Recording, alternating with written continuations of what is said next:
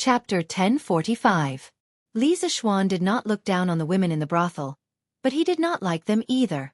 Fang Fian was indeed beautiful, but he was not the kind of loser who could not move when he saw a beautiful woman. To be honest, ever since Fang Fian entered the house, he was only admiring her voice and beauty. He did not have any improper thoughts about Fang Fian. This was because he felt that women who lived in that kind of environment would not be simple. She was not his cup of tea, and he would find it troublesome to marry her. He did not like trouble. He liked a simple woman like Han Yushi. Besides, Han Yushi's beauty might not lose to Fang Fian's. Li Zixuan was very satisfied with his current life.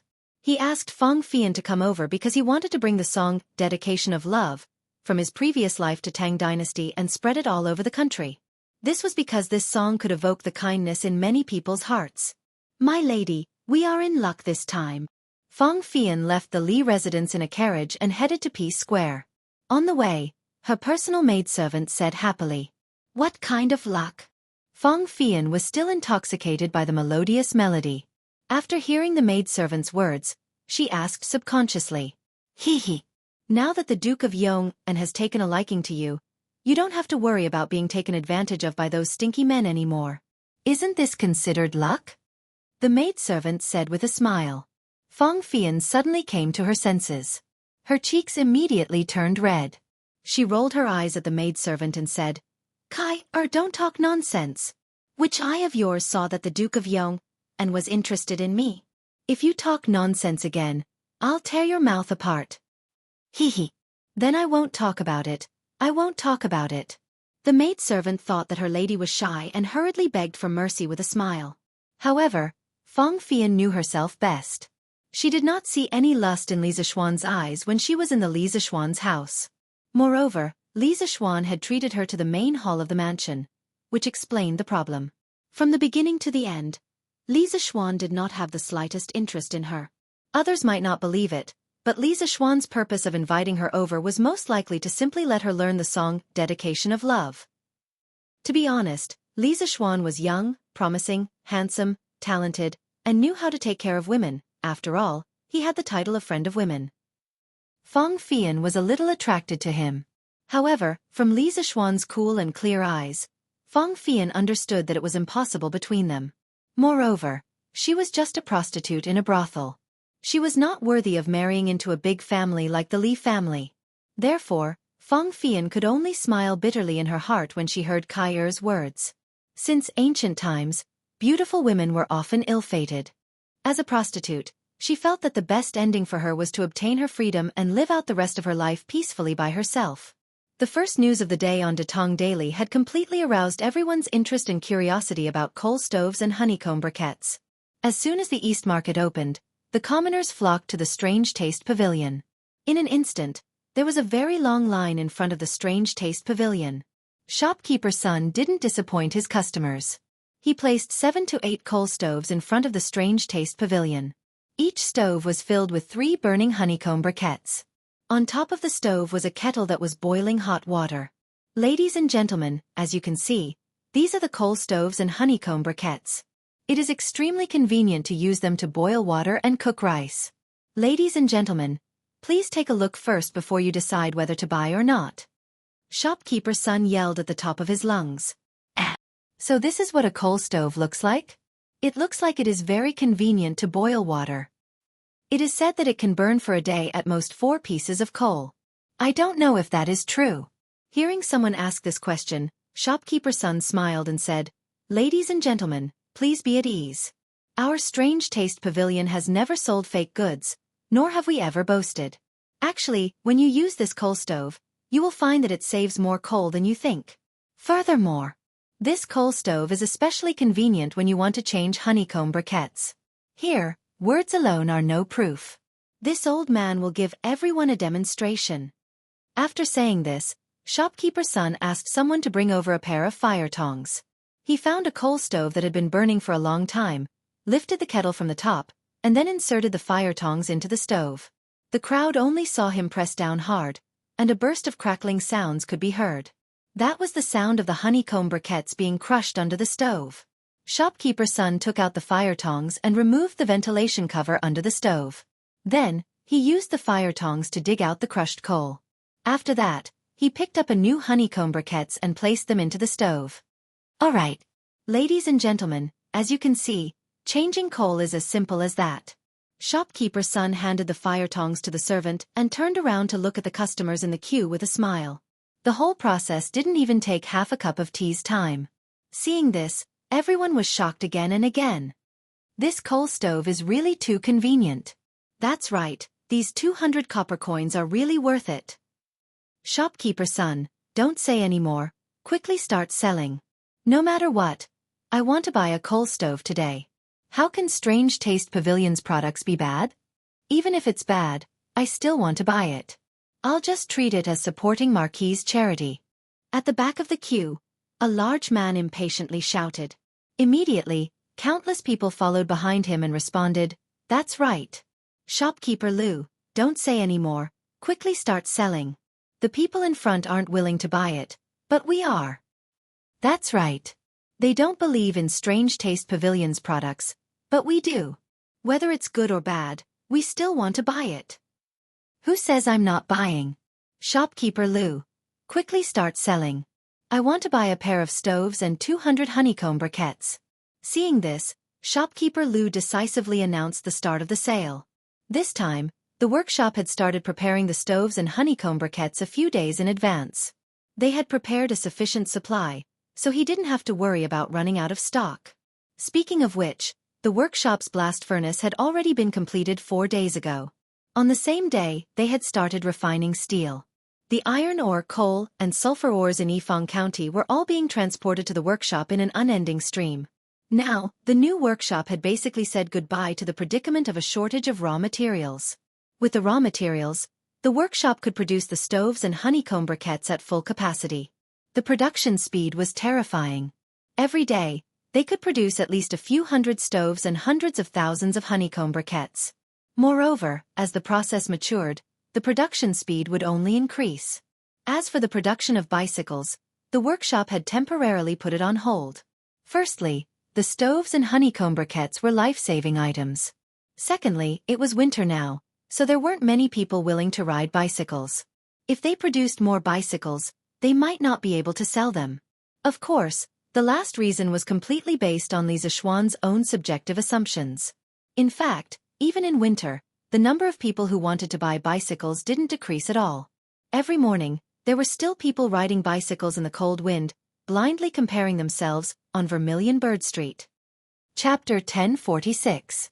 Datong Daily's second piece of news today completely aroused the enthusiasm of people to do charity. The original workshop of the Strange Interest Pavilion was completely surrounded today. As today was the first day of the Warm Tang Foundation's establishment, Empress Zhang's son, as the president of the foundation, naturally had to make a trip. Under the protection of the palace guards, Empress Zhang's son led a group of palace maids into the workshop of the curious pavilion slowly. This place had already been cleaned up yesterday. And now, the original materials and equipment in this workshop had all been transferred to the new workshop in Plum Village. A few families that were close to the Li family had also sent people to help. For example, Madame Cheng of the Cheng family, Madame Yuqi of the Yuqi family, Madame Qin of the Qin family, and so on. Basically, the matriarchs of the families had personally come. These noble women usually had nothing to do at home. It was rare for a public welfare foundation to appear in Chang'an City, and the person in charge was someone they knew. This kind of work that could not only help acquaintances but also accumulate virtue and do good deeds, and the work was not complicated, how could they not come? They all rushed over as soon as they heard the news in the morning. With them by the side to help command and dispatch, the burden on Han Yushi's shoulders instantly became much lighter. So much so that when Empress Zhang's son arrived, everything that should be prepared in the workshop was already prepared, and they were just waiting for people outside to donate money. "Greetings, Your Majesty." Empress Jiangxuan's phoenix carriage arrived, and Han Yushi and a group of noblewomen in the workshop all bowed and saluted. Empress Zhang's son smiled and said gently without any airs, "No need to be so polite. Hee, it's so lively today. All the Duchess madams are here." Madame Qin smiled and said, "We're all idle people at home. We heard that Yushi has a work that can accumulate virtue here, so we discussed it and all came to help." Madame Cheng agreed and said, "Although I often go to the temple to burn incense and worship Buddha, after hearing about this Warmtang Foundation, I still feel that this is more practical. In the future, I won't have to go to the temple every few days. Empress Xianxia nodded and said, compared to the illusory heavenly merit, the Warmtang Foundation's actions of directly helping the people can be seen and touched. It is indeed more practical.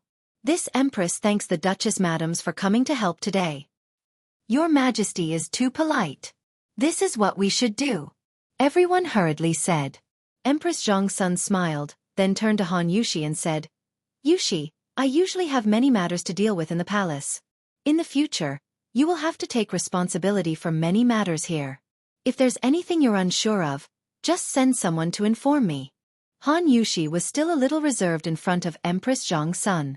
After all, they didn't interact much. Moreover, the other party was the high and mighty mother of a country.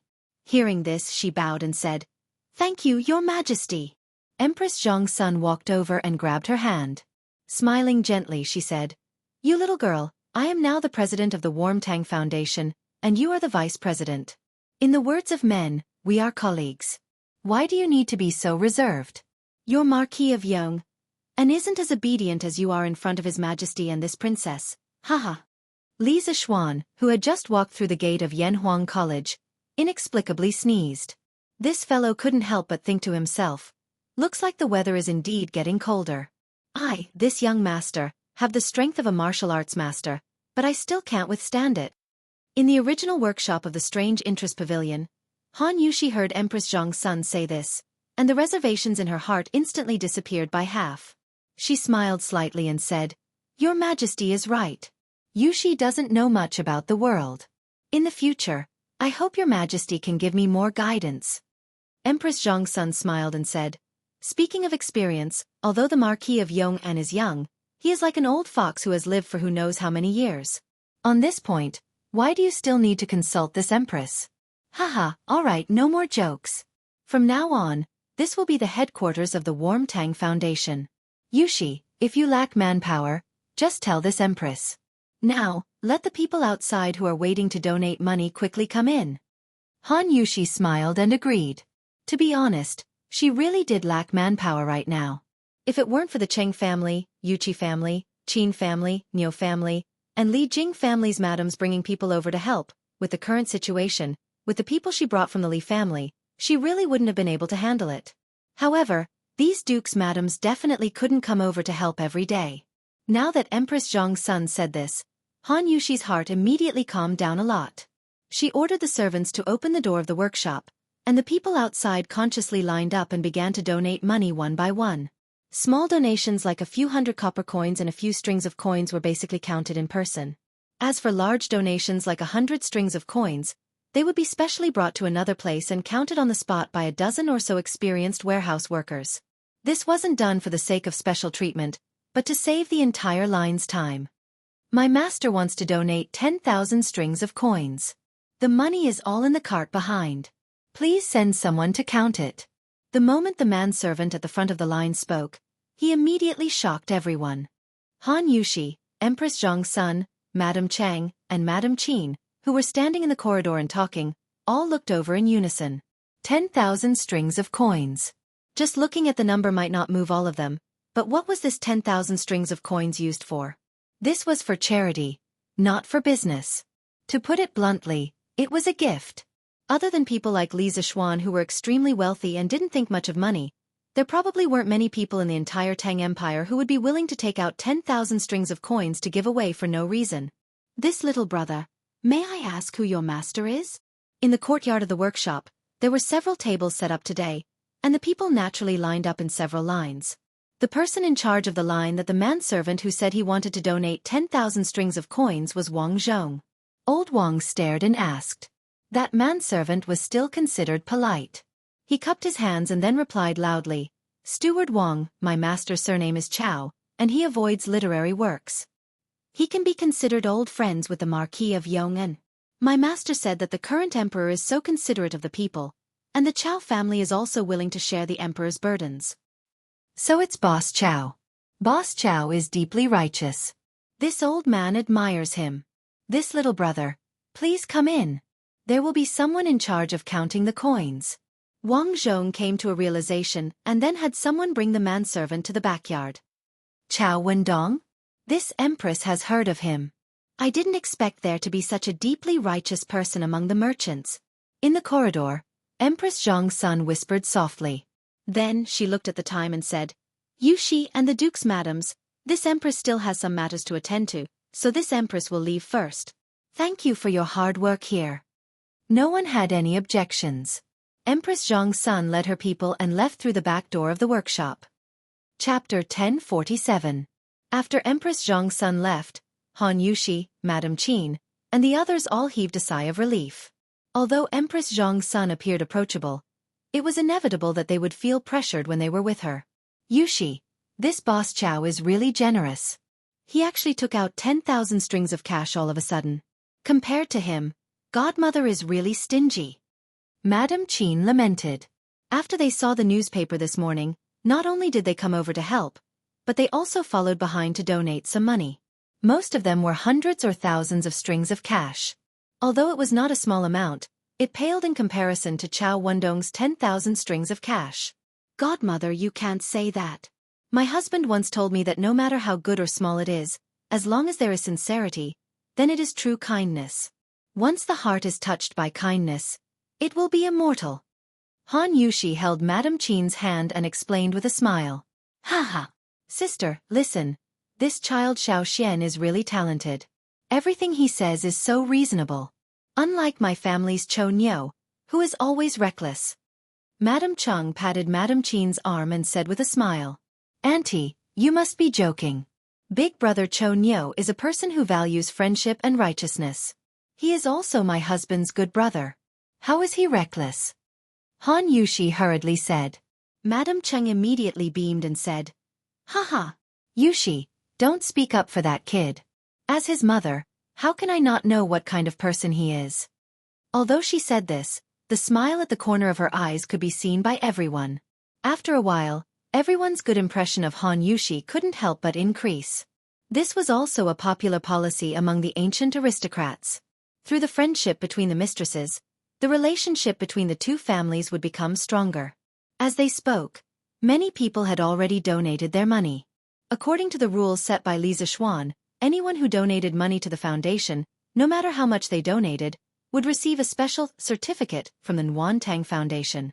In fact, instead of calling it a certificate, it was more appropriate to call it a donation certificate. However, Li Zishuan gave it a better name, the Certificate of Honor for Doing Good. Before today, the workshop had prepared a lot of templates for the Certificate of Honor. The name, donation amount, and donation date were all left blank. After receiving the donation, the staff of the Warmtang Foundation would fill in the donation information on the Certificate of Honor template and ask the donor to sign and put their thumbprint on it. Then, the foundation would stamp it with a special seal. There were 2 copies. One would be given to the donor as a souvenir, and the other would be kept in the foundation's records for monthly audit. In fact, every donation received was recorded in detail in the foundation's account books. The reason why the foundation kept records was to keep an extra evidence for future audit. This way, not only could it prevent people from falsifying the accounts to a certain extent, but it would also make people more convinced. After the citizens donated their money and received the Certificate of Honor from the Warmtang Foundation, not only did they not feel the disappointment of losing money, they even felt a trace of satisfaction. Hey! This little thing was quite pretty. But what were the words written on it? What kind of honor? Honor? Wang Motzi, you're so embarrassing. That's the Certificate of Honor for Doing Good. You can't even read. What's the use of that thing? Why don't you give it to me? Tui. Why should I give it to you? I can't read, but my Sanmao can. I'm going to give this to that kid to prove that his father did a lot of good in the past. After donating their money, the citizens were delighted with the Certificate of Honor for Doing Good. They now had something to brag about. At this moment, a scholar-looking middle-aged man suddenly said to Wang Zhong and the others, His Highness the Crown Prince donated 3,000 strings of cash. Steward Wang, please have someone count it. Once this was said, the surrounding people were shocked again. His Highness the Crown Prince? His Highness the Crown Prince also sent people to donate money? Ha ha! His Majesty is benevolent, and the Crown Prince is also benevolent. Our Tang dynasty will only get better and better. The citizens' happiness instantly soared. But what happened next made the commoners' hearts burst with happiness. Princess Changel donated 3,000 strings of cash. King of Wei donated 3,000 strings of cash. King of Han donated 1,000 strings of cash. Hejian County donated 5,000 strings of cash. Concubine Yang, Concubine Yin, Concubine Yang, and Concubine Wei donated a total of 4,000 strings of cash. After finding out about the existence of the Warm Tang Charity Fund, all the important figures in the royal family sent people over to donate money. This was because even their boss, Li Er, had donated money, so how could they not do anything? Moreover, this was a great opportunity to raise the reputation of the royal family. Apart from the royal family, the wealthy merchants also donated generously, especially the members of the Flame Yellow Chamber of Commerce. They donated the most money. Needless to say, Chao Wendong donated 10,000 strings of cash. Apart from that, Feng Zhihua donated 5,000 strings of cash, Liao Shifan donated 3,000 strings of cash, Zhang Jingyang donated 3,000 strings of cash, Lin Wenyuan donated 3,500 strings of cash, and Wang Renbiao donated 10,000 strings of cash. These merchants and landowning households were the first to stand with Li Zishuan. When Li Zishuan established the Warm Tang Charity Foundation, they were also the first to respond to the call. The effect of them taking the lead was undoubtedly very beneficial to the foundation's development. Under the influence of Li Er and the other members of the Yanhuang Chamber of Commerce, many commoners who were not from wealthy families had also come to donate money. Although it was a small amount, many a little makes a mickle. There were over 1 million permanent residents in Chang'an City. If these people worked together to do something, then the accumulated power was definitely not something to be ignored. This was not the end. In the afternoon, at the original workshop of the Strange Taste Pavilion, the headquarters of the Warm Tang Charity Foundation, there was a small wave of people who came to donate money. This was because when the civil and military officials heard about the charity storm in Chang'an City, they all sent people to express their sincerity, regardless of whether their families were rich or not. Because Li Er had taken the lead in donating money, if they did not do anything, wouldn't that be not giving old Li face? Of course, the political environment in the early days of the Tang dynasty was very clear, so there were still many civil and military officials who sincerely wanted to do good. Duke Xiao donated 3,000 strings of cash. Elder Xiao donated 2,000 strings of cash. Left Minister Wei donated 100 strings of cash.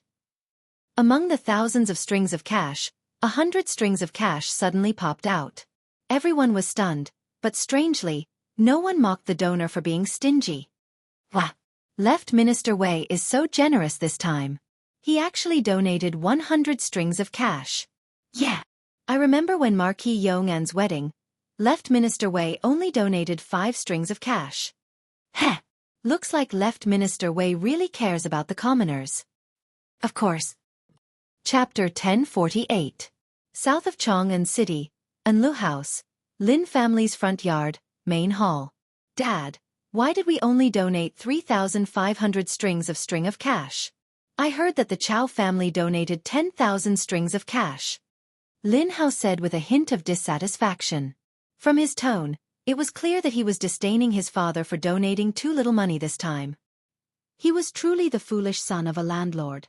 Lin Wenyuan's face darkened when he heard that. He was so angry that he almost vomited blood. Bastard! So what if it's 3,500 strings of cash? Is 3,500 strings of cash too little? Our 3,500 strings of cash can definitely be ranked in the top 20 of the donations received by the Nguyen Foundation today.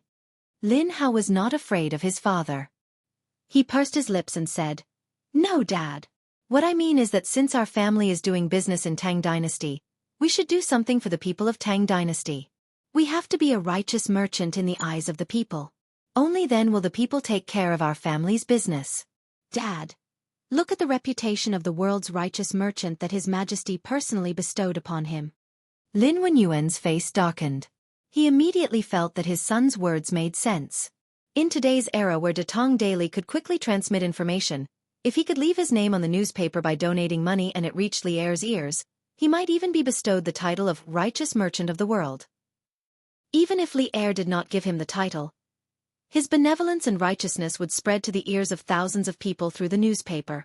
At that time, The Lin family would have a reputation. Would they still have to worry about their business? But, have you finished the homework Han Xiao gave you a few days ago? If you haven't, then hurry up and do your homework. If you can't get into Yanhuang College next year, you'll see how this old man will deal with you. Lin Yuan was silent for a moment, then scolded Lin Hao with a straight face. Dad, if you want to do homework then do it. Why are you being so fierce? Besides, when it comes to exams, man proposes, and God disposes. There's no point in forcing me. Hey, don't hit me. I'll go, okay? Lin Hao still wanted to pester his old man for a while longer, but he saw that Lin Yuan was about to get up and hit someone. He didn't dare to stay here any longer. Immediately, this guy didn't say anything and turned to leave. Humph. Stinking brat. Lin Yuan clapped his hands and snorted. A moment later, he shook his head and sighed. Alas! This old man also wants to donate more money. However, the current Lin family did not have that much money in their accounts. Only this kid is carefree and doesn't know the taste of worry. A large portion of the Lin family's wealth was now spent on the Yanhuang Chamber of Commerce's business. But up until now, Lin Yuan had only received 4 bicycles from the Chamber of Commerce, which only added up to a few hundred strings of coins. Compared to the money he had invested, the rate of return was too low. Therefore, most of the Lin family's wealth was tied up in the Chamber of Commerce. There was not much cash flowing in their accounts. Lin Yuan had really tried his best to raise 3,500 strings of coins this time. However, Lin Yuan was not worried about his family's business.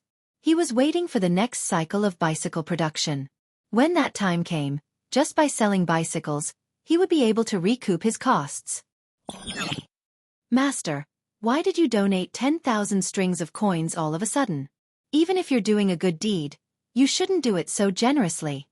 In Chao Wendong's house, Chao Wendong's wife was complaining unhappily. Madam, this old man has his own plans. You don't have to worry about this. Chao Wendong was unmoved and frowned. The woman wanted to say something but was interrupted by Chao Wendong. Madam, let me put it this way. This old man donated 10,000 strings of coins to do a good deed and also to test my luck. Test your luck? What luck? Ha. Madam, don't forget who the president of the Warmtang Foundation is. That's the current Empress. If this old man is noticed by the Empress because of this 10,000 strings of coins, His Majesty will be happy and reward our Chao family with the title of Righteous Merchant of the World. Then, madam, do you still think this 10,000 strings of coins is not worth it? Chao Wendong slowly explained his plan. Previously, Feng Zhihua had been rewarded with the title of Righteous Merchant of the World by Li Er because of his meritorious service at sea. Chao Wendong was no exception. Although his family was richer than Feng Zhihua's family, the title of Righteous Merchant of the World was not something that could be measured with money. Scholars, farmers, workers, and merchants were destined to have a low social status. If they could get the official title of Righteous Merchant of the World, their status would be different. Madame Chao was also tempted, but she hesitated. But what if Her Majesty and His Majesty don't reward us? Chao Wendong said expressionlessly. Then just treat it as a good deed. Also, with this 10,000 strings of coins, we can show our faces in the newspapers, right? When the news of the Chao family's benevolence spreads, it will be good for our family's business. He had a good plan. People like Chao Wendong were not purely doing charity. However, Li Zixuan had already expected this type of person, and he did not dislike it. So what? As long as someone is willing to fork out money, no matter what their goal is, the Warmtang Foundation will receive the donation. With money, we can help even more poor people. Do the three of you think this is not a good idea? Li Zixuan arrived at Yanhuang College early in the morning. After reading today's Datong Daily, Ma Zhou, Yan Silu, and Li Gang came to Li Zixuan to ask about the details of the Warmtang Foundation. During the conversation, Li Gang suddenly raised his concern about the motives of the rich people who donated money. Ma Zhou also agreed, but Li Zixuan did not mind it at all. But this way, those with impure intentions can use this opportunity to gain fame and fortune. Yamacho, you can't encourage this kind of evil trend. The upright Li Gang could not stand such hypocrisy. He frowned and objected. Li Zixuan smiled. Mr. Li, you're wrong. I don't agree. Back then, Zigong did a good deed and did not accept any reward, but he was beaten up by the saint. Zilu saved people and received a cow as a gift, but was praised by the saint. I think these two allusions should be appropriate to use here, right? The two allusions came from the Analects of Confucius. Zilu saved people from drowning and received the gratitude of the cow. Confucius said, "The state of Lu will save people from trouble." Zigong redeemed people and did not accept the Jianghu mansion. Confucius said, "The state of Lu will not redeem people." Zilu accepted and persuaded virtue. Zigong gave and stopped kindness. This was Li Zishuan's attitude towards charity. People who do good should be rewarded.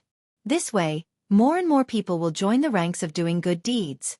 As for some rich people who put on a show by doing good deeds, Li Zishuan did not think it was a problem.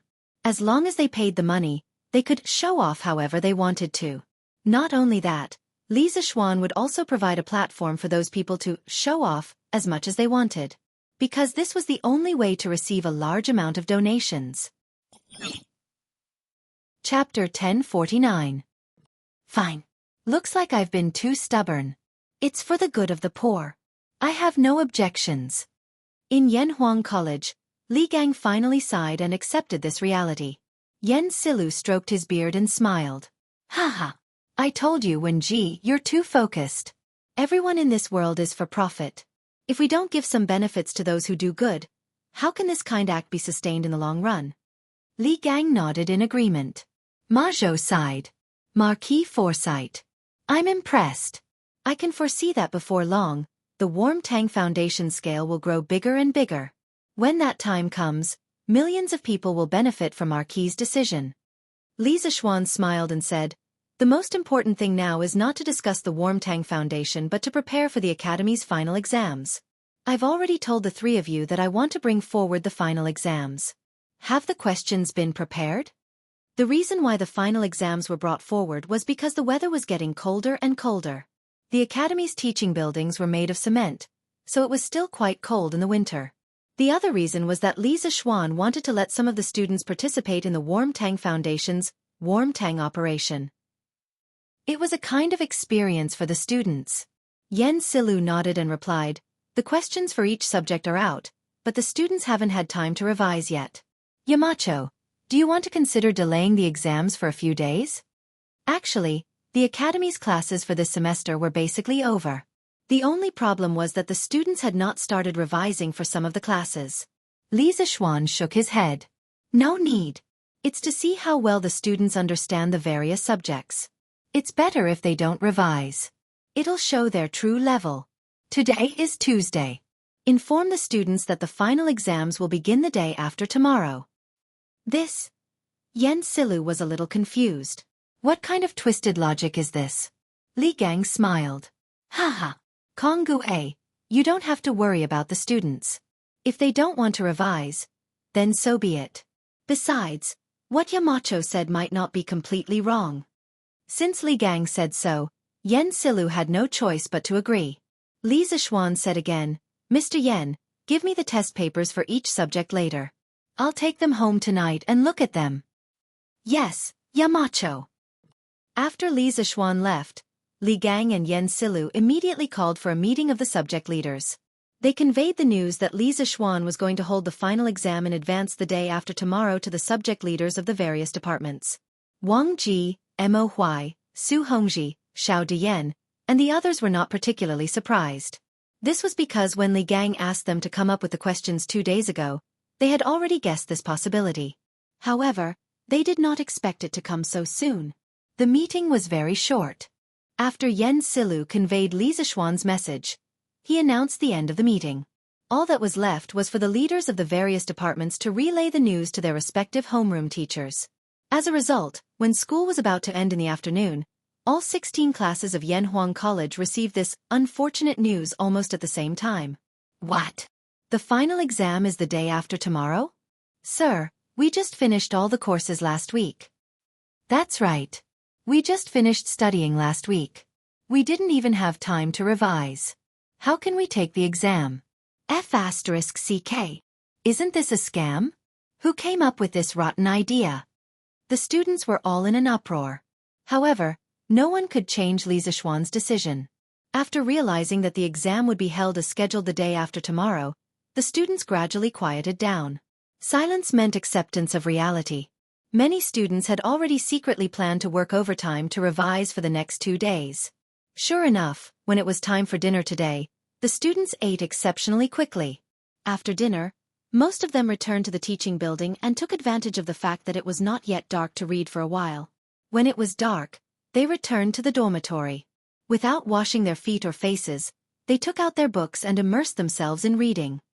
F***CK. It must be Yamacho who set us up. Only Yamacho would be so evil. In the dormitory, Chang Chumo muttered as he flipped through the classics textbook. Alright, Chonyo, it's useless to say more now. Why don't you read for a while before the lights go out? Qin Huayu advised. Look. There are 5 courses in just one day. Even if I don't sleep, I won't be able to finish them. Sigh, I guess I'm done for this time. I just hope the final results don't come out before the new year. I still want to have a good new year. The far-sighted Chang Chumo had already considered the problems after the exam. One could not help but admire his big heart. Qin Huayu shook his head and said, Chonyo, it's not good for you to give up on yourself like this. It's not like you're the only one who didn't revise. All the students are in the same situation. If you can read more before the exam, you'll have a better chance. You should hurry up and study. To put it bluntly, he was saying, don't give up on treatment. You can still be saved. Chang Chumo thought about it and felt that it made sense. He laughed and said, Huayu, what you said makes sense. Alright, I'll study. Study. Hee. I might not be the one who gets the last place. Qin Huayu was speechless. So this guy's pursuit was to be satisfied as long as he didn't get the last place? Sun Zifan and Li Tai, the 2 guys who usually like to insult others, did not mock Chang Chumo tonight. That was because the 2 of them were fully focused on their revision. Similar scenes were happening in almost every dormitory. The dormitory, which was usually bustling with noise and excitement after school, was exceptionally quiet today. That was because the academy had a rule that when it was 9 o'clock, all the dormitory lights had to be turned off and the students had to go to bed. If anyone violated the rule, the consequences. Actually, many students had experienced the consequences of violating the rule. Those who had experienced the collective punishment of standing up that night would never forget it for the rest of their lives. Therefore, the students wished they could break the quarter hour into half to use. Who would have the time to gossip? As night fell, tens of thousands of lights lit up one after another. Because of the curfew in Chang'an, there were only patrolling marquises and night watchmen on the streets. Peace Square was the most special square in Chang'an City. It was the only square that did not have a curfew. It was brightly lit every night.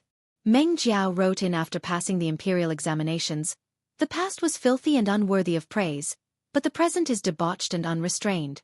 Flushed with success, the horse galloped swiftly, seeing all the flowers of Chang'an in a day. He wrote about how proud he was of becoming the son of heaven's disciple. Speaking of which, this old man was also a refined person. After becoming a grand scholar, the first thing he did was to ride a fast horse to admire the flowers. He didn't admire peonies, nor did he admire morning glories. Instead, he went to Peace Lane to look for beautiful girls in the brothel. Tonight at Peace Lane, there was no proud scholar like Meng Jiao, who had just passed the imperial examination. However, tonight was destined to be an extraordinary night. Chapter 1050. Mama Hua, when will Miss Yen come out today? Yes. Usually Yen would have come out by now. What's wrong today? Is Miss Yen sick? Mama Hua, I know an old imperial physician with superb medical skills. If you need, 100 Flowers Tower was a 4-story wooden building. It was brightly lit and crowded. In the hall on the first floor, many unrestrained young masters were hugging girls in revealing clothes with one hand and roaming around with the other. It was an unbearable scene. However, there were also many men in the hall who did not care about those common women. Instead, they were asking the procuress for Fang Fian's whereabouts. Yo. Ladies and gentlemen, please wait for a moment. Miss Yen learned a new song today and is dressing up now. She'll be out soon. The brothel keeper of the 100 Flowers Tower laughed so hard that her body trembled. It was a pity that she was already over 40 years old. If she were 10 years younger, she might have also charmed all the lechers in the tower. A new song? Great. We're going to have a good time today. Haha. That's right. We didn't come here in vain. Being able to listen to Miss Yen sing a song is really worth coming to this world. Everyone was excited when they heard that Feng Fian had a new song. They must have heard Feng Fian singing before. The waiting time was unbearable. The young masters drank the fine wine, but they felt that the wine in their cups had lost its flavor. However, they did not like the ordinary women beside them, so they could only drink cup after cup of wine into their stomachs. Fortunately, Feng Fian did not make them wait for too long. After about 15 minutes, Feng Fian's graceful figure finally appeared behind the stage on the first floor. She was wearing a light pink dress with a pure white veil over it, which accentuated her graceful figure. Her long hair was casually draped over her back. There was no decoration on her head except for a light blue ribbon that gently tied a lock of hair. She wore a pearl necklace on her neck. The pearls shone slightly under the light in the hall, making her skin as white as snow. She looked like a fairy who had descended to the mortal world. Her hands were soft, her skin was creamy, her collar was smooth, her teeth were like a gourd, her eyebrows were like moths, her eyes were beautiful, her eyebrows were like emerald feathers, her teeth were like shells, and her waist was like a bundle of silk. The lower half of her beautiful eyes were covered by a white, silk-like veil, but it still couldn't hide her alluring face. Her gaze was pure like water, occasionally carrying a hint of melancholy, giving people a feeling that they could only look at but not touch. It was intoxicating, and it was beautiful to the extreme. Lady Yen, Lady Yen, I love you. Lady Yen, I love you too. As soon as Feng Fian appeared, all the flowers in the hall paled in comparison. Compared to her, the other girls could only be considered as ordinary women. She was so pure and holy that people could only look at her from afar, not daring to take a step closer. The young masters in the hall immediately let out a burst of wailing and howling. Such a peerless beauty, it was rare for them to fight over her. Due to the veil, people could not see whether Feng Fian was happy or angry. People cheered and shouted, but she just stood on the stage quietly with her hands crossed under her abdomen, motionlessly looking at the crowd in front of her. After a long time, the cheers finally died down, and at this time, there were a few more tables on the stage. They were brought up by the servants in the brothel during the cheers just now. On the tables, there was a dark red, high-quality guqin made of paulownia wood and catalpa wood. Next to the guqin, there was also a green hollowed-out glass cup. Feng Fian bowed slightly to the crowd, then she opened her red lips and said, "Young masters, Fian accidentally learned a song today, and I'm here to perform. If I don't sing it well, I hope you won't laugh at me." Her voice was very soft, and as sweet as honey, flowed into the ears of the crowd like aged peach wine. The young masters below the stage were intoxicated. "Lady Yen, you're too modest. If you don't sing well, then no one in Chang'an can sing well. Lady Yen, we'll love whatever you sing." "That's right. Lady Yen, quickly sing." In Sima Xiangru's Ode to the Upper Forest, there was a saying, "Long eyebrows are continuous, a slight smile is disdainful, and the soul is captivated, and the heart is happy." This was the current state of this group of people. The person they liked was the best no matter what she did. So what if she didn't sing well? As long as she was beautiful, everything would be fine. Feng Fian nodded slightly, then slowly knelt in front of the tables. Her white, jade-like fingers first plucked the strings. After she felt that the sound was mellow, she took a deep breath and began to sing. A beautiful and mellow melody spread from the center of the stage. Suddenly, there was no other sound in the hall except for the sound of the guqin. On the tables, green smoke curled up from the glass cup, exuding the fragrance of osmanthus flowers. This fragrance and the elegant sound of the guqin drifted out of the window with the wind and flew into the clouds. On the stage, Feng Fian was kneeling beside the guqin. Her jade-like fingers danced and plucked the strings of the guqin. Her jade-like slender hands danced rhythmically on the strings, making it seem as if a fairy was playing the guqin. After the beginning of the melody, she finally opened her mouth and sang, "This is the call of the heart, this is the dedication of love, this is the spring of the world, this is the source of life. Ah! As long as everyone gives a little bit of love, the world will become a beautiful world."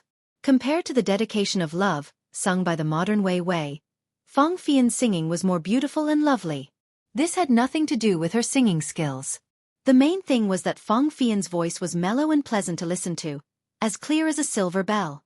The original version's voice belonged to the lingering sound type. It was hard to say which was better, but Fang Fian's voice was more pure and lovely.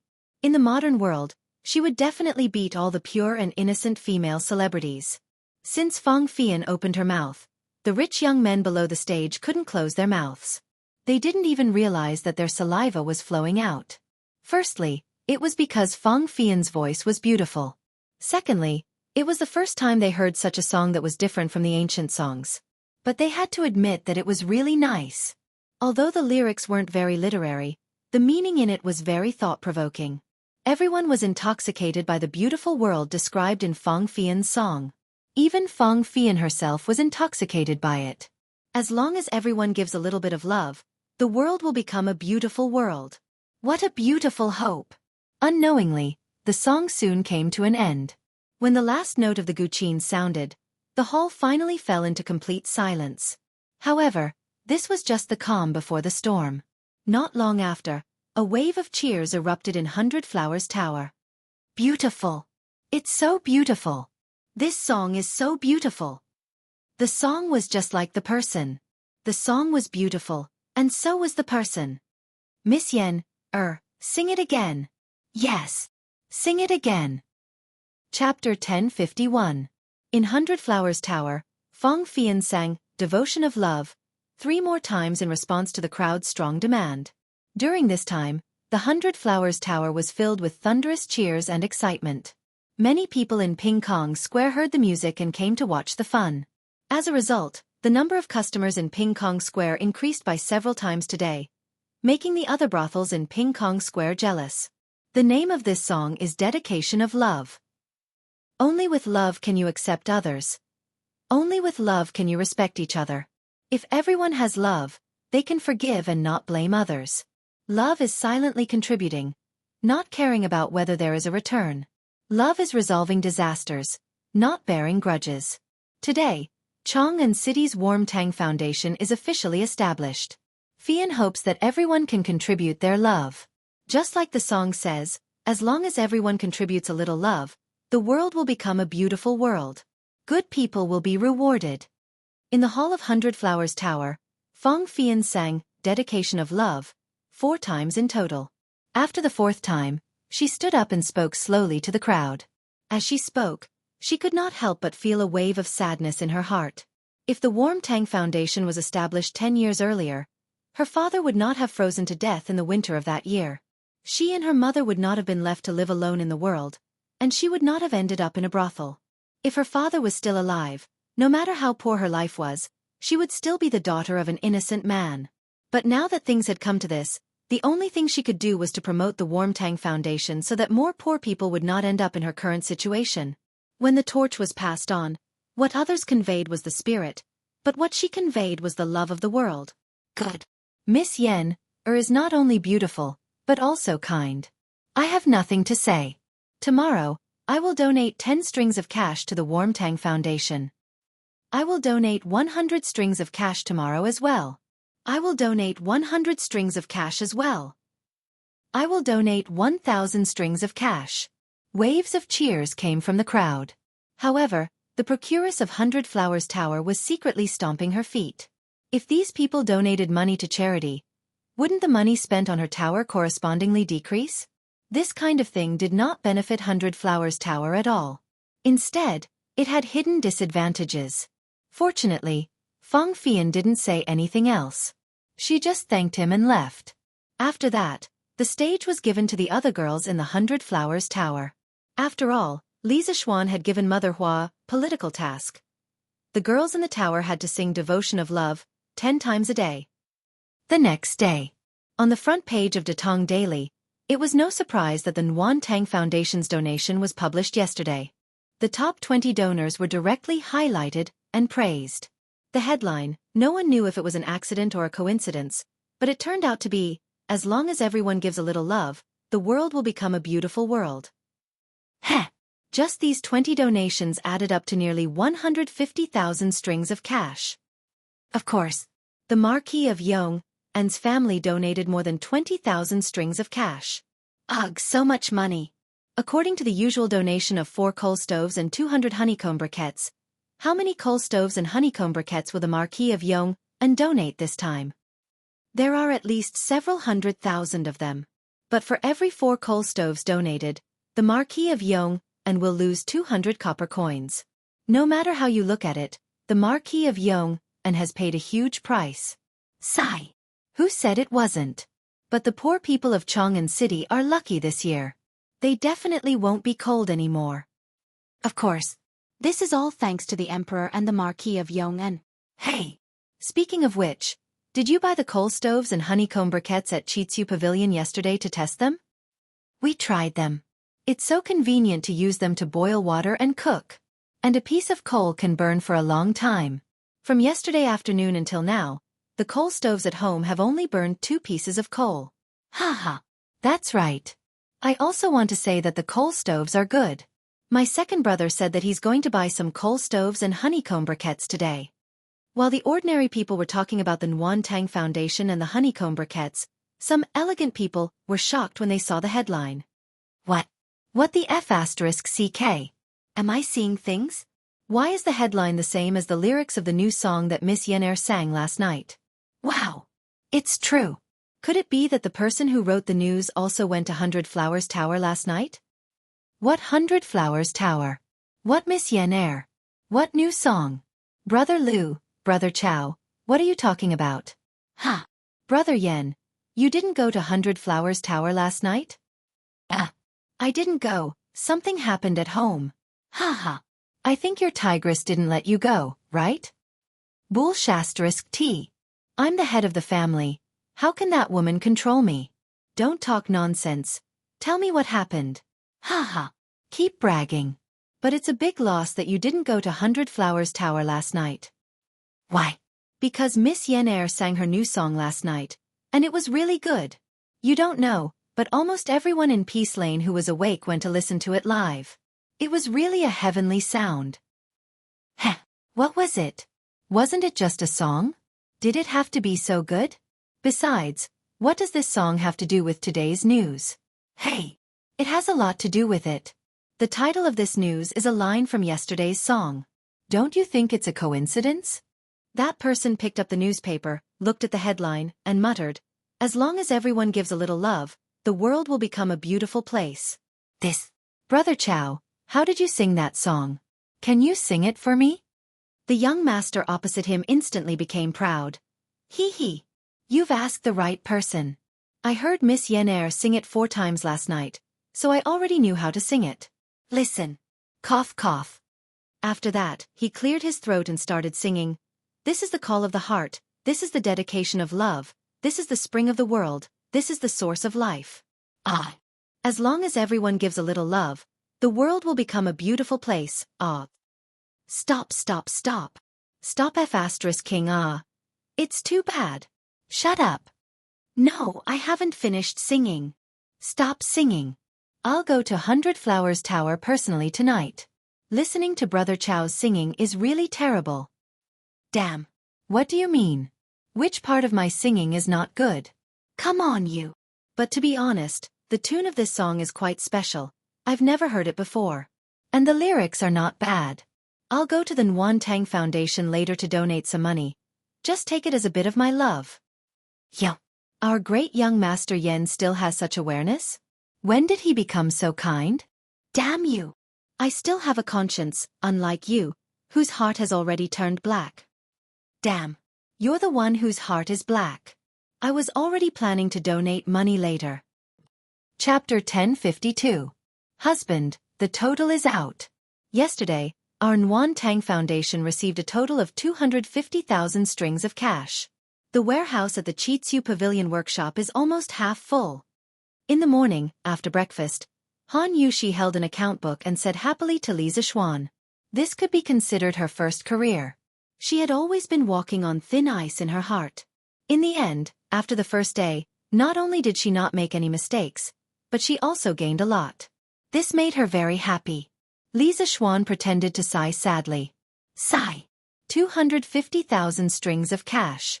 How many coal stoves and honeycomb briquettes do we have to give away for free? Han Yushi said angrily. Husband, aren't we doing a good deed? Besides, you were the one who suggested this idea before. Why? Are you regretting it now? Li Zishuan laughed and said, Haha, I'm just teasing you. How can I go back on my word? Han Yushi rolled her eyes.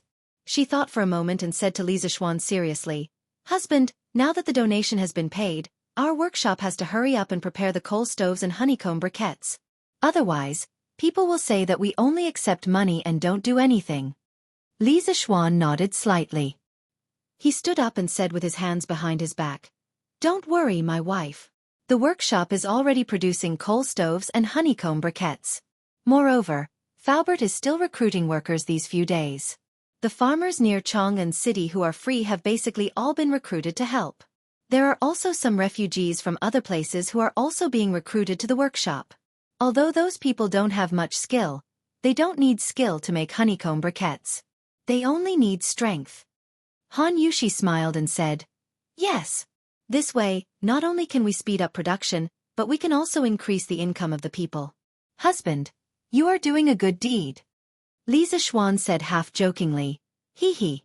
Wife, don't you think your husband is comparable to the great philanthropist of 9 lives now? Even if I want to die, the king of hell would probably be too embarrassed to accept me, right? Ba ba ba. Why are you talking about death for no reason? Hubby, you promised this concubine that we would be together for the rest of our lives. Han Yushi panicked and hurriedly covered Li Zishuan's mouth as she said angrily. Li Zishuan removed his wife's hand and laughed. Haha. Fine, fine, fine. But is a lifetime not enough? That's 2 lifetimes. Cough cough. While the two of them were speaking shamelessly, a dry cough suddenly came from behind them. Li Zishuan turned his head and saw Yi Fashion standing behind with an awkward expression. Cousin, I have something to talk to you about. I wonder if it's convenient for you now. Only God knew how Yi Fashion, who had just finished his breakfast, was feeling at this moment. However, it was impossible to tell what the child was thinking just by looking at his face. It's convenient. Of course it was convenient. Monk, come and have a seat. Li Zishuan had high hopes for this little cousin of his. Some important people had already shown that they were different from others when they were young. Yi Fashion belonged to this group of people. Han Yushi was a little shy at first when she was caught speaking sweet nothings. However, when she saw that it was Yi Fashion, her expression quickly returned to normal. After Yi Fashion came in, Han Yushi turned around to pour a cup of hot water. She smiled and said, Monk, let's sit down and talk. Come, it's cold. Drink some hot water. Yi Fashion took the cup and was flattered. Thank you, cousin-in-law. Han Yushi said, You're welcome. Yi Fashion then looked at Li Zishuan and said, Cousin, after yesterday, the Nguyen Tang Foundation should have received a lot of donations, right? Li Zishuan nodded and said, That's right. Preliminary calculations show that it's about 250,000 strings of cash. Even though he was mentally prepared, when he heard this number, Yi Fashion could not help but be shocked. He widened his eyes and said, So much? Then, cousin, when do you plan to use this money to officially do good deeds? Li Zishuan thought for a while and answered, In 2 days. Why? Monk, do you have any suggestions? Yi Fashion shook his head and said, I don't have any suggestions. Cousin, you have more experience in this area than I do. I just want to help you run some errands when the time comes. This can be considered as doing good deeds. Haha. No problem. Actually, when the time comes, there will be a lot of things to do. For example, investigating the poor farmers in the villages, delivering coal stoves and honeycomb briquettes to them, and recording the accounts. All these require manpower. Monk, if you're willing to come and help, that's the best. I'll do my best. In the morning, when the morning court was about to end, Li Zishuan took the carriage and went to the palace again. After the eunuch reported his arrival, Li Zishuan met Li Er in the Ganlu Hall. What's wrong? You've been running to the palace recently. In the past, when you saw me, you couldn't wait to take a detour. What's wrong with you now? Have you changed? Li Er raised his head and joked with him. Li Zishuan's face was instantly filled with black lines. He said gloomily, Your Majesty, you've misunderstood me. You have a lot of things to do every day. You're responsible for the entire Tang Empire. If I were to disturb you for no reason, wouldn't I become a sinner of the Tang Empire? Li Er laughed and said, You're such a smooth talker. All right, let's cut the small talk and get down to business. Li Zishuan then said seriously, Your Majesty, the Warm Tang Foundation received a total of 249,816 strings of coins yesterday. I plan to distribute coal stoves and honeycomb briquettes to the poor in 2 days' time. Li Er was stunned and said in surprise, Almost 250,000 strings of coins? That much? Li Zishuan smiled and said, This is only yesterday's amount. I think there will be more in the future. Li Er came back to his senses and said, Do you have enough manpower? Do you need me to send some people over to help you? Li Zishuan replied, Thank you, Your Majesty. I have enough people under me. However, when the time comes to distribute coal stoves and honeycomb briquettes, I will need the help of the county magistrates. Although Xiao Yu was in charge of the Ministry of Civil Affairs and managed the household registration of the entire Tang Empire's people, it was more convenient to find the local county magistrate. After all, a county magistrate was better than a county magistrate. There were more than 20 counties under Chong and City. In terms of rank and merit, Li Zishuan was indeed higher than those county magistrates. However, everything had to be done properly. Without Li Zishuan's special permission, those county magistrates had no obligation to cooperate with Li Zishuan. That was because they did not have a direct subordinate relationship with Li Zishuan. Li Er nodded and said, I'll give you an imperial edict. You can take this imperial edict and get all the county magistrates near Chong and City to cooperate with you. Li Zishuan cupped his hands and said, Thank you, Your Majesty. Is there anything else? Seeing that Li Zishuan had no intention of leaving, Li Er took the initiative to ask. Chapter 1053. Inside the Hall of Nectar. Li Zishuan said again, Your Majesty, I have an idea, but I don't know if I should say it. Li Er said unhappily, If you have something to say, just say it. Since when did you know how to do this? Li Zishuan smiled and said, Your Majesty, I think that if we want the people to do good for a long time and let the Warm Tang Foundation continue to operate, we have to give out some rewards to encourage the people and rich merchants to donate money. Back then, Zi Lu was praised by Confucius for saving people from drowning, and Zi Gong was criticized by Confucius for not receiving gold for saving people. It's not completely unreasonable. Li Er couldn't help but say, Didn't you give the people who donated a certificate of honor? Isn't that a benefit? Li Zishuan shook his head and said, Your Majesty, this is just a small benefit. If we want the rich people to donate money willingly, we have to give them some sincere and tangible benefits. For example? For example, some special treatment. Bastard! Are you asking me to become Lu Hong and sell my official position? Li Er suddenly guessed something and immediately slammed the table and stood up in anger. The Lu Hong he was talking about was Emperor Ling Han, a fatuous emperor who pushed selling officials to the extreme. Some emperors before Lu Hong had also sold officials, but most of them only did it occasionally, and the money they received was usually for the urgent needs of the country. Only this comrade Lu Hong was able to push this shady business of selling official positions to the extreme. The most ridiculous thing was that this comrade had actually opened an official exchange in the West Garden. He had clearly marked the price and openly sold officials. Regardless of talent, character, integrity, as long as one had money, they could buy officials. And the money from selling officials would all go into Emperor Ling Han's own pocket. This guy even unified the market price of officials and personally set the rules for selling officials. He set the price of an official's position to be 10,000 times the official's annual income. For example, an official's position with an annual salary of 2,000 sure was priced at 20 million. His method of selling officials was very innovative, and he was not willing to let go of any opportunity. Even Zhang Wen and the others, who had made great contributions and had a high reputation, had to first pay enough money to the emperor to buy an official position before they could ascend to an official position. Li Erjing had thought of the possibility of him selling his position, so he scolded angrily. Li Zishuan stared blankly, thinking, When did I ask you to sell your official position? Is it because your imagination is too rich? Your Majesty, I have no such intentions. This official's idea is that every year, we should select 3 people from the people who donated money and give them the title of righteous merchants of the world. It was just a title.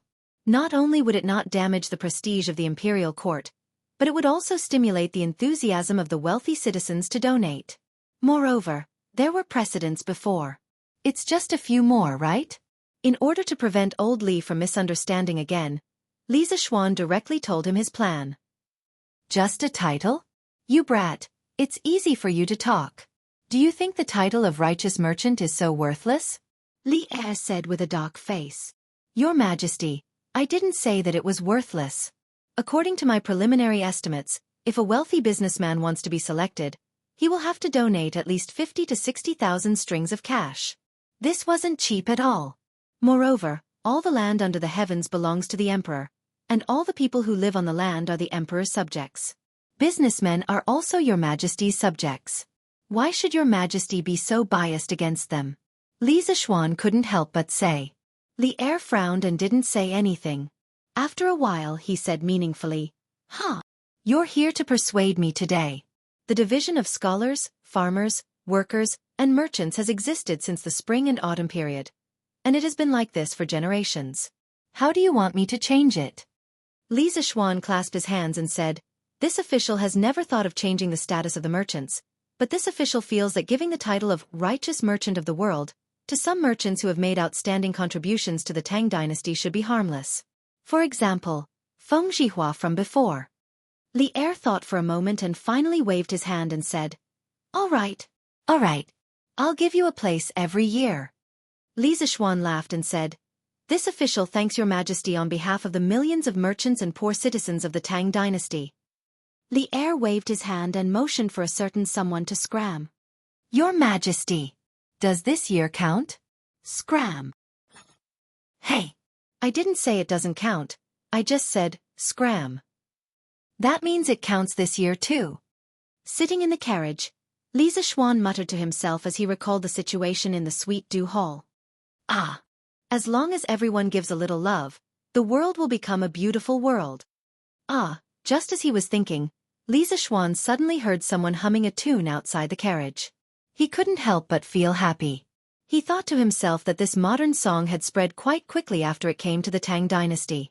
However, he didn't know that the reason why this song dedication of love could spread so quickly was that, other than the special tune itself, the main reason was that the first singer, Fang Fian, was extremely charismatic and sang it very well. While listening to people humming along the way, he unknowingly arrived home. Sir, you're finally back.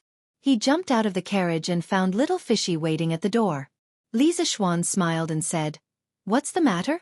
Are you looking for me? Little Fishy took out the newspaper from behind and walked to Li Zishuan. She pouted and said angrily, Sir, you're asking the obvious. Why did you insist that I change the headline to this yesterday? Little Fishy pointed at the headline on Datong Daily with a hint of displeasure on her face. Li Zishuan suddenly understood, but he said, Oh, this headline. Little Fishy, don't you think this headline has a better meaning? Little Fishy said angrily, Humph. Sir, you're still pretending. I did think so yesterday, but I only realized today that I was fooled by you. This headline is exactly the same as the song that was being sung at 100 Flowers Tower in Ping Kong Fong last night. Now, everyone in the editorial department is asking me if I went to Ping Kong Fong last night to listen to that song. Even Steward Ma asked me this morning. Damn it! Li Zishuan wanted to laugh when he heard that, but he quickly held it back. He held back his laughter and said with a straight face, Ahem! Coincidence. It's definitely a coincidence. Those people in the editorial department are really too much. Little Fishy, you're a pure and innocent girl. How could they say that you went to that kind of place? The next time I go to the workshop, I'll definitely give them a good scolding. Little Fishy's face suddenly turned bright. She said, That's right. Sir, you must give them a good scolding. I didn't go, but they insisted on slandering me. I did want to listen to that song, but there was no one to accompany me. These people are really despicable. Li Zishuan was stunned. He didn't get Little Fishy's anger at all. What was this little girl thinking all day long? She actually wanted to visit a brothel. Oh my God! Was she a demon? Chapter 1054. In the morning, when the doors of the Warm Tang Foundation opened, it welcomed even more donors than the day before. Of course, There were also quite a number of people who came to donate money after listening to the song Dedication of Love. Speaking of which, the merchants who had donated money yesterday and received a certificate of honor for doing good, all of them had their certificates of honor framed and hung in the most conspicuous place in their shops, attracting the attention of the customers who came and went. When the shopkeepers who did not have a certificate of honor for doing good saw this, they were more or less unhappy, so they came today to get a certificate. Otherwise, if other people had one and they did not, wouldn't they lose out in terms of prestige? Li Zixuan was very happy to see this kind of behavior where people competed even when doing charity. He did not approve of people competing for power and influence, but he approved of people competing for charity. What he wanted was the kind of enthusiasm that if you donate 100 strings of coins, I will donate 200 strings of coins. The Warm Tang Foundation was still popular, but Curious Pavilion was not bad either. In fact, it was even more popular. The people who came to buy the coal stoves and honeycomb briquettes yesterday were all believers of Curious Pavilion. They firmly believed that the things from Curious Pavilion were the best, so they bought them as soon as possible. However, after the first batch of testers tried it, people realized that honeycomb briquettes were indeed better than charcoal by a few hundred times. Therefore, basically, people who were not poor came to buy the coal stoves and honeycomb briquettes. These things were the best tools to survive the winter, boil water, and cook rice. As for those who were really poor and could not afford the coal stoves, they were hoping that the Warm Tang Foundation would come to send warmth.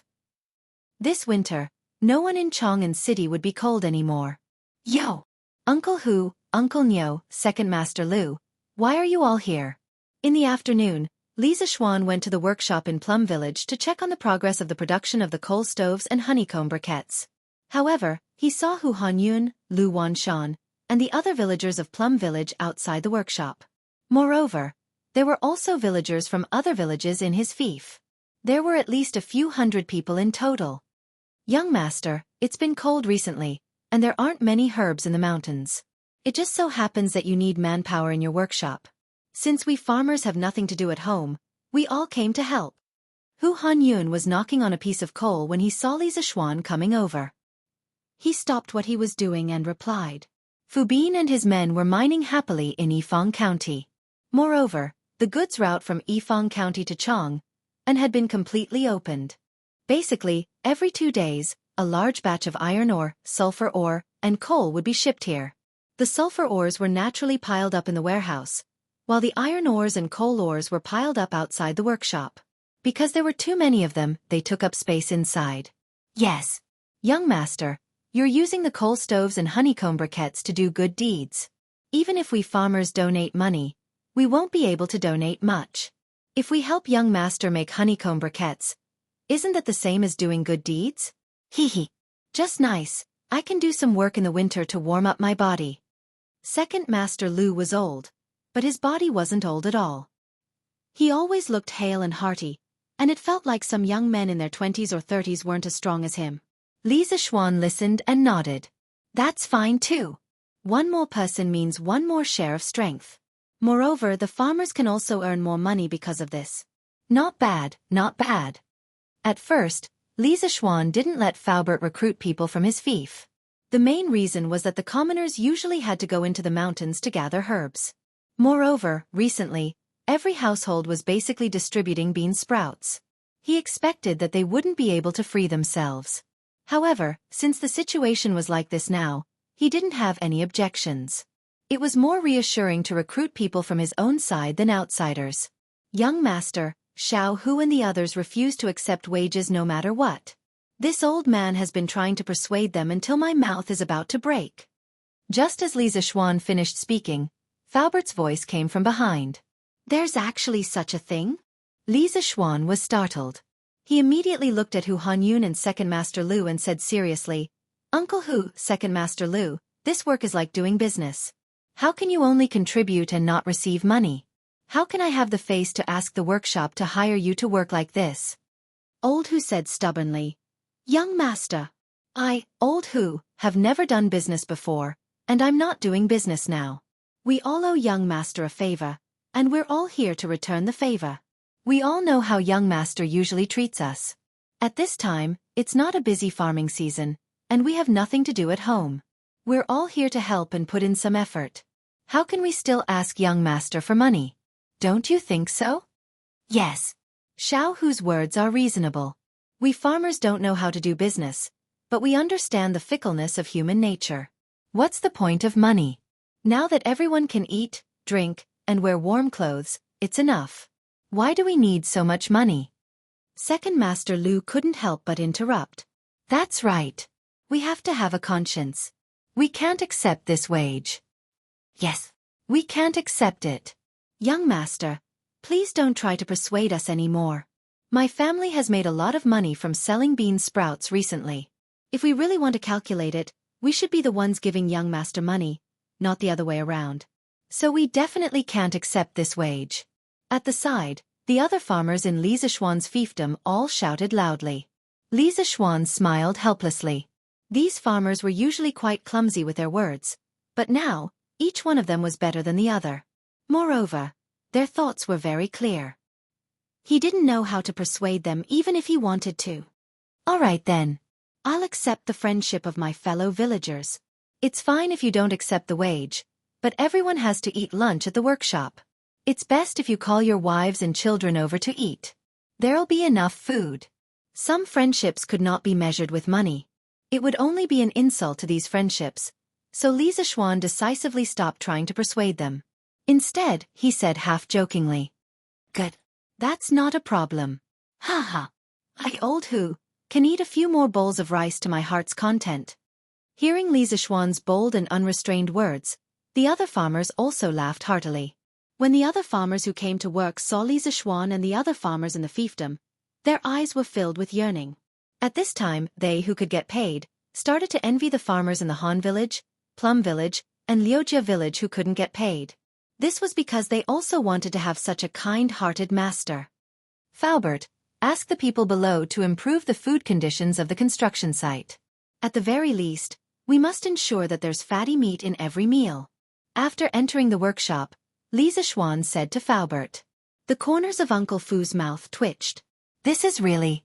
Of all the construction sites in Great Tang, which one would provide meat for every meal? However, he also knew that Li Zishuan didn't lack money, so he didn't object. Yes, young master. Chapter 1055. That's right, Faubert. The workshop recently gave me 2,200 coal furnaces and 220,000 honeycomb briquettes. I have a use for them. Li Zishuan thought for a moment before speaking to Faubert. He planned to give 2 coal furnaces and 200 honeycomb briquettes to every farmer in his fief for free. Since the farmers were not willing to accept wages, he could only use this method to give them benefits. Furthermore, it did not add up to much, and he had already donated 20,000 strings of cash to the Warmtang Foundation. There was no reason for him to only take care of outsiders and neglect his own family, right? Young master wants so many coal furnaces and honeycomb briquettes. Are you planning to give them to the farmers? Faubert thought for a moment and understood Li Zishuan's intentions. Furthermore, after interacting with Li Zishuan for so long, he had more or less figured out Li Zishuan's personality. He knew that Li Zishuan had always been very kind to his own people. Haha, that's right. We can't really let the farmers work for free, right? Li Zishuan said with a smile. Faubert shook his head and did not deny it. In any case, he felt that Li Zishuan was already very kind to the farmers.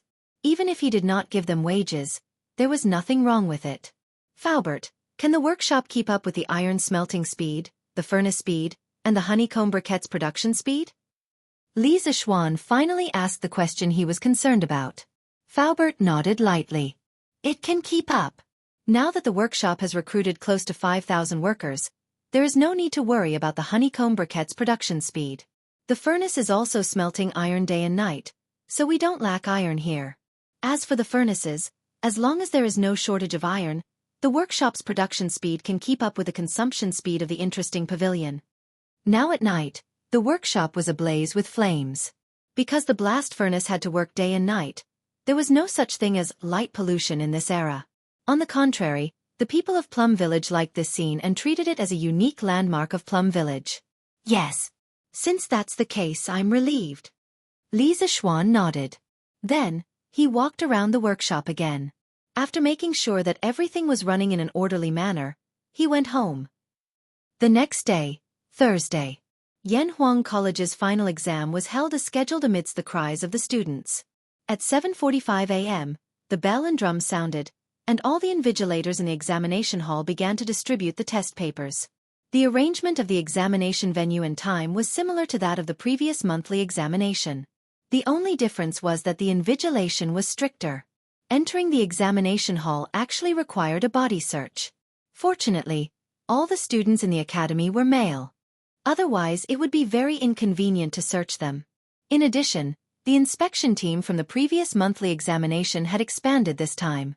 Mo Zhong, Mo Yun, and the other guards of the academy had also joined in. If you asked these guards to teach, they definitely wouldn't be able to do it. But if you asked them to inspect the exam, they wouldn't have any problem with it. Moreover, with their eyesight, they would be even better than the teachers of the academy if they were to invigilate the exam. With more people, it was natural that they would go to each examination hall more frequently. Basically, every half an hour, there would be an inspection team in front of each examination hall. As a result, no student would dare to cheat in such a strict environment. Li Zishuan didn't stay in the academy all the time this time. He came to the academy in the morning to take a look and then went back. First of all, now that every teacher in the academy had their own duties, the academy could run very well even if he wasn't there. His role was only to control the general direction of the academy's teaching. Moreover, he had something to do at home these 2 days, so he had to go back. This morning, Faubert sent someone to deliver the heating pipes and radiators that Li Zishuan had ordered previously. As for the heating boiler, it could be used after a slight modification of the one at home. Although Li Zishuan was eager to experience heating, he still went to the academy to inspect it. After that, he came back with a group of guards and servants to start installing heating in the house. The main hall in the front yard, all the bedrooms in the house, including the maids' and servants' bedrooms, and the 2 study rooms, all needed to be installed with radiators. Under Li Zishuan's command, Pang Feiji, San Bao, and the others started the large-scale renovation of the heating system in the residence. Feiji, take 5 people and carry these 8 radiators to the west courtyard. As for the pipes outside, you guys install them according to the method you used in the front yard, understand? Understood. Xiongda Xiong'er. You 2 brothers, get 2 more people to carry this boiler to the east courtyard. While you're at it, help me install the pipes on the boiler. Remember, the valve on the boiler must be opened. I'll go check later. If it's not done properly, run 10 kilometers. Yes, Marquis. San Bao Fu. Take a dozen men with you and move the remaining pipes and radiators to Yunshan Villa. I'll be there in a moment. Yes, young master. Since Li Zishuan had explained the installation method of the heater to everyone in advance and explained the relevant terms to them, Pang Feiji and the others could still understand the modern terms that Li Zishuan mentioned, such as heater, heater pipe, valve, and other modern terms.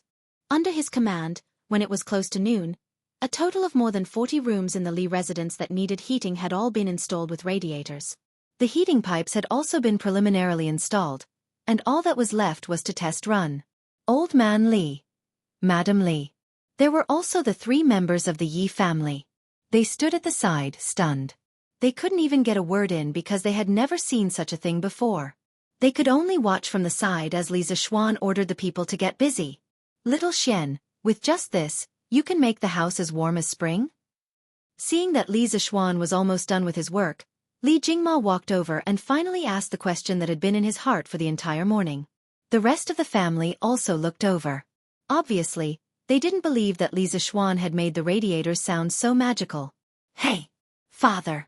If this thing is really heated, not only will it be as warm as spring, it won't even be a problem to make the house as hot as summer. Li Zishuan chuckled. Many things that were impossible in the eyes of the ancients were so natural in the eyes of a modern person like him. Go away! You're bragging again. If it doesn't work, I'll see where you're going to put your face. Li Jingma heard that his son was getting more and more ridiculous. He couldn't help but feel annoyed. Hee. There's no point in saying more. Father, you better watch carefully later. See if your son is bragging. Chapter 1056. Start burning. After personally inspecting all the heating pipes, Li Zishuan ordered. The servants in the house quickly placed the honeycomb briquettes that had been burned in advance into the stove. In order to maintain enough steam, The capacity of the stove was 10 times larger than that of ordinary honeycomb briquettes. Therefore, the amount of coal consumed every day was not to be underestimated. After a while, the sound of boiling hot water could be heard from the pot. Li Zishuan quickly ordered, "Feiji, quickly bring some people to check all the heating pipes in the house. See if there are any leaks. If there are, report to me immediately." Pang Feiji bowed and cupped his fists. "Yes, Marquis." After that, Brother Chicken immediately brought a group of guards and split up to check the heating pipes that had just been installed. Old Man Li, who was watching from the side, felt a little unbearable. He went back to the main hall in the front yard and squatted in front of the radiator. He wanted to feel if there was any temperature. Drip! He didn't feel any temperature, but he heard the faint sound of water dripping from the heating pipes. After a while, it became the sound of flowing water. It was the sound of flowing water. However, the radiator was still cold. Just as Old Man Li was suspecting that his son's heating was useless, a trace of warmth suddenly came from the cold radiator. At first, he thought it was an illusion, but as time passed, that trace of warmth became more and more clear. In the end, it was even faintly hot. "How is it, father? You should believe me now, right?" At this time, Li Zishuan came in with his family from outside. Seeing his father's face full of surprise, he smiled and asked. Previously, Pang Feiji had brought people to check the heating pipes. After confirming that there were no leaks, Li Zishuan was completely relieved. This was because, generally speaking, as long as the pipes didn't leak steam, they could form a closed loop. There wouldn't be a problem with heating. This thing can actually transfer heat. It's just that our main hall is so big, Xian. You only put two radiators. If it's far away, can you feel the warmth? At this time, Li Jingma already believed that radiators could indeed conduct heat, but he did not believe that 2 radiators could warm a room. Li Zishuan did not say anything, but Yi Guozhong spoke up.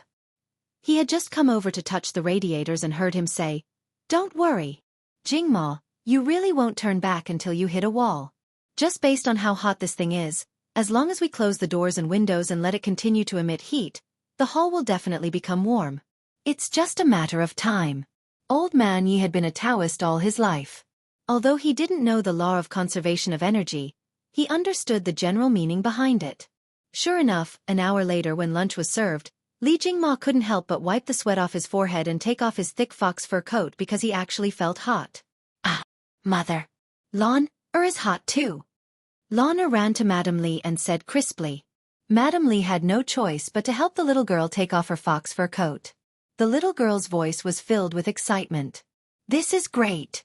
Now I don't have to sleep under a thick blanket at night.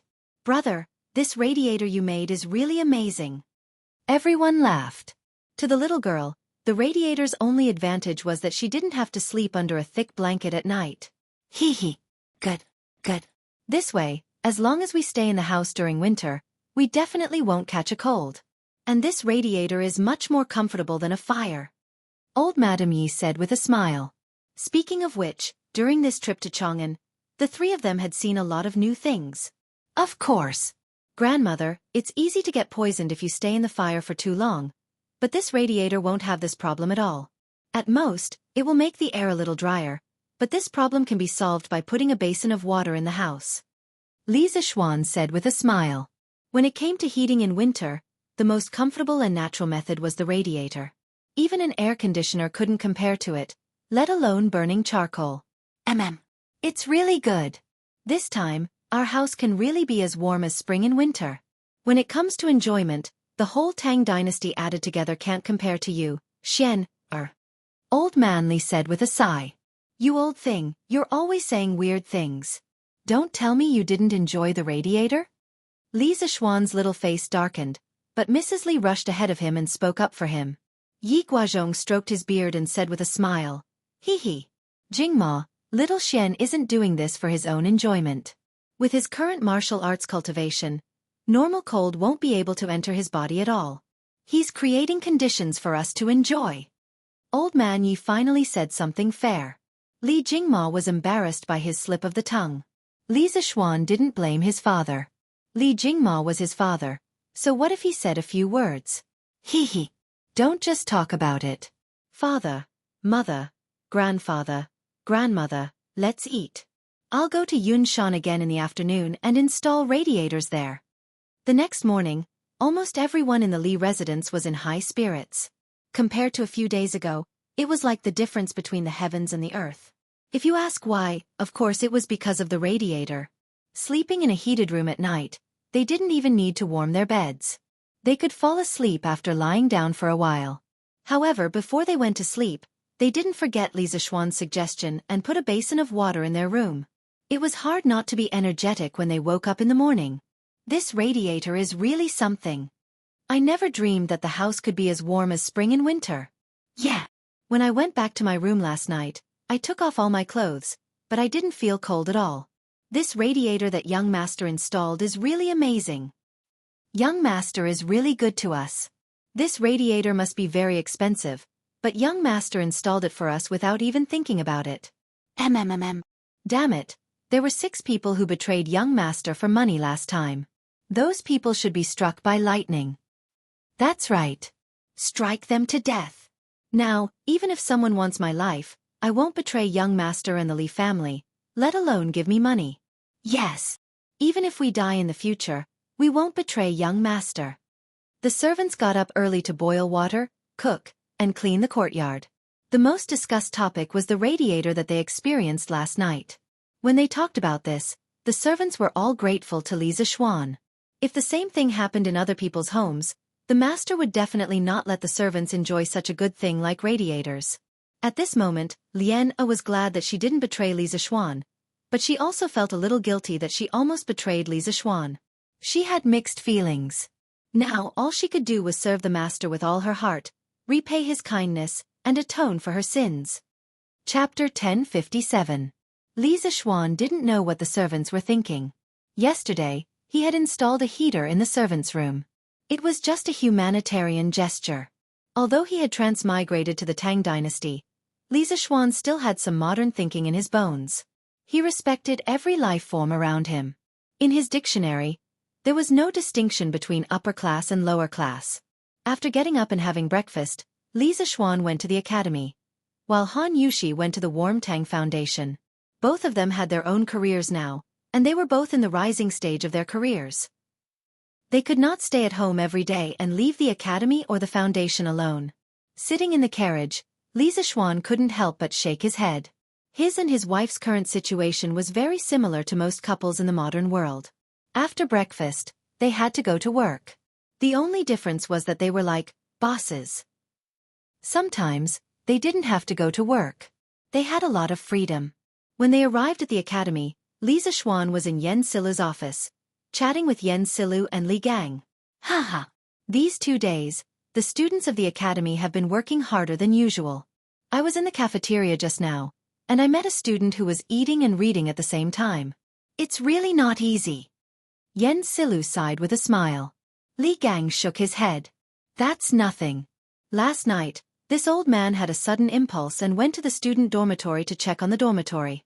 I found that it was already 9:45 p.m., but some dormitories were still lit up. This old man went in to take a look and saw 6 people neatly lying under the lights, reading books. This old man originally wanted to punish them according to the rules of the academy, but when I thought of how hard they had worked, I directly let them turn off the lights and go to sleep.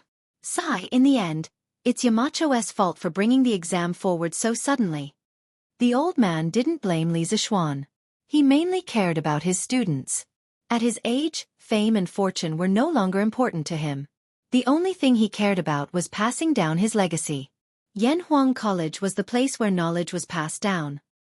He had long regarded this place as his home and the students of the college as his own children. Sirs, in fact, people are forced to do so. The students are working so hard mainly because they feel a sense of urgency. They are still young, and a little pressure can only be good for them. There is no harm. Li Zishuan explained. To Li Zishuan, who had experienced the college entrance examination in his previous life, this was not a big deal. Besides, the earlier the exam, the earlier they could enjoy it. Now that the weather was so cold, wouldn't it be great if a portion of the students could have a holiday after the exam? As for why it's only a part and not all. Oh, right. Mr. Yen. After the exam this afternoon, tell the students not to leave in a hurry. I have something to announce. Li Zishuan suddenly added. Yes. Yen Silu nodded and couldn't help but ask, is Yamacho going to announce the duration of the holiday? Starting from the time of Emperor Wu of Han, there were officially established schools. This was the Imperial College, recorded in the history books. The students who studied there were called Imperial College students. At that time, the students had already established a holiday system. The main ones were the farm leave and the holiday. It was a bit like the modern winter and summer vacations. The duration of the holiday was usually 1 to 2 months. Of course, for students who traveled long distances, the time spent traveling to and from school was not included. Yanhuang College's winter vacation was considered late. The Imperial College had already started their holiday half a month ago. Haha. More or less. In the future, our college will call this holiday winter vacation, and the farm leave in the summer will be called summer vacation. In a while, I will make some arrangements for the students. The college had a lot of new concepts and terms, so it didn't matter if there was an extra winter and summer vacation. However, when Li Zishuan talked about the arrangements for the winter vacation, why did the smile on his face look so creepy? After staying at the college for a while, Li Zishuan returned to the courtyard to rest. Yesterday afternoon, he had brought some people to install a heater here. It was a good time to go in and enjoy himself. Hey, I have to find some time to install a heater in Li Gang's house too. The old man is so old, how can he stand the cold? After installing the heater, I will ask Priest Sun to give him a physical examination next year. Li Zishuan was inexplicably startled. He suddenly remembered that according to history, Li Gang had less than 4 years to live. Moreover, the old man was now 81 years old. Let alone the academy, even in the entire Great Tang, people of this age were as rare as phoenix feathers and Qilin horns. He absolutely had to be taken care of. Therefore, Li Zishuan planned to install a heater in Li Gang's courtyard. In addition, he was thinking of asking Sun Simiao to give Li Gang a physical examination. He sincerely hoped that his arrival could slightly change history and let Li Gang live a long life. Clang, clang, clang. In the afternoon, the sound of gongs and drums suddenly rang out in Yanhuang College. It meant that the students' 2-day final exam was finally over. Stop writing. Stand up. The teachers in the 32 examination halls gave the order at the same time and started to collect the papers. Regardless of whether the students had finished or not, they all obediently put down their pens and returned to their classrooms after handing in their papers. Then, the students started to chat. Some compared their answers, some complained that they did not do well, and some looked forward to a better life during the holidays. Suddenly, the classrooms of each class became noisy. However, not long after, the students regained their silence. This was because their respective form teachers came and brought a notice. All students, gather at the sports field. The students did not find anything unusual. They guessed that Li Zishuan was probably going to tell them some things to take note of during the holidays. However, Li Zishuan's first sentence almost made the students kneel down. Students, although the final exam to test your results for this semester is over, your semester is not over yet. You have more important tasks to do next. Buzz, buzz, without any pleasantries. Li Zishuan immediately laid out his plan. The students were still fantasizing that they could finally finish their exams and go home to relax during the holidays. They didn't expect that their dreams would be mercilessly shattered by Li Zishuan in one fell swoop. The students found it hard to accept and could not help but whisper to each other below the stage. Damn. Does Yamacho mean that they are not going to give us a holiday? No, it's going to be the Chinese New Year in about 20 days. What does Yamacho mean? Please don't give us a holiday. My house is far away. We have to leave early to go home. Otherwise, we won't be able to make it in time for the Chinese New Year. Isn't this too much? Chapter 1058. That's enough. Quiet down. The students whispered among themselves for a while before Li Zishuan used his penetrating voice to stop them. The rowdy crowd instantly quieted down. Li Zishuan continued, I'm not saying that you're not allowed to have a holiday, but there are more important things that you need to do. I'm also not saying that you're not allowed to go home for the new year. Those who live more than 200 miles away from Chang and can pack up and go home tomorrow. School will officially start on the 25th of the first lunar month next year. As soon as he said that, many of the students' faces lit up. Li Zishuan paused, then continued. As for those who live closer to Chang'an, from tomorrow onwards, you will report to the Warmtang Foundation. When school started, I told you that Yanhuang College does not nurture useless students who only know how to study. You must apply what you've learned to benefit the country and its people. Sending you to the Warmtang Foundation is a very valuable opportunity for you to practice. At the same time, what you're doing is very meaningful. I hope that you'll cherish this opportunity. Yamacho, what does the Warmtang Foundation do? Yeah. Why does the name sound so weird? After listening to Li Zishuan, many of the students were confused. They were not confused because they could not have a holiday, but because they had no idea what the Warmtang Foundation was. On the day that the Warmtang Foundation was first established, the students had received news that the final exams would be held on Thursday. Because of that, they did not even have enough time to study, let alone read the newspaper. This included Chan Tianhua and Liao Feichen, the two part-time novel writers, who did not have time to read the newspaper. Datong Daily's editorial department was still using the manuscripts that they had sent over last week. Therefore, more than 80% of the students had not heard of the Warmtang Foundation that had recently become the talk of the town. Li Zishuan was stunned when he heard the whispers of the students. However, he quickly recovered and cleared his throat. It seems that everyone has been studying hard recently. It doesn't matter if you don't know about the Warmtang Foundation. I'll ask Mr. Ma to tell you about it now. Other than being the leader of the Academy's economics department, Ma Zhou was also the head of the editorial department of Datong Daily. Among all the teachers in the academy, the one who knew the most about the Warmtang Foundation was definitely Ma Zhou. Under Li Zishuan's invitation, Ma Zhou walked up to the rostrum. He did not prepare a speech in advance. If it were someone else, they would definitely be at a loss. However, Ma Zhou was someone who had seen big scenes. How could he be afraid now? Ma Zhou quickly organized his words in his heart. Then, he looked at the students below the stage and said in a clear voice, "Students, the Warmtang Foundation is a charity department that was personally established by the current emperor to empathize with the people. It uses the donations of the people to help the poor people." Ma Zhou was best at writing and strategy. Under his narration, Li Zishuan became the holy son of heaven who worried about the people day and night, and Li Zishuan became the great philanthropist who would rather use up all his wealth to help the poor. The students could not help but be greatly moved. At the same time, a strong sense of pride rose in their hearts. This was because Li Zishuan was their Yamacho.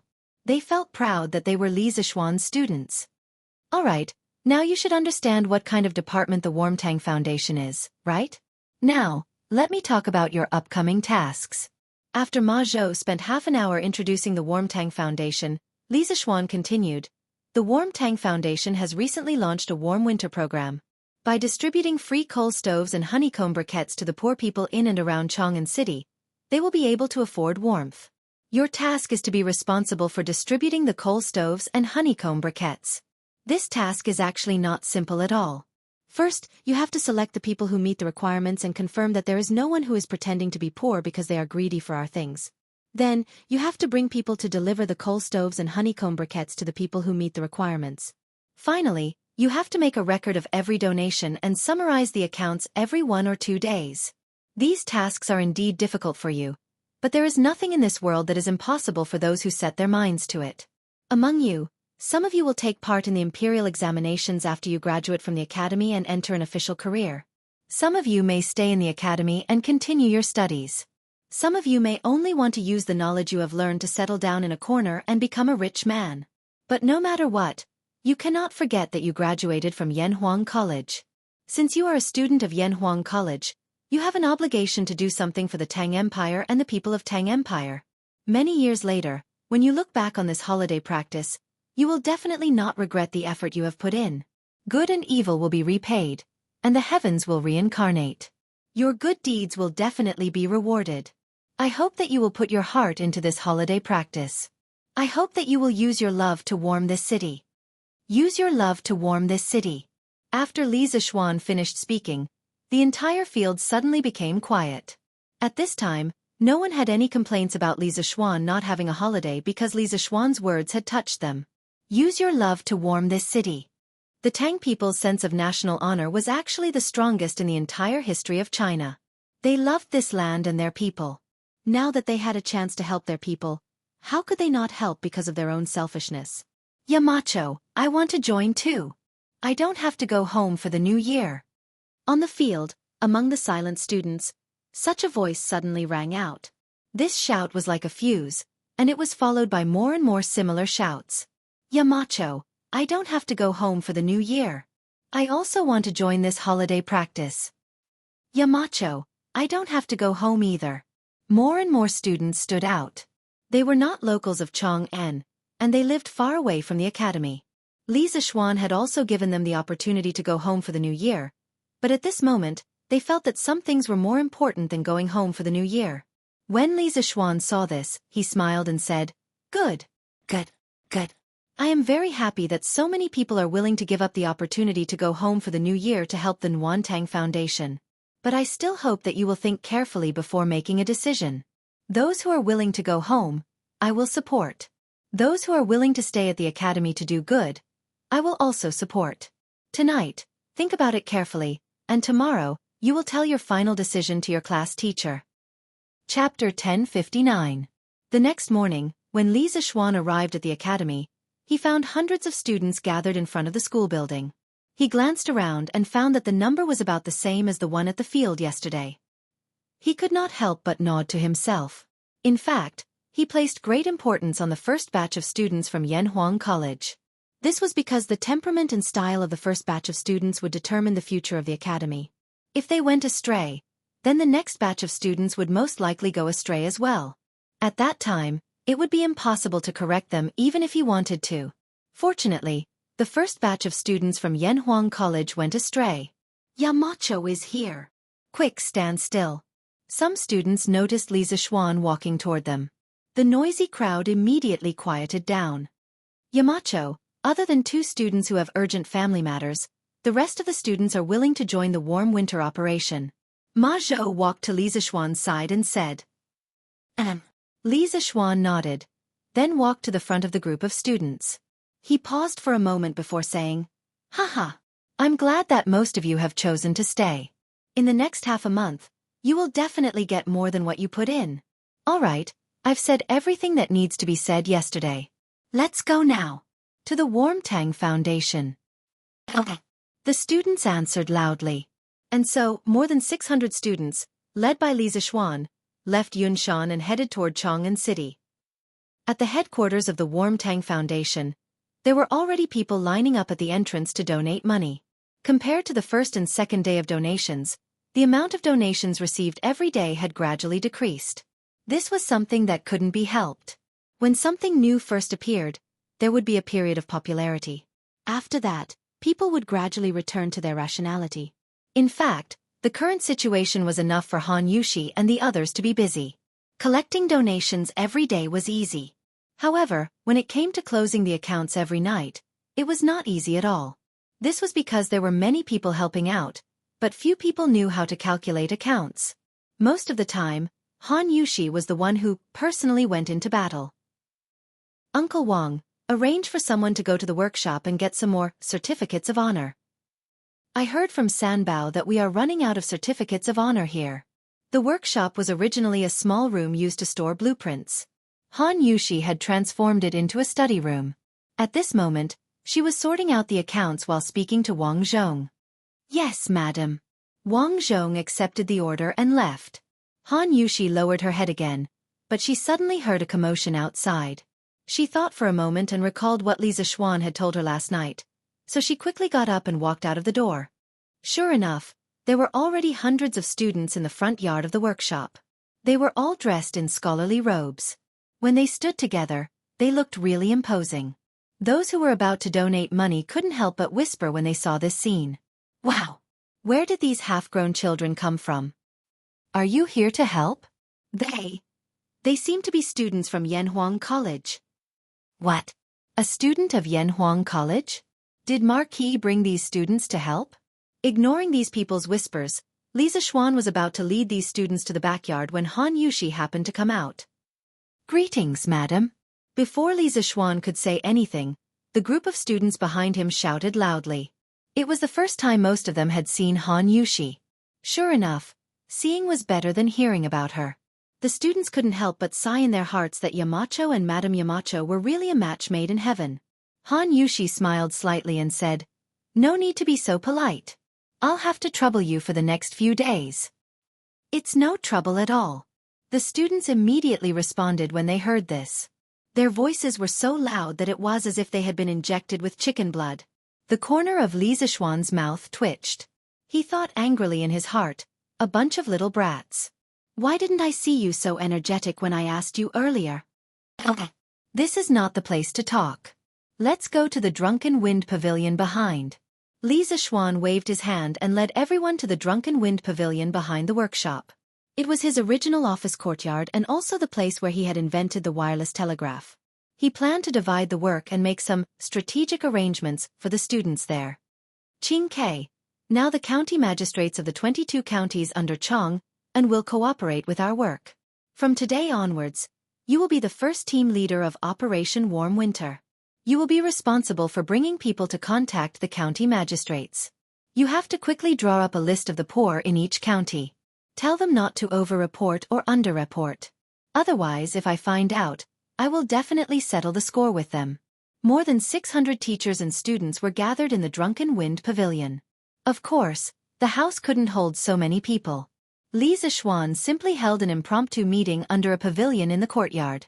Li Tai was the most suitable person to be in charge of contacting the local magistrates.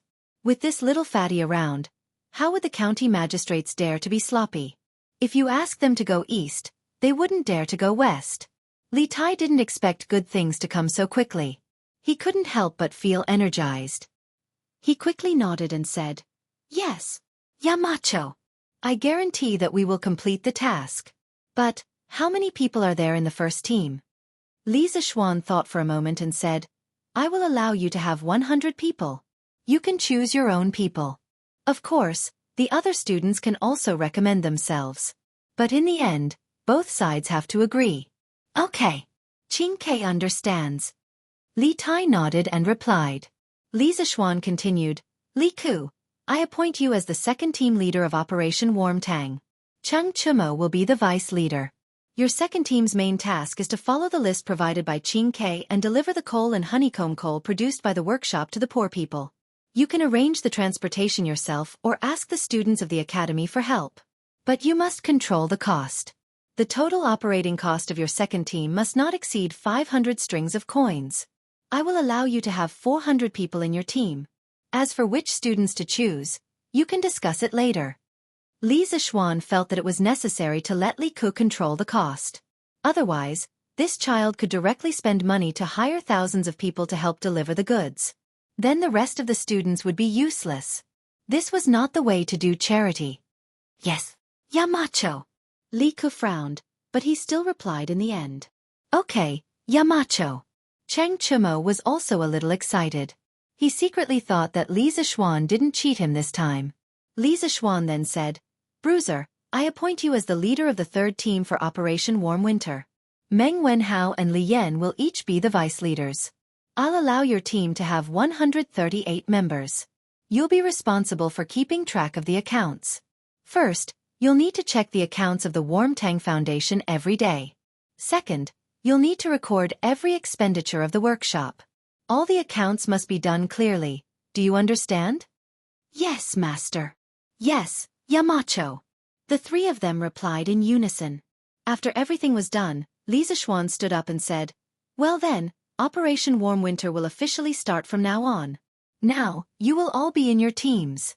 Everyone must choose a team. After you are in your teams, follow my instructions and start working." Chapter 1060. Inside the Drunken Wind Pavilion. The students were quickly divided into teams according to the size of their respective teams. The team leaders of each team were all well-known students in the academy. This way, at least they would not be in a situation where they did not know who was better. After the students had chosen their teams, the three teams immediately began to move. Li Tai divided his first team into 22 teams. They went to Chang'an County, Wanyan County, and the 20 counties outside of Chang'an City. He personally led a team to Chang'an County. Bruiser, on the other hand, led his 3rd Brigade to settle the accounts with the Warm Tang Foundation. Li Ku and Cheng Chumo led the second team out of the workshop to prepare the carriages. Because Li Zixuan had limited their activity funds, Li Ku and Cheng Chumo, who had been pampered since they were young, had no choice but to save money and bargain with others. What? You charge 20 copper coins a day to rent a horse here? Why don't you go rob a bank? Do you think I won't sue you for running a scam? This was Cheng Chumo's voice. The shopkeeper's face stiffened. He said in a muffled voice, "Little brother, the entire Shi city is like this. If you don't believe me, you can ask other places. Don't try to blackmail me." Cheng Chumo's mouth was smiling, but in his heart, he was cursing. It was not like he had not asked other places, but the prices of the carriages and horses were more expensive than this place. Otherwise, why would he be chatting with an old man here? Oh my! You say I'm blackmailing you? Let this young master tell you, an old horse like yours can only earn 3 copper coins a day at most. Don't think I don't know anything about horses. I've seen the current emperor's white-hoofed shadow, and white-hoofed shadow with my own eyes. 3 copper coins a day is already too much for meal. This idiot saw that the old man did not fall for his trick, so he started to boast. The hoofed shadow, green mantis, and Saliot purple that he mentioned were all top-notch BMWs that had accompanied Li Er on his expeditions. Other than these 3, there were also Zhenmao Gu, Gua, Shifachi, and Telugu, all of which were Li Er's mounts. In the middle of the Zhenguan period, in order to commemorate these 6 warhorses, Li Er ordered Yen Lide and Yen Liben to depict the 6 warhorses in relief, which were placed in the Zhao Mausoleum, and were known as the 6 horses of the Zhao Mausoleum in history. Hearing this, the old man didn't know whether to laugh or cry and said, "Little brother, since you've even seen His Majesty's beloved warhorse, it means that you're either rich or noble. Tell me, why are you arguing with me over a few copper coins?" Cheng Chumo cursed in his heart again. It's true that I'm rich, but I can't spend it now. Just as Cheng Chumo was about to go berserk and beat someone up, Li Ku walked over from the other side of the street. "Choax, what's wrong? Have you reached an agreement?" Li Ku asked after he came over. They had split up into several groups to look for carriages and horses. He had just finished talking with the owner of a carriage company and had come over. "Not yet. This shopkeeper is stubborn. Little Ku, you only gave me so little money. There's no way we can talk about this business. It's better for you to talk to him." Cheng Chumo curled his lips and wanted to quit. When the old man heard Cheng Chumo say that he was stubborn, he couldn't help but twitch the corner of his mouth. He actually wanted to beat someone up now. However, he saw that although Li Ku was young, he couldn't hide his noble aura. He knew that Li Ku's background was not small. He calmed himself down and then cupped his hands to Li Ku, saying, "It's not that this old man is stubborn, but the price that little brother just said is simply impossible. 3 copper coins to rent a horse, not to mention Chong'an, even in Bing province and New province, it's impossible to have such a price." The Great Tang had many horse farms in Bing province and New province, so the price of horses there was slightly cheaper than in other places. Li Ku didn't feel offended. He smiled kindly and cupped his hands to the old man, saying, "Shopkeeper, we are all students from Yanhuang College. This time, we came out from the academy to help the Warmtang Foundation, so we came here to look for some carriages to deliver honeycomb coal and coal stoves to the poor people who can't afford to burn firewood. So, can you give us a discount? After all, we didn't bring much money with us when we came out from the academy."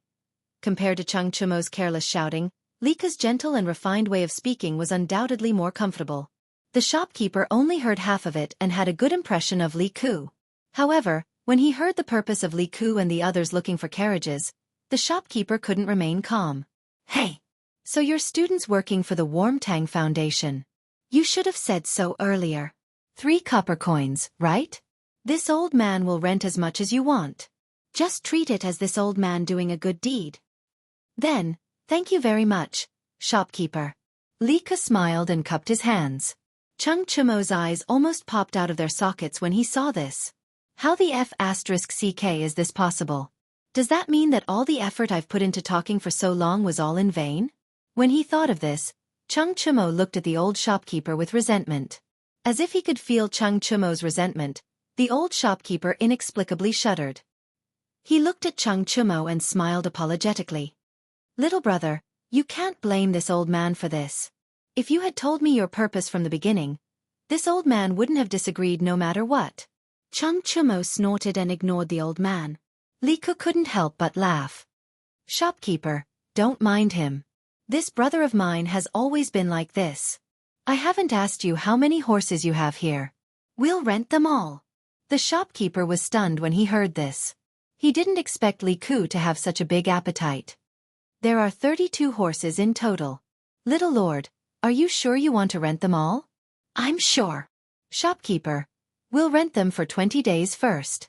Here, the rent is 1,920 copper coins.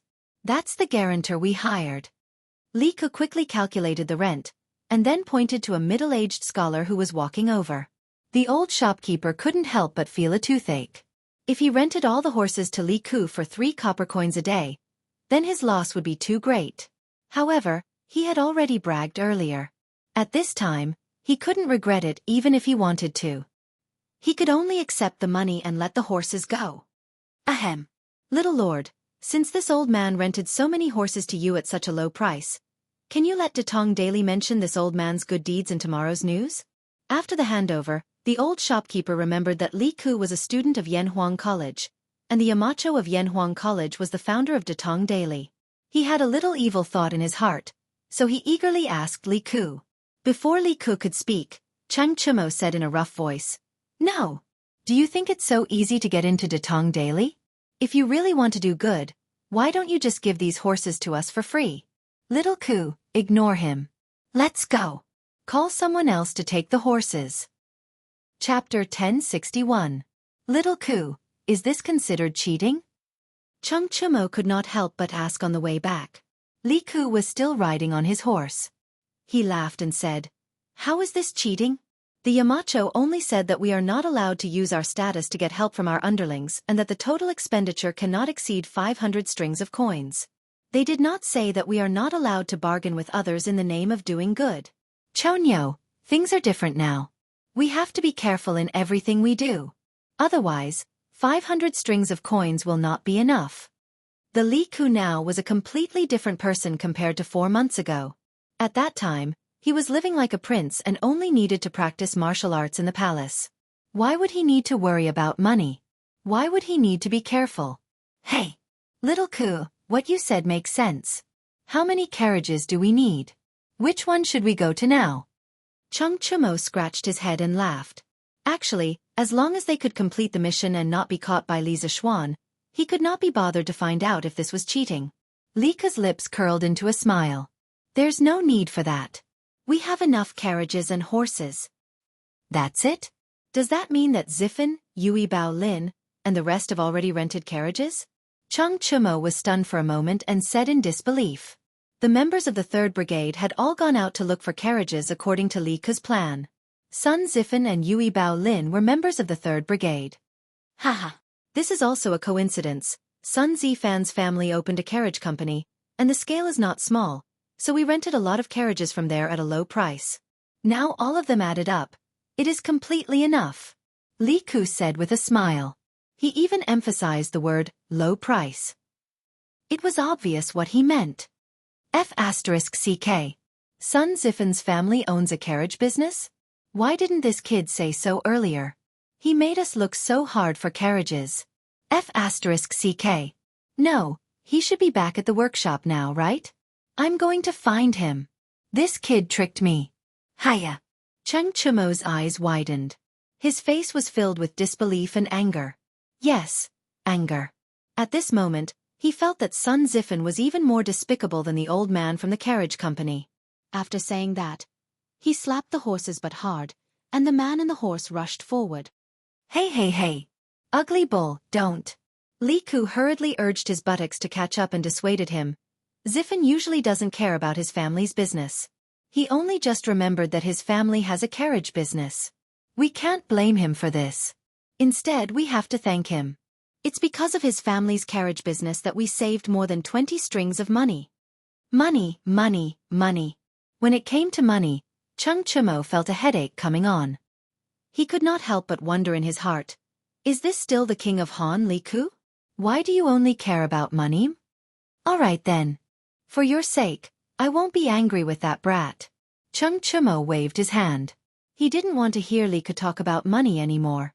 Xianxia, how are the preparations on your side? Did you get the list of the poor people in each county? When it was close to noon, all the students returned to the Drunken Wind Pavilion in the backyard of the Warm Tang Foundation. This used to be the workshop of the Strange Taste Pavilion, so of course, there was a cafeteria. Half of the chefs in the academy's cafeteria had been transferred here by Li Zixuan, so the students had lunch there. At this time, Li Ku was holding a bowl of rice and chatting with Li Tai about work. Oh, I got it all. I'll give it to you after I finish eating. Li Tai's cheeks were puffed up. He used to be a person who lived like a prince, but after being trained by Li Zixuan, he could enjoy eating from a big pot of rice. Especially when he was in the academy's construction team, Li Zixuan's lecture left a deep impression on him. At least from then until now, he had never wasted a meal in public. Good. Our 3rd Brigade's carriages are ready. This afternoon, we'll go from house to house and deliver coal stoves and honeycomb briquettes according to the list. Li Ku said as he stuffed rice into his mouth. Little Ku, I don't think it's nice to say coal stoves. We should call this warmth. Didn't Yamacho say that? We're participating in the Warm Tang Foundation's warm winter operation, so it's only right that we call it warmth. Li Tai's eyes turned as he corrected Li Ku. Li Ku thought about it and also felt that coal, moldy, stoves didn't sound nice. He nodded and said, Okay. Then we'll go and deliver warmth to the poor people in the afternoon. Li Tai smiled and said, Yes, that's right. But did you hire a coachman? Why would we hire a coachman? A coachman's salary is dozens of copper coins a day. Where would our 3rd Brigade get that much money? Li Ku said subconsciously. Li Tai's eyes widened as if he was meeting Li Ku for the first time. He said, No, little Ku, did I hear wrong? You're stingy with a few copper coins? Are you the little Ku I know? Li Ku said matter-of-factly, What do you mean by stingy? There's no need to waste money. By the way, Xianxia, do you have people who lend money to earn interest? Li Tai was puzzled. Yes, I do. But why are you asking about this, little Ku? In ancient times, the rich and powerful all did this kind of business where they lent money to the poor and earned interest. One of the 4 princes of the Warring States period, Meng Chongjun, used this business to raise 3,000 mercenaries. Li Ku replied, It's not convenient for us to carry around the 500 strings of coins that Yamacho gave us, and we don't need that much money at the moment. Why don't you get your people to lend 300 strings of coins to people who are short of money? It doesn't matter if the interest is low, as long as it's safe. Li Tai was completely speechless when he heard this. To think that Li Ku was so meticulous in his calculations. He really suspected that Li Ku was possessed by a devil. Heh, little Ku, you're quite quick-witted. Using money to earn money, not bad, not bad. Li Zixuan, who had just finished eating at home, heard the second half of the conversation between Li Ku and Li Tai and couldn't help but laugh. Although he didn't support Li Ku's business of lending money, he still appreciated Li Ku's idea of using spare money to earn money.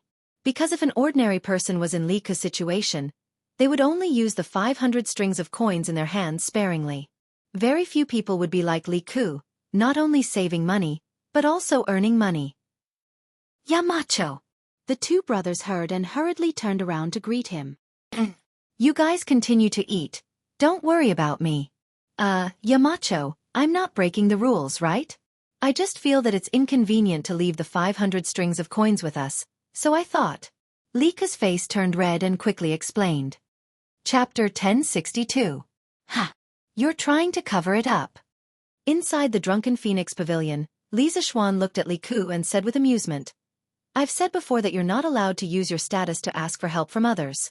Now that you're asking Green Sparrow for help, aren't you asking for help from others? Yamacho. Li Ku's face froze and he was speechless. Li Zixuan continued, But I'm glad that you know how to increase income and reduce expenditure. You said that it's inconvenient to carry 500 strings of coins around, and that's not unreasonable. But we're Yanhuang College's people, and we have to solve problems when we encounter them. When this matter is over, little Ku, you can think of a way to solve this problem. If you can solve it smoothly, then you'll start a new era, and your name will go down in history. Although, it's inconvenient to carry 500 strings of coins was just an excuse that Li Ku came up with. This was indeed a problem that Great Tang was facing.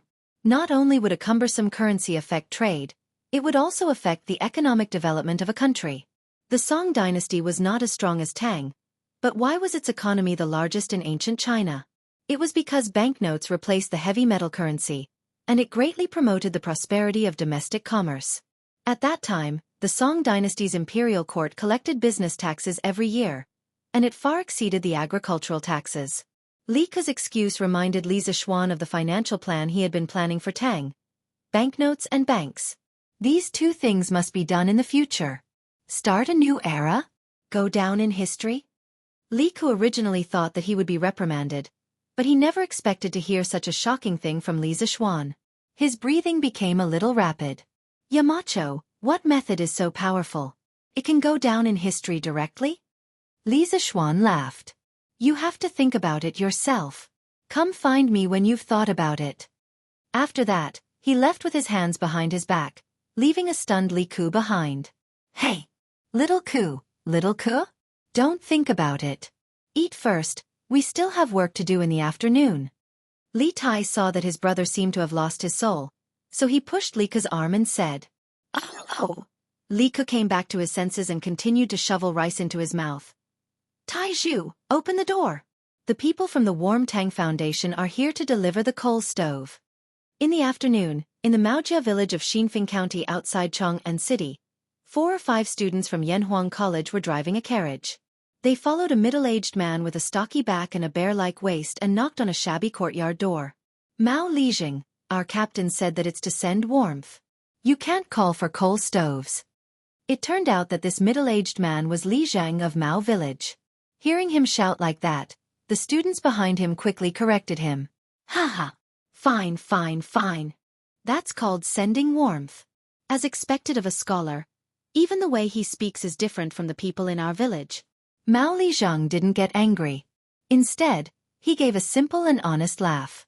Then he shouted towards the dilapidated courtyard. Hey! Tai Zhu, open the door. Someone is here to bring you warmth. Only then did a skinny little girl come out of the courtyard. It was winter, but she was only wearing a few pieces of unlined clothing. Moreover, they were all tattered. If one looked closely, one could see that her 2 legs were trembling. Li Zhang, you're here. The little girl opened the courtyard door and greeted Mao Lijing. Then she timidly began to look at the students behind Mao Lijing. Haha. Deya, where's your father and mother? Mao Lijing walked in with the students of the academy.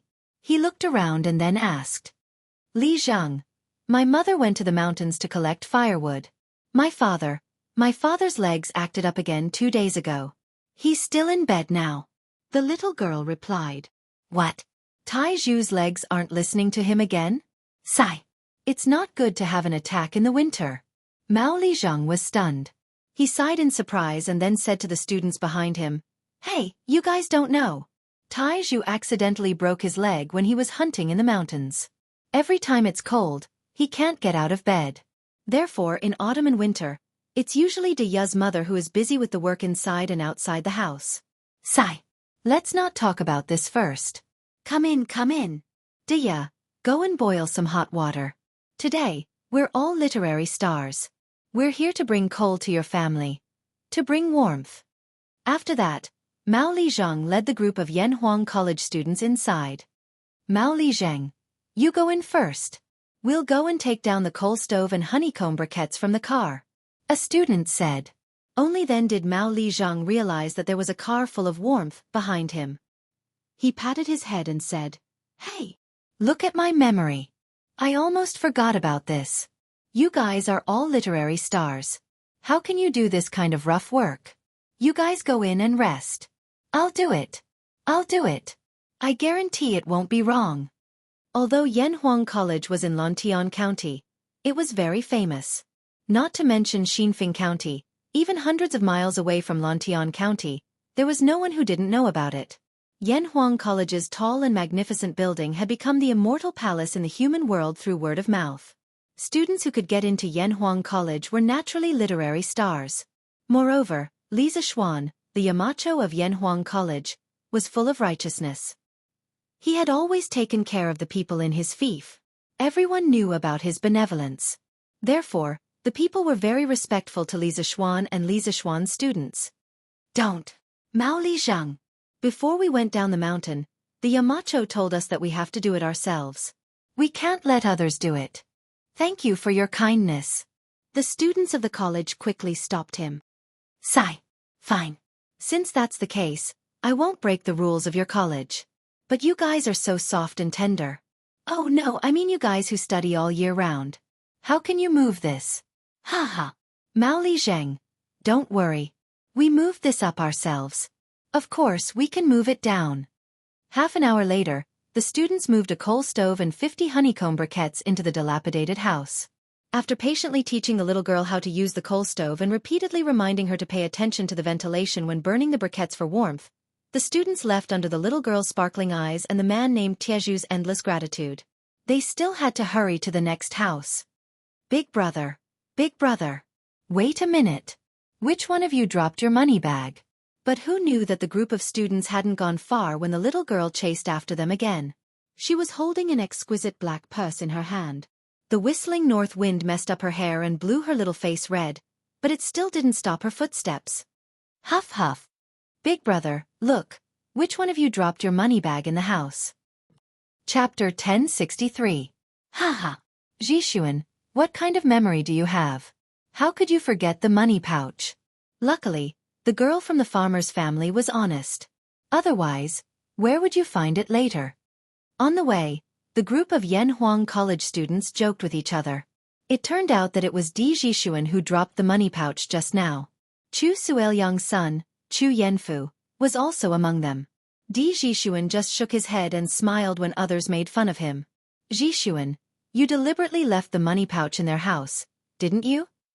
Those who could get into Yanhuang College were not fools. One of the students couldn't help but ask. As soon as the words came out, everyone was stunned. Several pairs of eyes looked at Di Jixuan. Di Jixuan smiled helplessly and said, I also saw that family's life was really difficult. But if I gave them money openly, they definitely wouldn't accept it. So I thought of this idea. I didn't expect that girl to be so honest. Alas. In fact, it's only a few hundred coins. Even if it's lost, it won't hurt at all for you and me. But for that family, it's a life-saving money. We've sent coal furnaces to almost 5 families today. To be honest, I admire Yamacho's wise decision. If we didn't go down the mountain this time, many of us might not know how difficult it is for the common people to live. Alas. As soon as he said this, the group of people who were laughing and joking just now suddenly fell silent. Among them, Di Jixuan and Chu Yanfu were from the families of officials, while the other 3 students were from the families of merchants. They really didn't know what was called suffering in the world since they were young. Mao Tieju's poor family just now also touched them a lot. There were still common people who lived such a poor life. There were still such poor people in the world. Jixuan, you were right. If I had known, I would have secretly hidden some money in their house just now. The student who laughed at Di Jixuan's carelessness just now said in a low mood. Haha. Chinny, it's useless. Even if they can't find the money you hid now, once they find it later, they'll come back to return it to you no matter where you go. Di Jixuan shook his head. The student named Chinny was puzzled and asked, Jixuan, why are you so sure? Di Jixuan didn't explain, but Chu Yanfu laughed and said, Enough. Chinny. Ji Sun is able to see things clearly and see into people's hearts. In this aspect, you shouldn't doubt him. Haha. Let's go. It's almost time for the next one. Di Jixuan's team was not the only one who encountered such poor people. In the evening, all the students returned to Yanhuang College. Compared to the students of the other 2 brigades, the students of the 2nd Brigade, who were responsible for delivering coal stoves and honeycomb briquettes to the poor, were obviously in low spirits. Even Chang Chimo and Yuchi Baolin, who were careless, were quiet when they were eating in the canteen at night. Clearly, what they had seen and heard this afternoon had greatly affected these students. Yamacho, the students don't seem to be in a good mood. Coming out of the canteen, Yen Silu said to Li Zixuan. According to Li Zixuan's rules, the teachers of the academy were not allowed to intervene in the whole process of organizing the students to do good deeds down the mountain. They were only responsible for the logistics at most. Therefore, Yen Silu did not know much about the students' experience this afternoon. However, the old teacher had experienced the vicissitudes of life. How could he not see that the students were in low spirits? Lisa Xuan stopped in his tracks, nodded and replied, They must have seen too much suffering in the world today. This was also good. There were some things that could only be learned after experiencing it. Only then would one know how to cherish what they had now. And as students of Yanhuang College, it's not good if they only know how to read and ignore the outside world. Yanhuang College exists for only one purpose, and that is to benefit the people of Tang. Yen Silu stroked his beard and sighed. Yamacho is right. These children can't always stay in the academy and study. It's good to let them see the suffering of the people. On the first day, the students of Yanhuang College visited more than 800 poor families and gave away more than 800 coal stoves and 40,000 honeycomb briquettes. Early in the morning of the second day, the students woke up at 5 in the morning, washed up, and ate.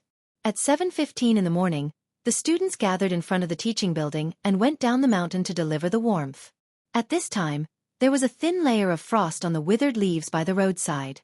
After arriving at the Warmtang Foundation, the students of the 3 brigades immediately went into working mode. They each had their own duties. Those who needed to go to the government to coordinate, those who needed to deliver the warmth, and those who needed to stay behind to keep track of the accounts. The division of labor was clear and orderly. The news of the students of Yanhuang College going down the mountain to do charity in the name of the Warmtang Foundation had already spread yesterday. Many people knew about it. Today's Datong Daily's headline was, without a doubt, left to this group of students who silently gave their love in the cold wind. The title was, This Winter's Not Too Cold. There was a paragraph in the news that read, They came from Yunshan, and their hearts were filled with the poor villagers. They drove their carriages to visit one village after another, and they sent warmth to one family after another. It was they who warmed this city, and it was they who made this winter not so cold. Their cheeks were red from the cold wind, and they were shivering, but they were still fearless. They still traveled over land and water to deliver their love to the people in need. They are all the students of Yanhuang College. Tisk TSK. Yesterday, I even met a group of students from Yanhuang Academy who were driving a carriage. These kids are really good. On the streets, some of the people in the city who had read the newspaper sighed. Isn't that so? Why don't you take a look at who the Yamacho of Yanhuang College is? How can the students taught by Marquis be bad? Ha ha. That's right. When Marquis said that he wanted to build an academy, I felt that the academy built by Marquis would definitely be extraordinary. Looking at it now, it was indeed so. Look at the Imperial College and the Hongwen School. Can they teach such students? Hey, that's definitely not possible. The Imperial College and the Hongwen School are already on holiday. I heard that the students of Yanhuang College were also on holiday, but they volunteered to do this. Many of the children who live far away might not be able to make it back in time for the new year because of this. Whoa! There's actually such a thing? How can it be fake? Sigh. In the future, if my brat can't get into Yanhuang College, I'll beat him to death. This kind of academy is a good one. Unknowingly, Yanhuang College's reputation in the hearts of the people increased again. However, the Imperial College and the Hongwen School were inexplicably implicated. Chapter 1064. While the students were busy sending warmth to the people of Chang'an City, Lisa Xuan was not idle either. He brought his personal guards to send warmth to the villagers in his fief.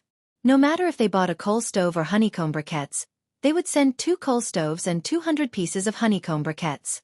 If they did not accept, they would be disrespecting the master. Young master, the house is so big.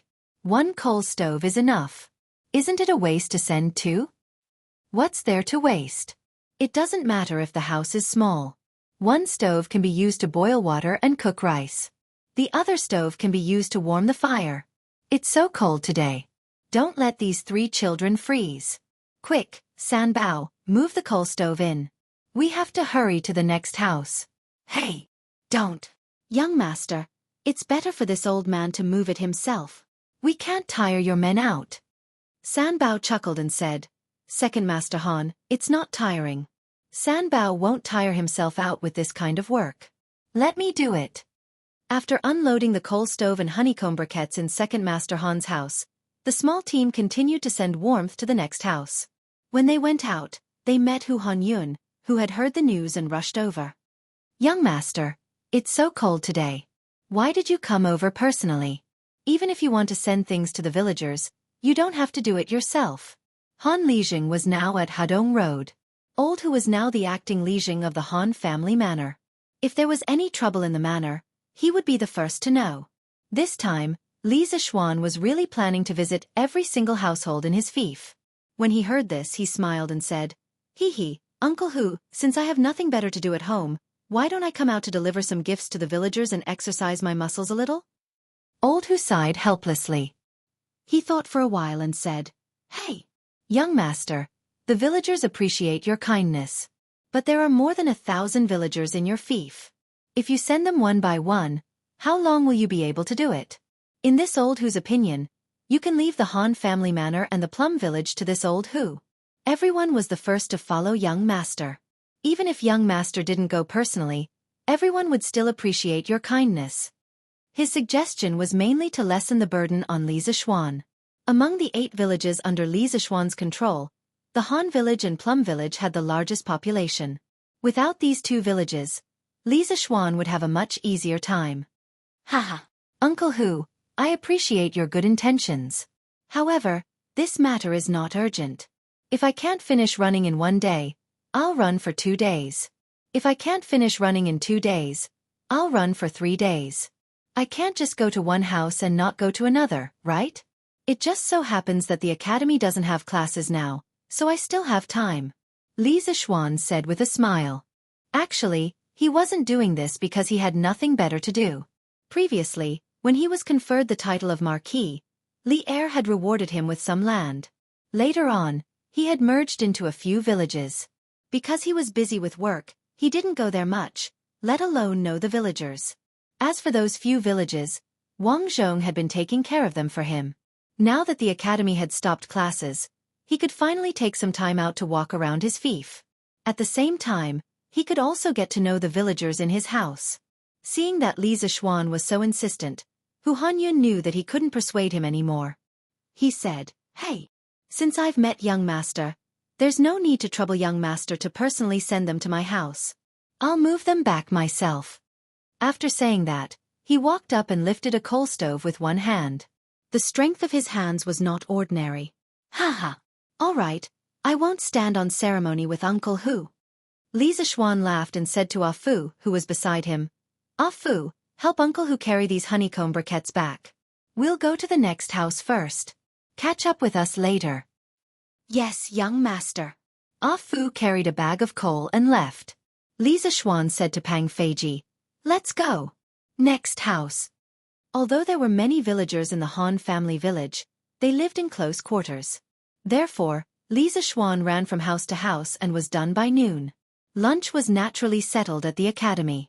The academy had indeed transferred half of the chefs away, but the other half were still cooking for the teachers who stayed in school.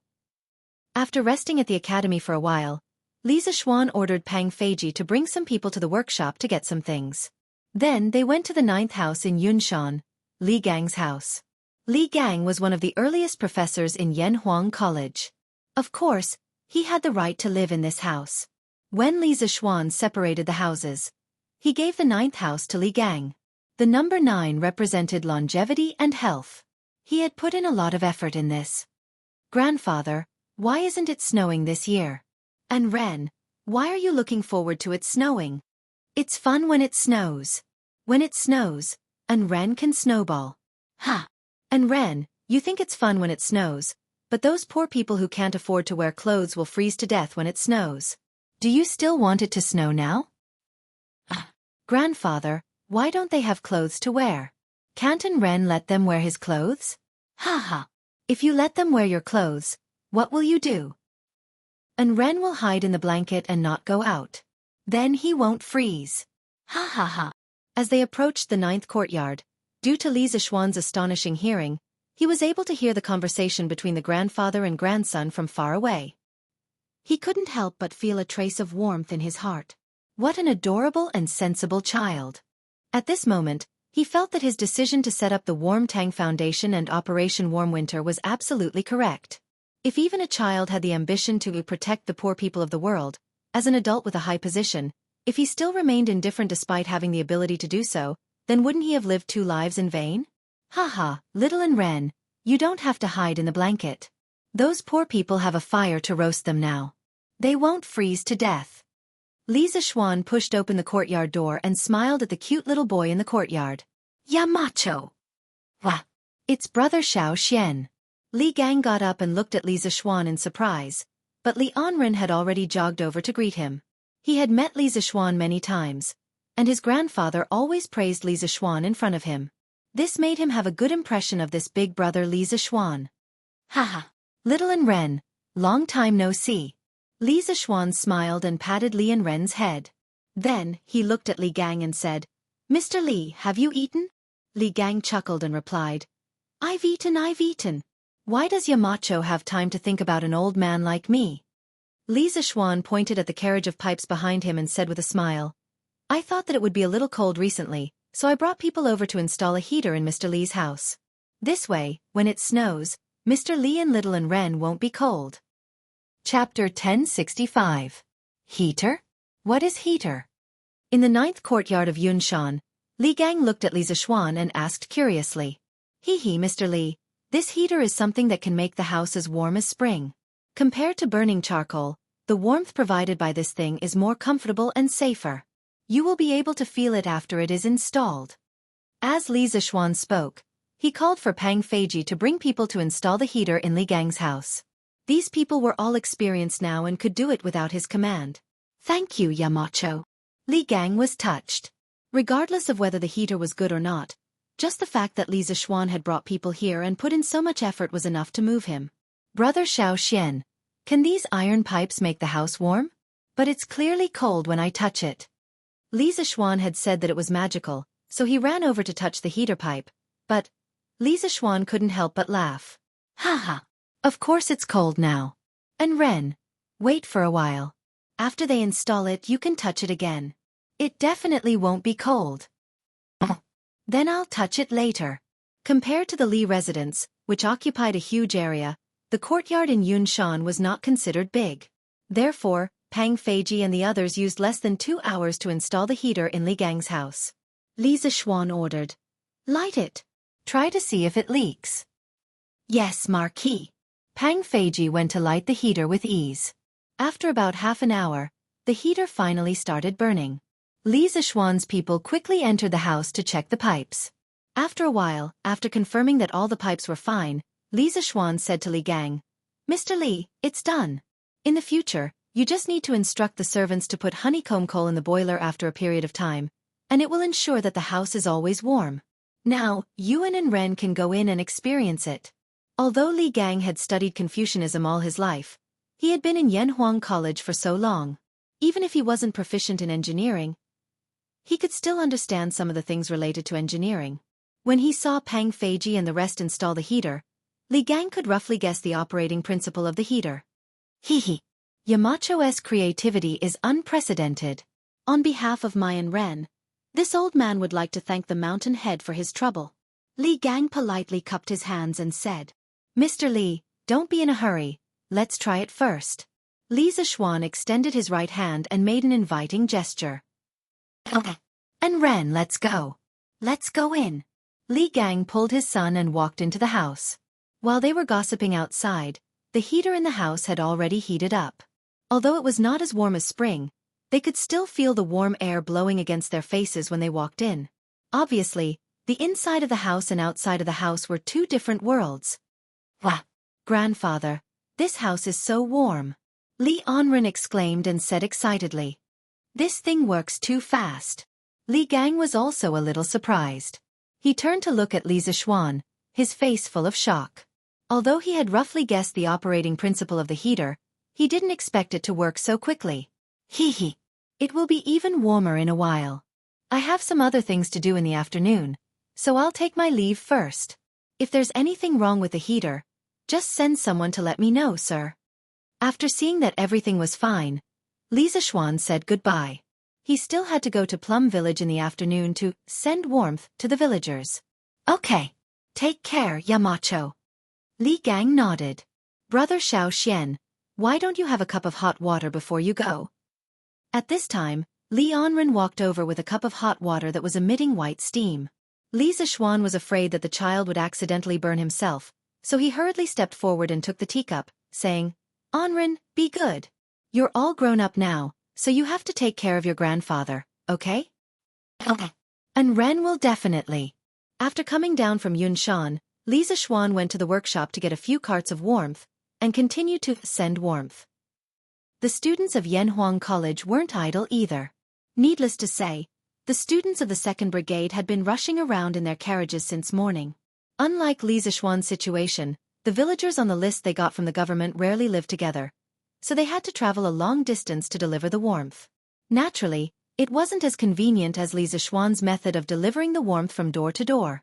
After more than a day of hard work, the 1st Brigade was almost done contacting the government. Li Tai now had a list of the poor people in more than 20 counties near Chang'an. In total, there were about 20,000 households.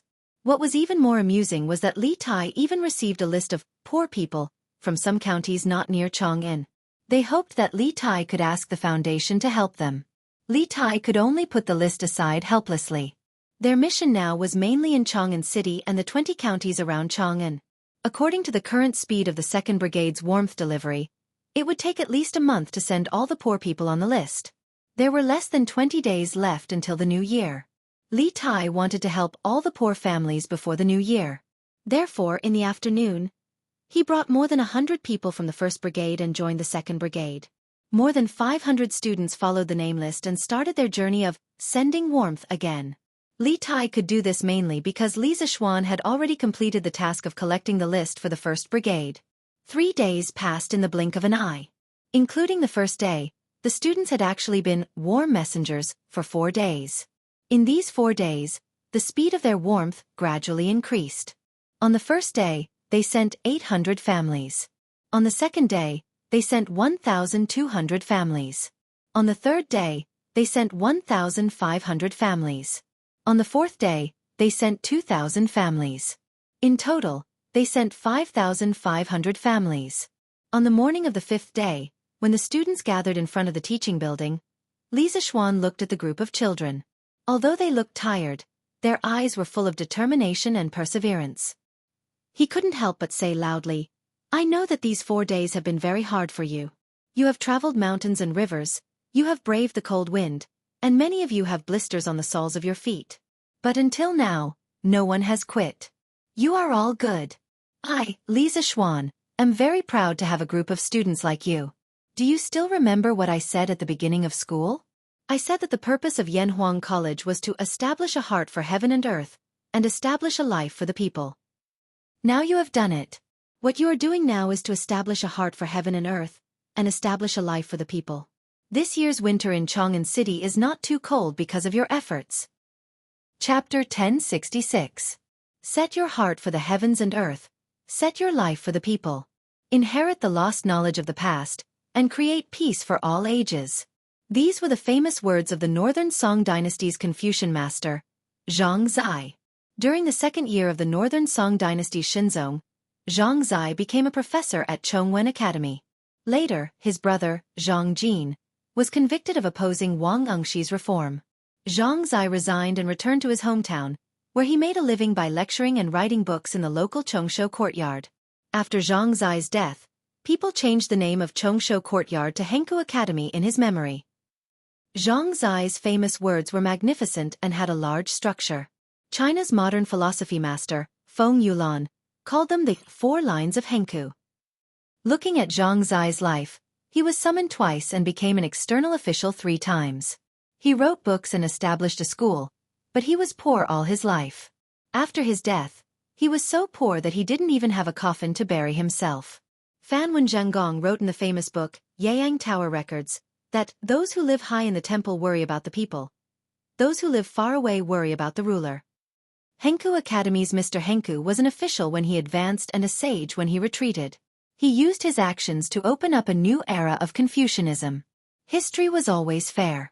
Those who see the vanity of the world as passing smoke and have the people of the world in their hearts, although they may have been poor when they were alive, after brushing away the dust of history, behind them will stand a historical monument that will be honored for generations to come. This was the logic of history. Although Li Zixuan founded engineering, he didn't completely oppose Confucianism. He admired some of the great Confucians from the bottom of his heart. He was also very willing to accept some of the advanced ideas in Confucianism. Zhang Zai's 4 lines of Hengku was used by him as the school's motto. The sea can accommodate hundreds of rivers, and the tolerance is great. If engineering wanted to develop for a long time, it needed a soul. If it only relied on the accumulation of skills, it couldn't be passed down. And if a new school of thought wanted to have a complete soul, it was not something that could be done in a day. This was a long-term process of accumulation. Li Zixuan was not a big shot who specialized in philosophy or education in his previous life. What he could do now was to absorb the cultural essence of other schools of thought to enrich his knowledge. This was also the reason why he had invited famous scholars like Li Gang and Yan Silu, as well as leaders and elites like Mo Huai and Mo Lingwei to teach at the academy. Establishing a heart for the heavens and earth. Establishing a life for the people. These 2 sentences were like 2 bowls of incomparably delicious chicken soup for the soul, causing the souls of the students to be sublimated in an instant. All of a sudden, the exhaustion on their bodies seemed to have been swept away. All of them were full of energy and fighting spirit as they went down the mountain to do good deeds. Li Zixuan continued to send warmth to the villagers in his fief. There was only 1 village left, and he estimated that he would be able to finish running it by the morning. Now the villagers in his fief could be said to have completely become Li Zixuan's die-hard fans. If they heard someone say anything bad about Li Zixuan while walking outside, they would stop in their tracks and argue with the other party for a long time. This was the aspiration of the people. This was the invincible benevolence. The next day, under Ma Zhou's arrangement, Li Zixuan's speech to the students yesterday morning was edited by Ma Zhou and published on the Datong Daily's headlines. The title was, Establishing a Heart for the Heavens and Earth, Establishing a Life for the People. Marquis Yong, An's hope for all the teachers and students of Yanhuang College.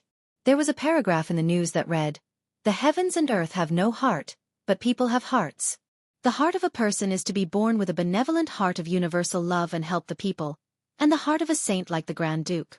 Using rational cognition to think about the principles of all things in the heavens and earth, this is establishing a heart for the heavens and earth.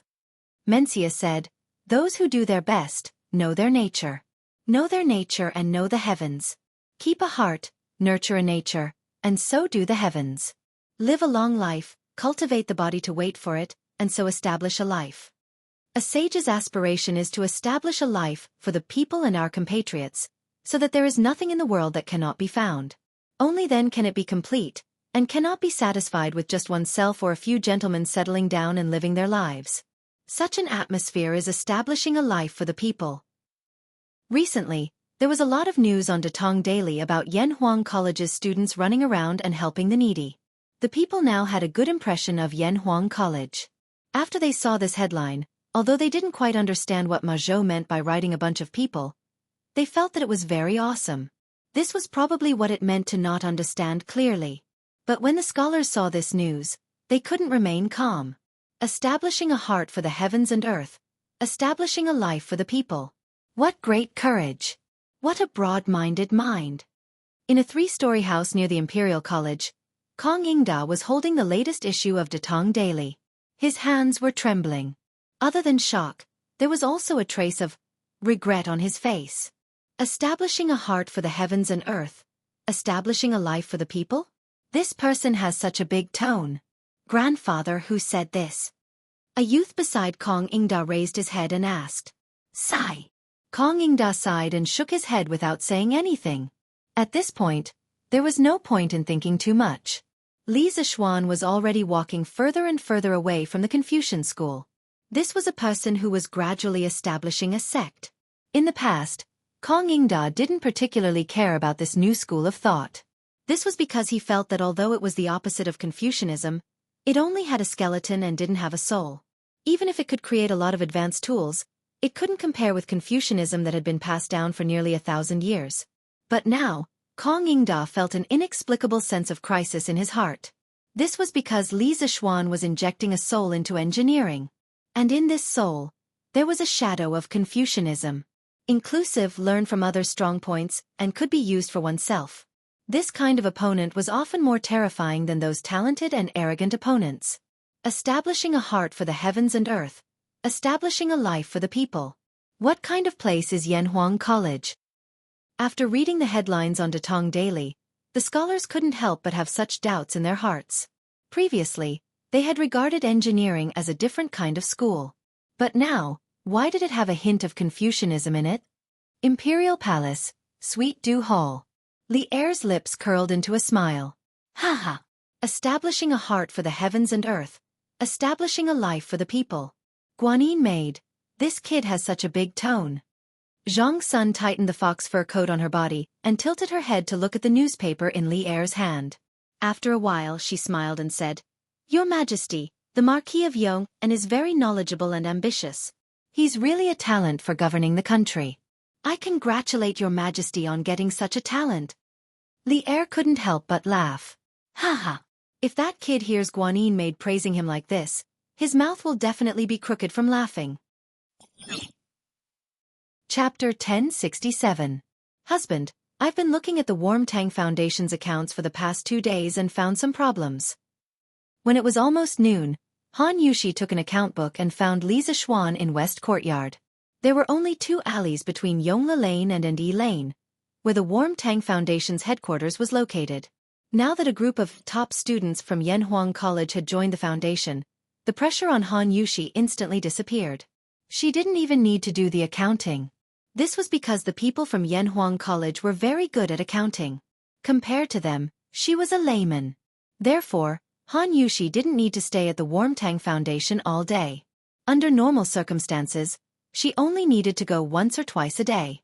Moreover, the 2 places were close to each other, so it wouldn't take long for her to go back and forth. Oh, wife, what problem did you find? Li Zishuan, who was leaning against the couch and reading a book, raised his head and asked in surprise. Han Yushi held the account book, bent down and said, Husband, look. The Warm Tang Foundation has received nearly 400,000 strings of cash so far, but according to the list Xianxia got, the poor people we need to help only add up to about 20,000. If we spend 200 copper coins per household, it'll only add up to 5 or 6,000 strings of cash. Compared to the total amount of donations, this is just a drop in the bucket. Li Zishuan frowned. He really hadn't considered this problem at the time. Recently, he had let his wife and students manage the charity business under him, so he didn't know much about the 20,000 poor families. After thinking for a while, he muttered to himself in confusion, What's the matter? Could it be that what I said back then scared the county magistrates? Previously, when he assigned the task to Li Tai, he said that he had to instruct the county magistrates to draw up a list of the poor as soon as possible. They are not allowed to over-report or under-report. Otherwise, he will definitely settle accounts with them. Li Zishuan couldn't help but wonder if the county magistrates were following the principle of the less trouble, the better, and only reported the people who were too poor to live. He couldn't be blamed for thinking too much. The main reason was that the population of Chang and City and the 20 or so counties around Chang and City added up to at least 3 to 4 million people. It was impossible to say that there were only 20,000 poor people. Thinking up to this point, Li Zishuan opened his mouth and said, Wife, let Xianxia bring a few people and negotiate with the various county offices. Order the county magistrates to compile a more detailed list of the poor commoners. As long as they can't afford to buy coal stoves or honeycomb briquettes, they must all be on the list. Not a single one can be left out. These few days, I will personally go to each county to check. If I find any missing people, I will report it to His Majesty. The Ministry of Official Personnel Affairs will also lower the results of their examination this year. The so-called examination was the examination of the achievements of the officials in China's ancient imperial court. It was also called the examination of achievements, examination of merits, etc. The examination of achievements originated from Yao Shun. It was followed by many generations and recorded in many historical books. During the Sui and Tang dynasties, the examination system was already very perfect. Especially with the establishment of the imperial examination system to elect officials, the examination system for officials was further perfected. It had a very positive effect on the improvement of the governance of the officials at that time. From the examination system established in the beginning of the Tang dynasty, civil and military officials and exiled officials above the 9th rank had to go through a small examination every year. Every 4 years, or 3 or 5 years, a big examination would be held. The contents of the examination were 4 virtues and 27 virtues. It could be seen that the examination was very detailed. Li Zishuan's move could not be said to be not ruthless. He directly grasped the weakness of the local officials. Unless you had no ambition and only wanted to be a small county magistrate forever, you would definitely care about the examination of the imperial court every year. Husband, are you saying that the county magistrates all over the country underreported? Han Yushi blinked and asked. Li Zishuan grunted and nodded.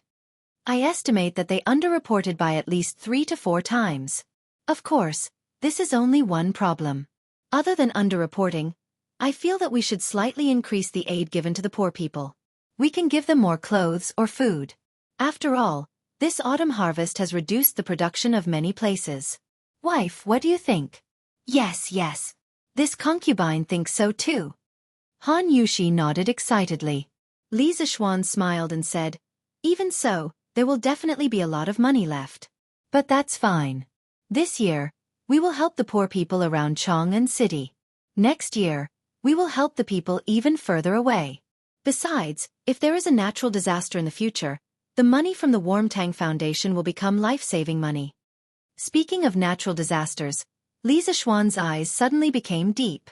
He was no longer the young boy who had just arrived in Chong, and without any foundation.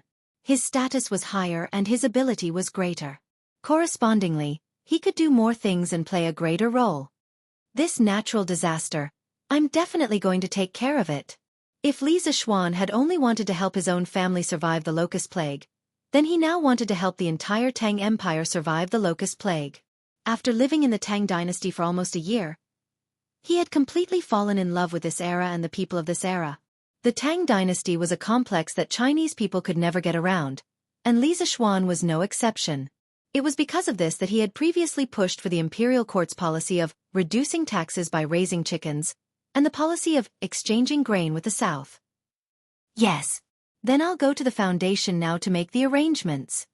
Han Yushi did not know that Li Zishuan's thoughts had drifted far away. She responded and prepared to leave.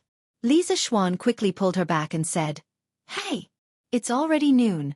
Let's go after lunch. Anyway, Qing Ke is probably not back yet. Yes. Husband, you're right. Then let's have hot pot for lunch. I think father, mother, and grandmother all like it. Yes, yes. I like it too. I feel like the whole family is very happy eating hot pot together. After saying that, Han Yushi went to the kitchen to ask the cook to prepare. Now, Li Zishuan did not need to do it personally in the Li mansion to eat delicious hot pot. However, the mutton rolls still needed Li Zishuan to cut them personally. This was because there were not many people in Chong, and who were as good at cutting as Li Zishuan. An hour later, in the main hall of the Li mansion, the whole family gathered together to eat hot pot. This time, Chang Yaojin did not join in the fun, but the two brothers came. Gosh! What are you guys eating? It smells so good. Xiao Xian, are you there? Qing Ke, what a coincidence. You're here too? He didn't know if Li Chengqian and Li Tai had made an appointment, but they just so happened to meet at the entrance of the Li estate's main hall at this time. Chapter 1068. Greetings to Your Highness the Crown Prince, Your Highness King Wei. The people eating hot pot in the room were interrupted by the two people's exclamation. Yi Guozhong and old Madam Yi had never seen Li Chengqian before. After Yi Yuzhu whispered to them, they quickly stood up and bowed to Li Chengqian and Li Tai. No need to be so polite. No need to be so polite. This must be the previous head of the Yi clan of Nanyang, right? This one has heard of you before. Yi Guozhong was flattered and said, To be known by Your Highness the Crown Prince, this old man is honored. Li Chengqian quickly waved his hand and said with a smile, Hee. This one and the Marquis of Yong'an are good friends, so head ye need not be so polite. Eat. Everyone continued to eat. Li Tai could finally get a word in. He licked his lips and said with a greedy expression, Yamacho, what is this eating method? It looks so satisfying. If it wasn't for Li Chengqian being here, Li Tai would have already sat down and started eating without a care for his image. However, in this situation, he had to be reserved and restrain himself. Otherwise, Li Chengqian, as the eldest brother, would definitely scold him. Li Zishuan glanced at the little fatty who was about to drool and said, Qing Ke, if you haven't eaten lunch, then come and eat with us. Hee. Haven't eaten. Haven't eaten. Then I won't be polite. Xiao He, I'll have to trouble you to bring me a pair of chopsticks. As expected, Li Tai unceremoniously moved a stool and sat next to Li Zishuan. For the sake of food, this guy's tone of speaking to Xiao He was 3 times more polite. Lana gave a dissatisfied humph, because Li Tai had pushed her away from Li Zishuan. While you're at it, help him get a bowl of dipping sauce. Li Zishuan added from behind. If there was no dipping sauce, this unlucky child probably wouldn't be able to take a bite. Then he remembered that Li Changqian was still standing to the side, so he turned his head and asked, Qingqian, have you eaten lunch? If not, why don't we eat together? In this room, he was the only one who dared to invite Li Changqian, the crown prince, to eat at the same table. The main reason was that he came from the modern era and didn't have much concept of hierarchy in his bones. Furthermore, he had always treated Li Changqian and Li Tai as friends. I'll eat. I haven't eaten yet. Let's eat together then. Li Tai was just about to say eat when he saw Li Tai dip some bean sprouts into the pot and dip them in Lan Er's dipping sauce bowl. Before Lan Er could react, Li Changqian quickly put them into his mouth.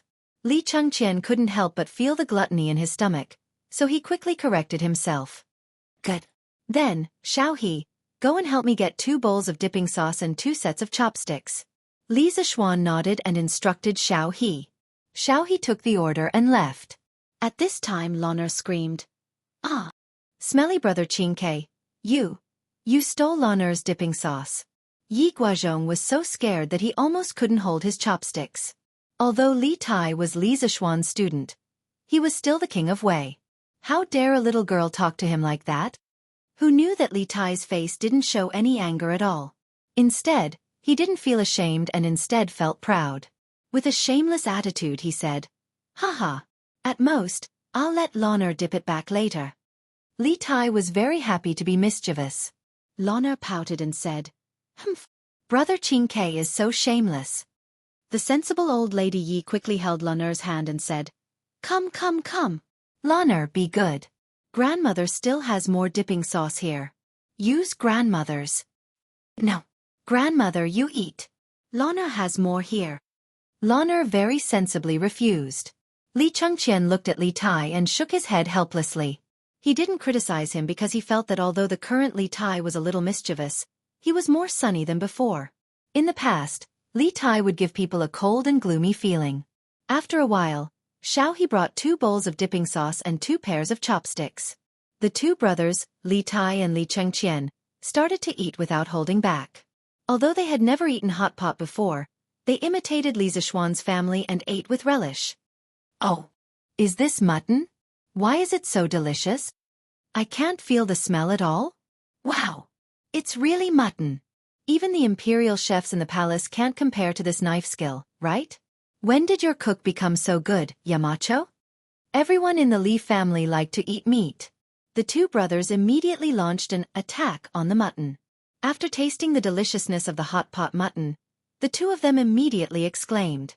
Li Zishuan glanced at the 2 brothers and said lightly, What cook? I cut this myself. You 2 are in for a treat today. Li Tai couldn't help but give a thumbs up with his left hand and said, Yes. Yamacho is Yamacho. You're good at everything. Little Fatty didn't stop when he was flattering. His chopsticks were constantly moving back and forth between the mutton plate and the hot pot plate, as if he was afraid that he wouldn't be able to eat it if he was too slow. After tasting it, Li Changqian didn't crave it as much. He wasn't a person who particularly valued good food, but he still found the way the family ate around a stove very interesting. After a while, he ate a lot. This meal was undoubtedly the most special meal Li Changqian had eaten in the past 10 years.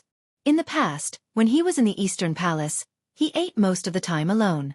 Sometimes, he would eat with Li Er and Empress Zhang's son, but at that time, the family was sitting upright and eating in a proper manner. There was a lot less flavor. In Li Zishuan's house, he truly felt the taste of home. Everything was so warm and harmonious. Little Xian, can you teach me how to make this hot pot? I want to bring it back and let Imperial Father and Imperial Mother try it. After the meal, Li Changqian leaned comfortably on the armchair and asked directly. He had a fantasy in his heart. He imagined that his Imperial Father, Imperial Mother, Imperial Brother, Imperial Sister, and his Imperial Grandfather could also eat hot pot together like Li Zishuan's family. Li Zixuan didn't plan to use the hot pot secret to earn money. He smiled and replied, "Why not? Xianxia, when you return to the palace, send a chef over. My kitchen maid will teach him. As for this mutton roll that is as thin as a cicada's wing, you have to find someone with good knife skills. In my opinion, Steward Zhao is definitely up to the task." The dignified head eunuch, a martial arts expert in the Grandmaster realm, was arranged by Li Zixuan to be a chef. If Zhao Song knew, he would probably cry but have no tears. Li Chengqian didn't know whether to laugh or cry as he touched his nose and said, "We'll talk about it later. Steward Zhao is already very tired from being in charge of my imperial father's safety. How can I trouble him for such a small matter?" That's not right. Yamacho, why is your house so warm?" Li Tai, who was lying on the armchair picking his teeth, seemed to have realized something was wrong and asked in surprise. Chapter 1069. Previously, when Li Tai and Li Chengqian entered the house, Li Zixuan and his family were sitting around a coal stove and eating hot pot. Although the two brothers felt that the house was very warm, they only thought that it was because there was a stove in the house. Recently, coal stoves and honeycomb briquettes had become very popular. They had seen it before, so they weren't very surprised. However, after the coal stove was removed, the temperature in the house didn't drop at all. It was still as warm as before. This made Li Tai feel strange. "That's right. Xiaoxian, is there a heater somewhere in your house? Why is it so warm?" After Li Tai's reminder, Li Chengqian also reacted. He sat up straight and asked, "Hee, there isn't a heater in this house. Qingke, you've taken chemistry class before. You should know that a heater can poison people, right?" Li Zixuan shook his head and laughed. Li Tai rubbed his chin and thought for a moment. He nodded and said, "There is such a saying. However, if there isn't a heater in this house, why is it so warm?" "Yamacho, don't keep us in suspense." Li Chengqian nodded in agreement. He also looked at Li Zixuan curiously. Li Zixuan pointed at the row of heaters behind Li Tai and said, "There. Go and touch that piece of metal and you'll know why." When Li Tai heard this, he couldn't help but retract his hand. "You want me to touch a cold piece of metal in the middle of winter? Isn't that asking for my life? I'm very afraid of the cold." Li Chengqian saw Li Zixuan's solemn vow, and felt that Li Zixuan wouldn't deliberately trick him. He stood up and took 2 steps forward. Then, he reached out to the metal heaters. The expected cold didn't come. Instead, it was a very comfortable warmth. This warmth was even a little hot. What's going on? Not only is this lump of metal not cold, but it's also hot. This is really strange. Even though Li Chengqian was mentally prepared, he was still very surprised at this moment. This clearly went against common sense. Let me try." Hearing this, Li Tai immediately perked up. The little fatty walked to Li Chengqian's side and placed his white and fleshy palm against the radiator. Sure enough, what he felt was warmth and not coldness. His eyes lit up and he said excitedly, "Yamacho, I understand. It's because of this iron lump that your room is as warm as spring, right?" Lana rolled her eyes and said disdainfully, "Tis, what a lump of iron. This thing is called a radiator. There's a heater in it, so of course the house will be warm?" Radiator? Li Tai was stunned. He didn't have time to fight back against Lan'er's disdain. He turned to Li Zixuan and said, "Yamacho, do you have any extra radiators? I want to install this in the imperial residence as well." Li Chengqian also nodded vigorously and pleaded, "Yes." "Little Xian, this radiator is really useful. Do you have any more? I'll take it back and install it in the palace as well. During this winter, father, mother, and Chang'e all suffer. I was planning to raise money for father and mother to repair the palace. Now it seems that this radiator is enough." Li Zixuan originally made this radiator for his family to enjoy. He gave it to Li Gang out of respect for the old man's scholarly character. He also planned to prepare another set for the Qin family. He didn't expect that before he had time to prepare, the 2 brothers, Li Tai and Li Chengqian, came to ask for it. However, he could not give it to them because he wasn't worried about whether Li Chengqian would suffer or not. He, who had transmigrated from the modern world, knew that Li Chengqian would sit on the throne for many, many years. However, it was different for Zhang Sun and Chang'e. These two extremely virtuous women also contributed a lot to the prosperity of the Tang dynasty. According to history, they couldn't escape the fate of death. According to historical records, one of them died in the 10th year of Zhenguan at the age of 36. The other died in the 17th year of Zhenguan at the age of 23. Li Zishuan admired Empress Zhongsun and Princess Chang'e very much. He didn't want these two women to die early from illness. Empress Zhongxuan's influence on Li Chengqian didn't need to be mentioned. Since ancient times, when a country was about to prosper, there would be a wise ruler and a virtuous empress. Empress Zhongsun protected righteous subjects and lived up to Guanju's beauty. As for Li Lizzie, as the pearl in the emperor's palm, she didn't take advantage of her parents' doting to become arrogant. After marriage, she was filial and respectful. When the court officials couldn't persuade her father to cede land to meritorious subjects, she stood out to help at the crucial moment and put an end to the hidden danger of the Tang dynasty's provinces being divided. In Li Zishuan's view, these two women died because of their illness. They were the two biggest regrets of Zhenguan's golden age. From the modern era to the Tang dynasty, Li Zishuan saw the two women he admired. One treated him like an elder, while the other was like his own little sister. He didn't want these two women to die from the bottom of his heart. Previously, he had asked Han Yushi to teach Chang'e Tai Chi. He didn't know if this little girl persevered every day. In fact, even if she persevered every day, Li Zishuan didn't have the confidence to cure Chang'e's illness through Tai Chi. Illness was similar to asthma. It was a stubborn disease that couldn't be cured in modern society.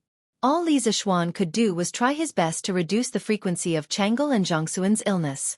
Winter was the peak season for asthma. The cold air irritated the respiratory tract mucosa and could easily cause asthma. Therefore, the imperial palace also needed heating. Changqian, this radiator needs to be customized with the heating pipe, and the heating pipe needs to be planned according to the specific size of the building. You can install heating in the palace, but you have to provide Faubert with some size data. Otherwise, if the heating is not suitable, it will easily cause problems. Li Zishuan said. This was considered to be an agreement to Li Chengqian and Li Tai's request for heating. However, unlike modern advanced production processes and technology, the heating pipe made by the workshop was custom-made and formed in one piece.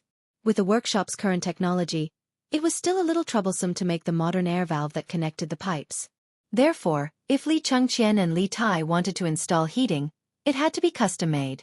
This was also one of the reasons why Li Zishuan didn't plan to use heating to make money. This was because the heating technology he made was relatively backward and not suitable for mass production. It wouldn't be too late to promote the heating business when the technology matured in the future. Li Chengqian was stunned. He said awkwardly, "If that's the case, I'll go back to the palace and ask father." The architectural drawings of the imperial palace were confidential. How could they be easily leaked to outsiders? Li Tai laughed and said, "Haha. Then I'll go talk to Faubert in the afternoon and ask him to build a heating for me first." This guy didn't have so many scruples. As long as he could enjoy it, it was fine. Chapter 1070. Yongla Lane, Li Manor's main hall. After agreeing to Li Chengqian and Li Tai's request to install a heater, Li Zishuan thought for a while and said, "Maybe we can do this. Chengqian, send a craftsman to the workshop to find Faubert.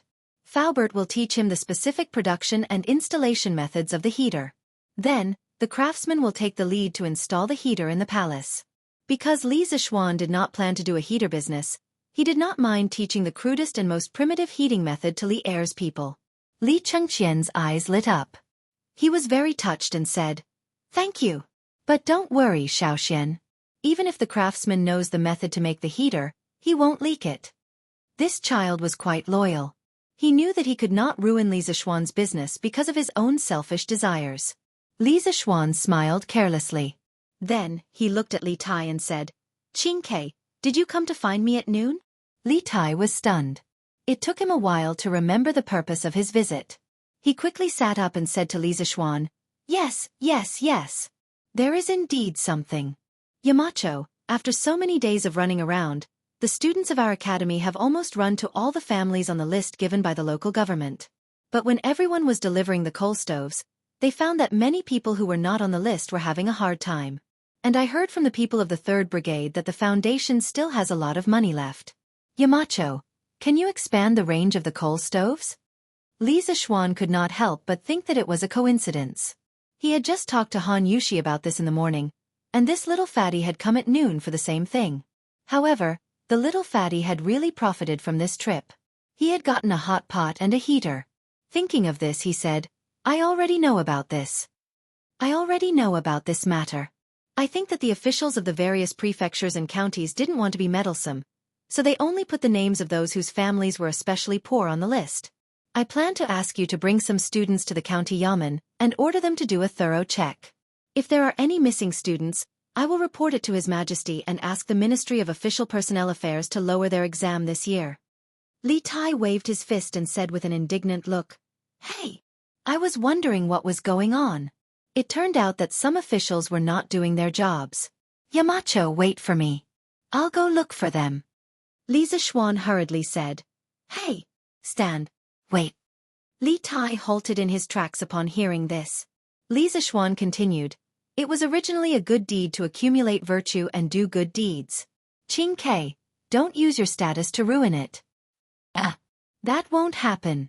Apart from this, there is one more thing. Qing Ke, you said earlier that the foundation has a lot of money left in its account, so I plan to send some clothes and food to the poor people in the future in addition to coal stoves and honeycomb briquettes to help them through the winter. Li Tai immediately laughed when he heard this. Haha, that's good. Yamacho, you don't know, but there were many students who saw how pitiful those poor people were, so they gave some money to those people. These few days, not only did the students put in effort, but they also gave money. Haha. Li Zixuan couldn't help but praise the first batch of students from Yanhuang College. Their character was really not bad. Tell the students to report all the money they gave to the people these few days. Let the 3rd Brigade do the tabulation. When this matter is over, I will return all the money to them. Li Zixuan waved his hand and said generously. Haha, that's good. Yamacho, I'll go back to the foundation first. After eating and drinking to their heart's content, Li Tai said his goodbyes and left. Li Zixuan looked at Li Chengqian. Li Chengqian looked embarrassed and said, Ahem. If it wasn't for Qing Ke, I would have forgotten that I came here today to talk to you about something. Li Zixuan smiled and said, What is it? Li Chengqian said slowly, Recently when I was in the palace, I often heard news of Yanhuang College's students running around to help the needy. Father is usually very busy and may not have the time to pay attention to these things, but as the heir to the throne, he also wants to do something for this matter. Xiaoxian, do you still need manpower? The East Palace has 100 guards, 30 eunuchs, and more than 50 carriages at your disposal. He didn't come here to freeload today. This was his main purpose for coming to the Li family. However, he was attracted by the hot pot and the heater and forgot his purpose. Li Chengqian had already put it this way. How could Li Zixuan still have any reason to disagree? He smiled and said, Sure. It just so happens that the tasks on the shoulders of the students will become heavier. Chengqian, the people in your East Palace will be assigned to Qing Ke later. One more person meant one more force. Moreover, the guards in the East Palace could be considered martial arts experts. One guard was almost equivalent to 3 students. After the warm people expanded, the foundation just happened to be lacking manpower. With the help of the East Palace, they would be able to complete the warm winter operation before the end of the year. Good. Then I'll take my leave first. Li Chengqian stood up and cupped his hands. He originally came here to send people off, but in the end, it could be said that he gained a lot. Not only did he get the recipe for the hot pot, but he also got the heater. This trip was really worth it. After Li Chengqian left, Mo Zhong came to inform him that Sun Simiao was looking for him. Li Zixuan could only sit in the carriage and go to Yunshan. Selling sesame cakes. Fragrant and crispy sesame cakes. 3 copper coins for 1. 3 copper coins for 1. Just as the carriage left Yongla Lane, Li Zixuan heard the voice of an old woman hawking outside the carriage window. He couldn't help but be startled. Logically speaking, this kind of wandering peddler rarely came out in winter. Moreover, it was selling sesame cakes. That was even more impossible. Sesame cakes cooled quickly in winter. In this era, there was no cheap way to keep them warm. Who would buy them? This sesame cake was baked with sesame and flour. Among them, the Tang dynasty's Chong and Fuha Square's production was more outstanding. The poet Bai Juyi once wrote, Sesame cakes imitate the capital in every aspect, crispy and fragrant from the oven. Later on, it gradually evolved into sesame cakes. Thinking of this, Li Zixuan quickly asked San Bao to stop the carriage. He jumped down from the carriage and curiously looked in the direction of the old woman hawking sesame cakes. The scene in front of him immediately stunned Li Zixuan. He saw that the old woman was pushing a wooden cart. On the cart was a coal stove. On the stove was an iron pot that emitted waves of steam and fragrance. In front of her was a line of people who came to buy sesame cakes. Damn! Wasn't this similar to those peddlers in the future who pushed a cart on the street and sold roasted sweet potatoes from the stove on the cart to passers-by? In the end, it was because honeycomb coal had replaced charcoal and became a more economical fuel. If it wasn't for this old woman wouldn't be pushing a cart out to sell sesame cakes. Otherwise, she would have to spend a day burning charcoal to pay for it. Hey! This young master has inadvertently opened up a new business for the people. Li Zixuan thought proudly in his heart. Chapter 1071. Young master. Here's the sesame cake you wanted. On the streets of Yongla Lane, Li Zixuan saw that there was more than one vendor by the roadside. On a whim, he asked San Bao to buy him a sesame cake. Since he hadn't eaten his fill in the afternoon, he wanted to try the sesame cake from the Tang dynasty. More than half of the mutton from lunch went into Li Tai's stomach. Li Zixuan took the sesame cake from San Bao. It was slightly hot to the touch. He opened it and took a sniff. He smelled the aroma of roasted flour and sesame. He smiled and said to San Bao, "All right, let's go to Yunshan." After that, he boarded the horse carriage and was ready to enjoy the authentic Tang dynasty sesame cake in the carriage. "All right, young master," San Bao replied. Soon, the horse carriage started moving again. Most of the roads from Chang'an to Yunshan were paved with cement. The road was wide and flat. The horse carriage sped along and arrived at Yunshan in less than half an hour. Li Zixuan had already finished his sesame cake. He got off the horse carriage and walked towards the third courtyard where Sun Simiao was staying. The courtyard was very lively. Other than Hu Jing, Professor Wang, Professor Qin, and their two disciples were all there. "Yo! Yamacho is here!" In the courtyard, Professor Wang, Professor Qin, and the rest greeted Li Zixuan when they saw him. It's quite lively here today." Li Zixuan smiled and greeted everyone. He then looked at Sun Simiao and asked, "Taoist Master Sun, I heard that you were looking for me?" Sun Simiao stroked his beard and smiled. "Yes, there is. Xianxia, take a seat first." Li Zixuan found a stool and sat down. Sun Simiao continued, "Xianxia, recently, the students of Yanhuang College went down the mountain to help those in need. I've heard about it. I'm very glad that Taoism has a junior like you." Li Zixuan was stunned. Sun Simiao's words meant that he thought that he was doing so much to increase the reputation of the Tao sect. However, the actual situation was not like that. He had asked his students to do this because he could not stand the sight of so many poor people around him. In addition, it was also convenient for his students to gain experience. He had never thought of increasing the reputation of Taoism. Although he was also a member of the Tao sect and had a good impression of the Tao sect, those were two different things. When he was doing this, he did not have such thoughts. "Priest son, I just want to help the poor people around me. This has nothing to do with factions." "Haha. No matter, no matter. Being compassionate to others and forgiving to others, you have done this after all." Sun Simiao waved his hand with a smile and said, "Little Xian, you're leading your students to do good deeds at the foot of the mountain, but I can't always be idle on the mountain. She actually told me an idea yesterday. I think it's not bad, so I want to share it with you." Li Zixuan's eyes flashed. He smiled and said, "Priest son, you want to go down the mountain to provide free medical treatment for the poor people, right?" Actually, free medical treatment had a long history.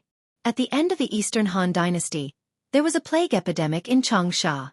The governor of Changsha, Zhang Zhongjing, who was also known as the medical sage by later generations, personally sat in the court and provided free medical treatment for the people. Since then, doctors in ancient times were known as sitting in the court when treating patients. Sun Simiao nodded with a smile and said, "Haha, that's right. I have the same idea. Little Xian, what do you think?"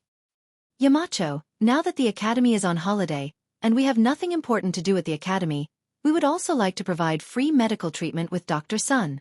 Just treat it as giving our 2 students a chance to gain experience." Professor Qin interrupted at this time. Li Zixuan frowned and thought for a moment, then nodded and said, "No problem. Priest Sun, Professor Wang, Professor Qin, if you want to go down the mountain to provide free medical treatment for the people, I support. When the time comes, all the medical expenses will be covered by the Warm Tang Foundation. Also, the Academy's guards can go down the mountain with you, so you can take care of each other when the time comes." These people were all old antiques in the Academy. It was not an exaggeration to say that they were the living treasures of the Tang Empire. Li Zixuan was not at ease with them going down the mountain to provide free medical treatment. What if a few unruly pestered them endlessly and hurt them? Haha. Since this is little Xian's good intentions, then this poor Taoist will not decline. I plan to follow Brother Qin, Brother Wang, and the others to the 22 surrounding provinces and counties. I will also stay near the county government of each province and county for a day, so I hope that little Xian can help me spread this news in advance on Datong Daily, so that the poor people who need medical treatment will not miss it. This last sentence was Sun Simiao's main purpose. He did not look for Li Zixuan for the medical expenses. He thought back to when he was wandering the world alone, with no one to sponsor him with medicinal herbs. Didn't he save so many poor people by himself? The main reason was that he now had 2 Xinglin experts by his side to help him.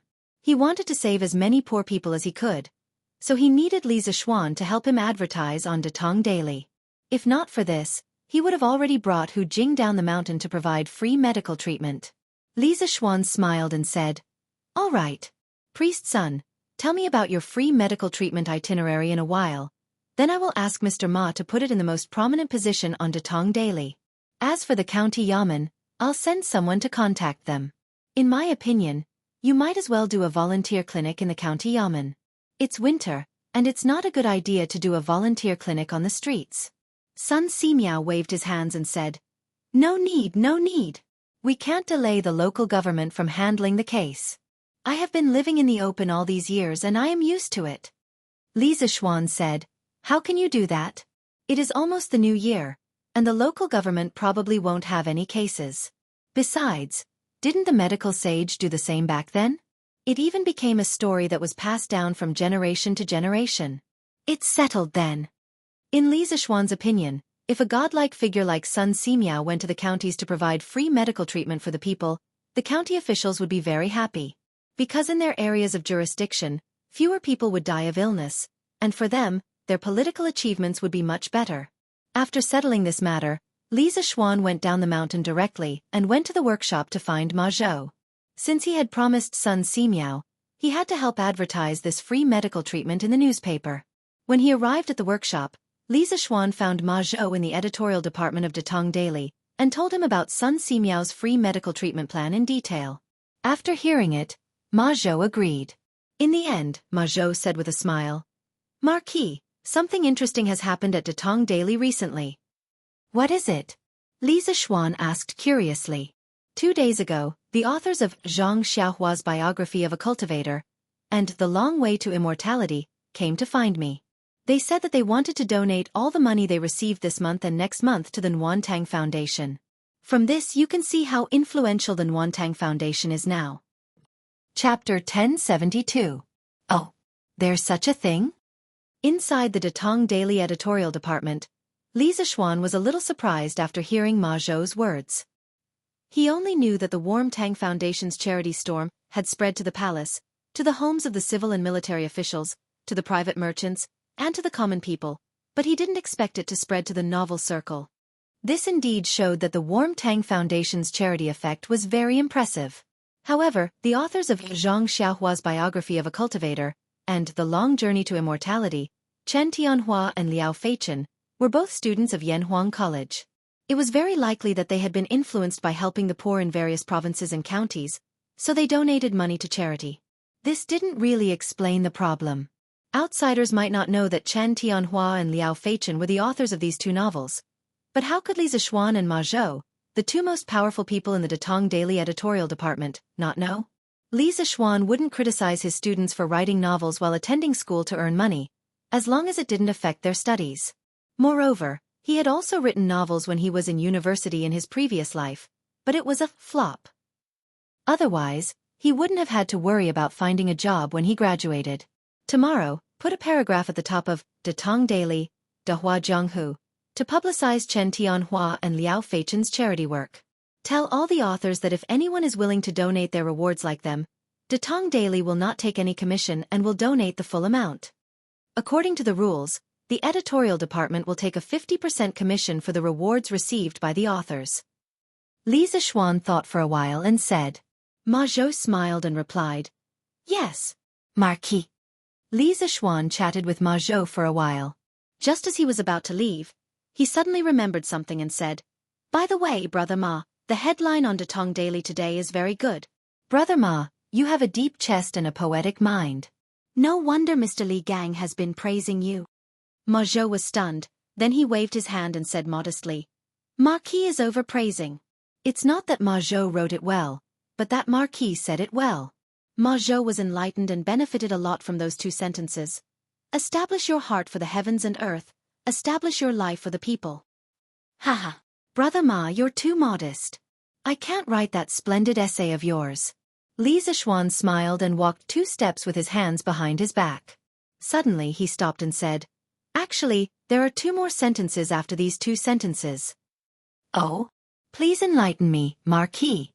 Ma Zhou's eyes lit up, like a hungry man seeing a peerless beauty. He stared at Li Zixuan with burning eyes. Li Zixuan sighed and said softly, "The complete 4 sentences should be, establish your heart for the heavens and earth, establish your life for the people, inherit the lost knowledge for the past saints, and establish peace for all ages." After that, he shook his head and walked out of the door, leaving Ma Zhou in a daze. Mr. Wang? Why are you here? After leaving the Datong Daily editorial department building, Li Zixuan inadvertently caught a glimpse of a familiar figure coming out of the ironworks yard in the west. He couldn't help but be curious. He chased after him and found that it was Wang Ji. He couldn't help but ask, "Oh, so it's Yamacho." Wang Ji's hair was disheveled and his beard was unshaven. He looked like a prisoner who had just been released from prison. His appearance was completely different from the glorious image that a teacher of the academy should have. When he saw that the person who called him was Li Zixuan, he hurriedly tidied up his messy hair and said, "Yamacho, I heard that a big blast furnace was built in the workshop, but I was too busy with the academy's affairs to take a look. Later, when the students finished their exams, they were dragged down the mountain by you, Yamacho, to help the needy.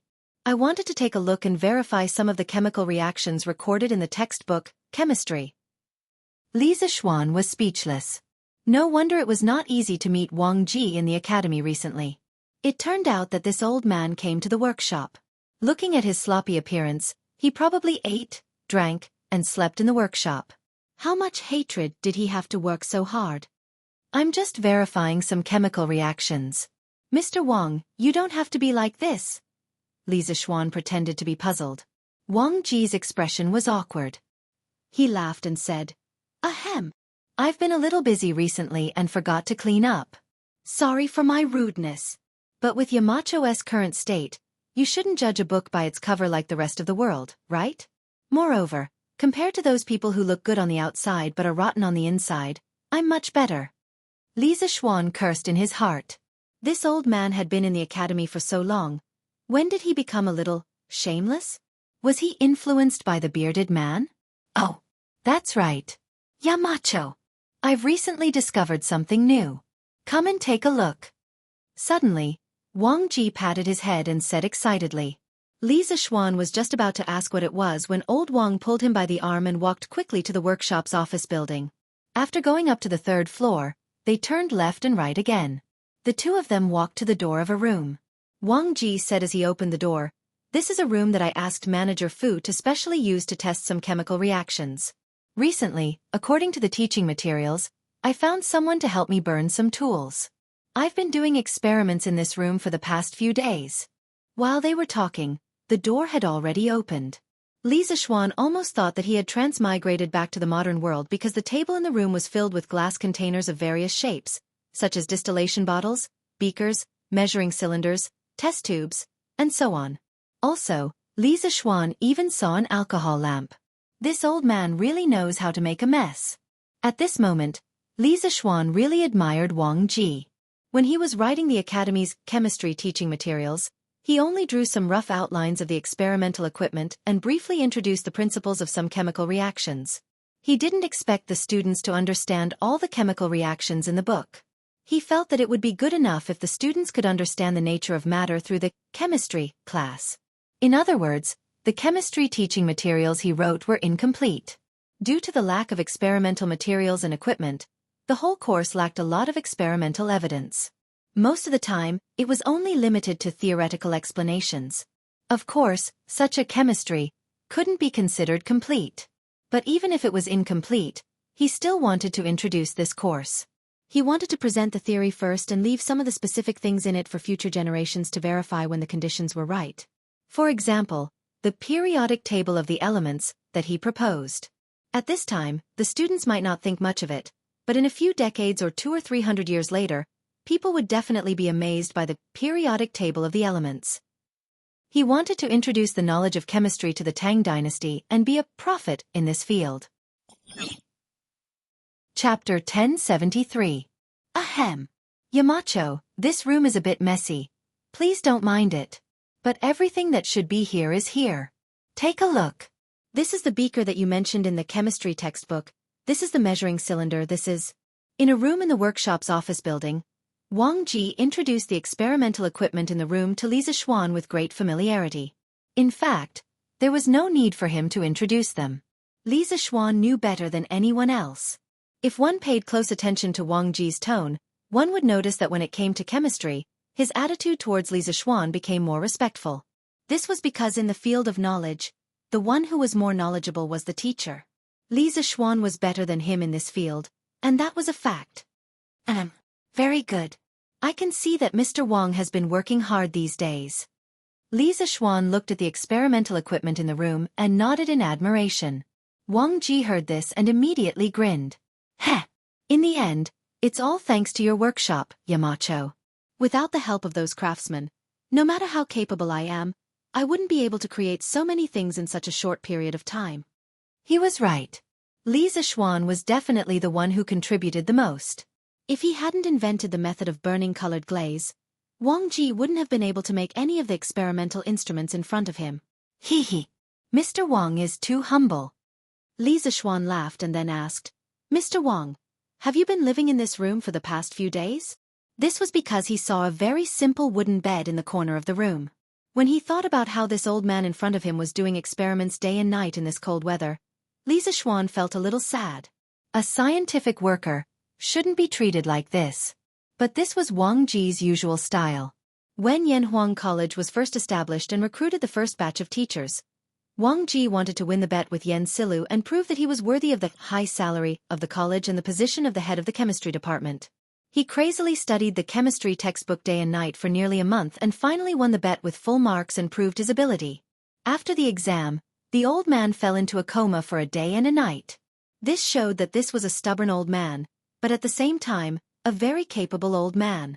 This old man was sometimes very cruel to himself. This is fine, as long as there's a place to lie down, it doesn't matter where I sleep.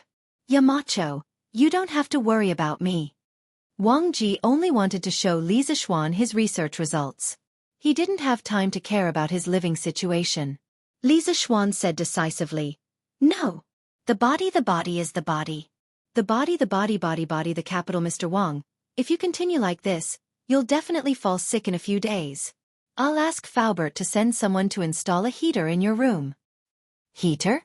What's a heater? Wang Ji, who was only focused on various chemical equations, obviously didn't notice that the workshop had recently produced several heaters, so he asked curiously. Let's not talk about this first, Mr. Wang. You'll understand when it's installed.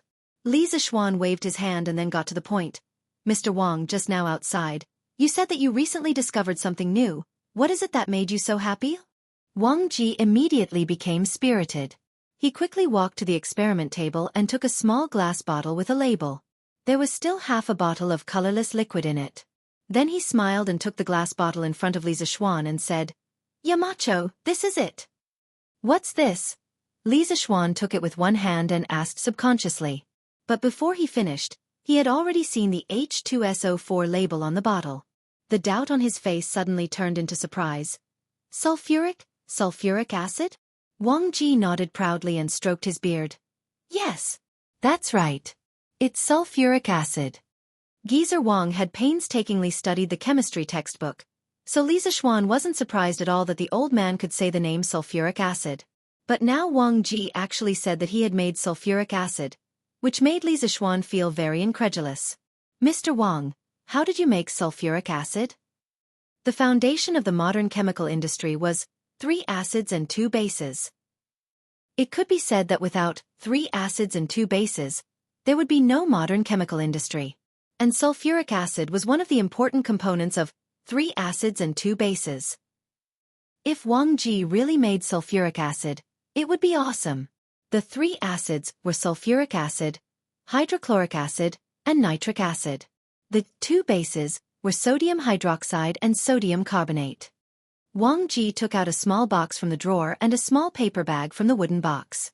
When the paper bag was opened, a small pinch of green powdery substance was revealed. Wang Ji smiled and said, "Yamacho, this is it."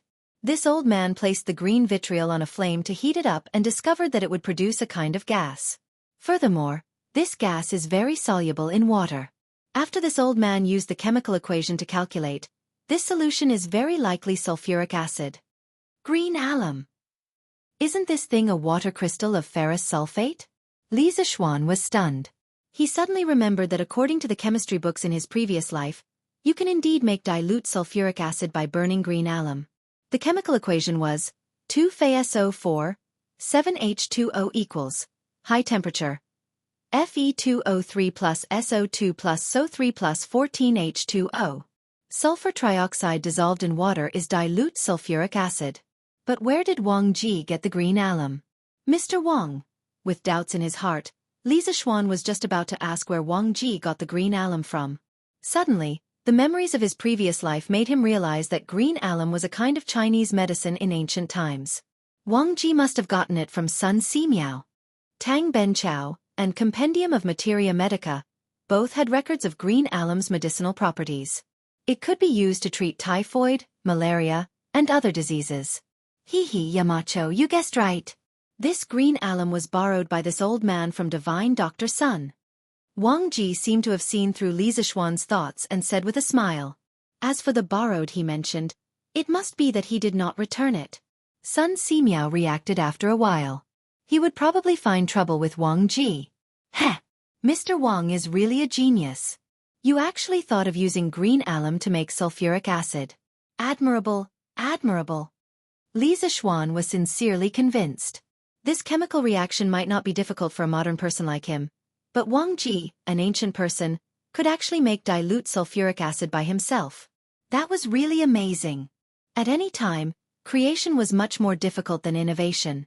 Wang Ji laughed and said, "You're too kind. This is all thanks to your chemistry textbook, Yamacho. That gave me a lot of inspiration. Also, some of my experiences in my early years also gave me a lot of help." Chapter 1074. In one of the episodes of the TV series, The Palace, the female lead, Luo Qingchuan, recalled a quote from a teacher in a modern school. Sulfuric acid has been around since ancient times, but it wasn't called sulfuric acid back then.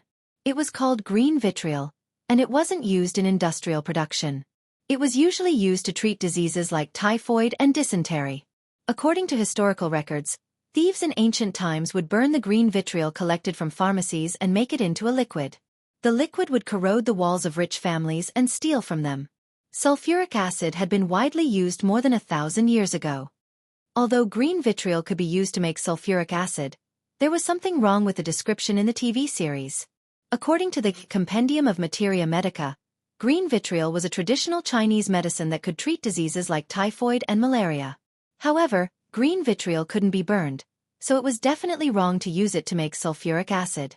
In the first chemistry laboratory in Tang Dynasty, the latter half of Wang Ji's sentence made Li Zixuan curious. He asked, "What happened in your early years? What did you do in your early years, Mr. Wang?" Wang Ji blushed and said, "I used to be a Taoist priest in my early years, and I used to make elixirs.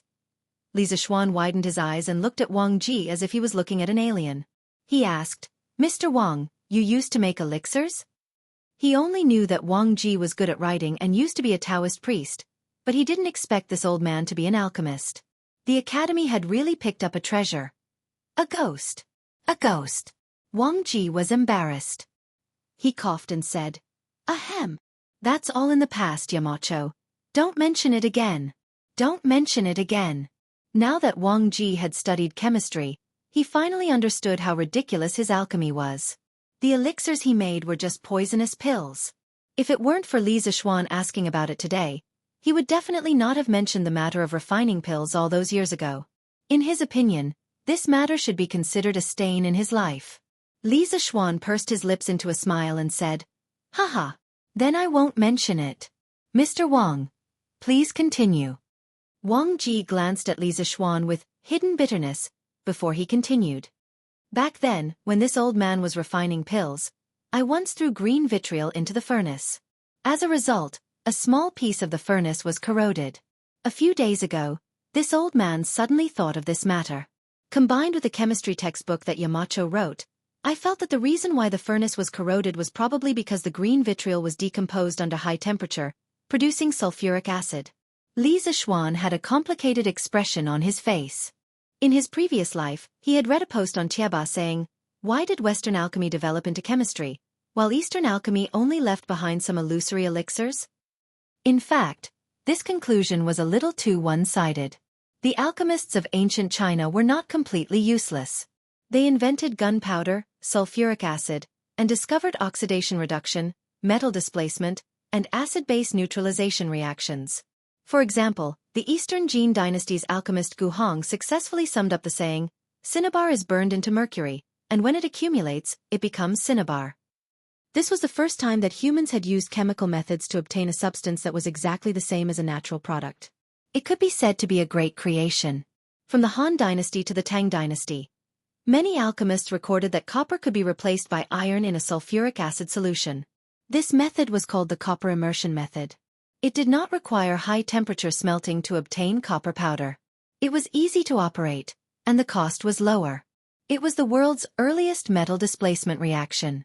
In the Tang dynasty, during the Kaiyuan era, the alchemist Gu Gongzi recorded in his Yellow Emperor's 9 Cauldrons Divine Pill Scripture, the 9th volume of the Refining Stone Gallbladder Essence Extraction Method. It was the dry distillation of stone gallbladder, CuSO4, 5H2O, to obtain sulfuric acid. This was the world's earliest documented sulfuric acid production case. Western alchemists, on the other hand, originally refined copper, iron, lead and other base metals into precious gold and silver to increase their wealth. In the Middle Ages of the West, alchemists believed that all metals were composed of mercury and sulfur.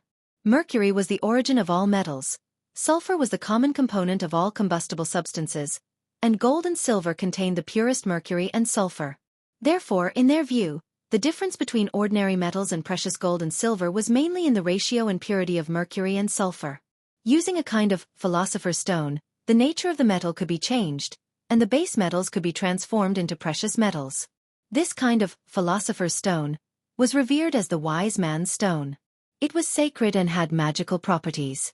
Countless alchemists went through thousands of mountains and rivers, and tried their best to find the legendary wise man's stone.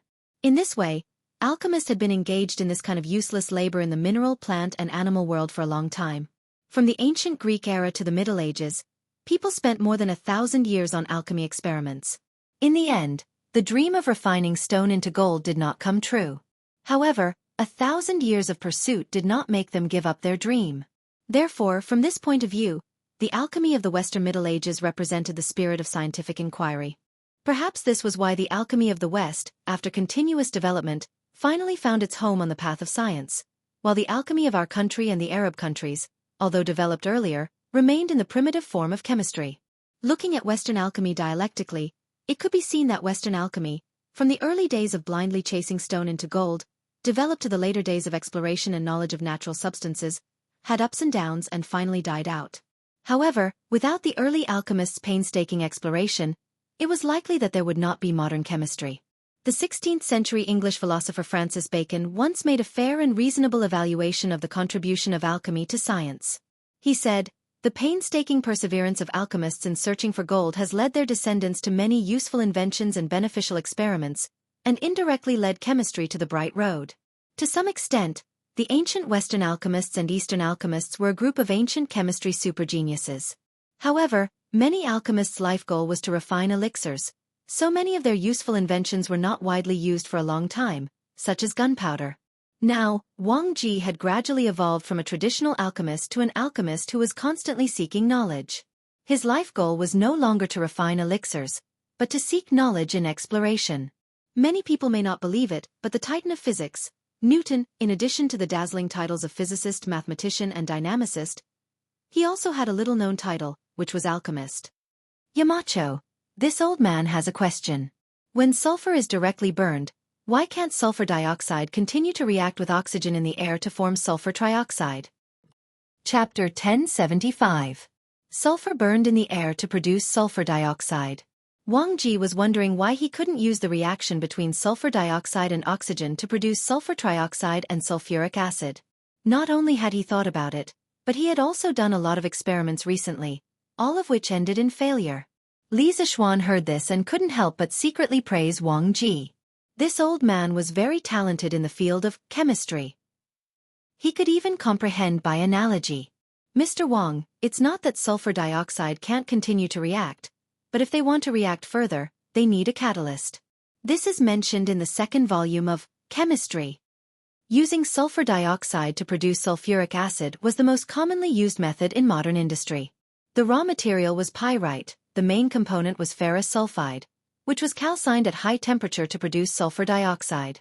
Under the action of the catalyst and high temperature, sulfur dioxide formed sulfur trioxide, which was absorbed by 98.3% sulfuric acid to produce pyrosulfuric acid. Finally, water was added to produce sulfuric acid. Catalyst? What kind of catalyst can catalyze the reaction between the two? In the first volume of Chemistry, there was an introduction to catalysts, but Wang Ji didn't know what catalysts could catalyze the oxidation of sulfur dioxide. Platinum or vanadium pentoxide? Li Zixuan thought for a while and said lightly, "Platinum? Vanadium pentoxide? Yamacho, where can I buy these two things?" Wang Ji frowned and asked. Li Zixuan smiled helplessly and said, "Ah, these two things aren't sold anywhere. Especially the first one, as far as I know, it's very rare in the whole world. As for vanadium pentoxide, it can be extracted from the ammonium metavanadate in the vanadium ore, but as of now, no one in Tang Dynasty knows the use of the vanadium ore, let alone where the vanadium ore is." Wang Ji immediately said anxiously, "Yamacho, it doesn't matter if no one knows. We can send people to look for it. With this catalyst, we can produce sulfuric acid in large quantities. The current method of producing sulfuric acid from green alumina isn't suitable for mass production." He had heard Li Zixuan mention the importance of sulfuric acid several times before. After spending so much time together, Wang Ji deeply understood a principle. If Li Zixuan said it was important, then it must be important. Li Zixuan said that platinum and vanadium pentoxide could catalyze the further reaction of sulfur trioxide with oxygen, so it must be possible. Unlike normal students, Wang Ji, who had read the chemistry textbook and had personally done a lot of experiments, was completely convinced by Li Zixuan's knowledge in chemistry.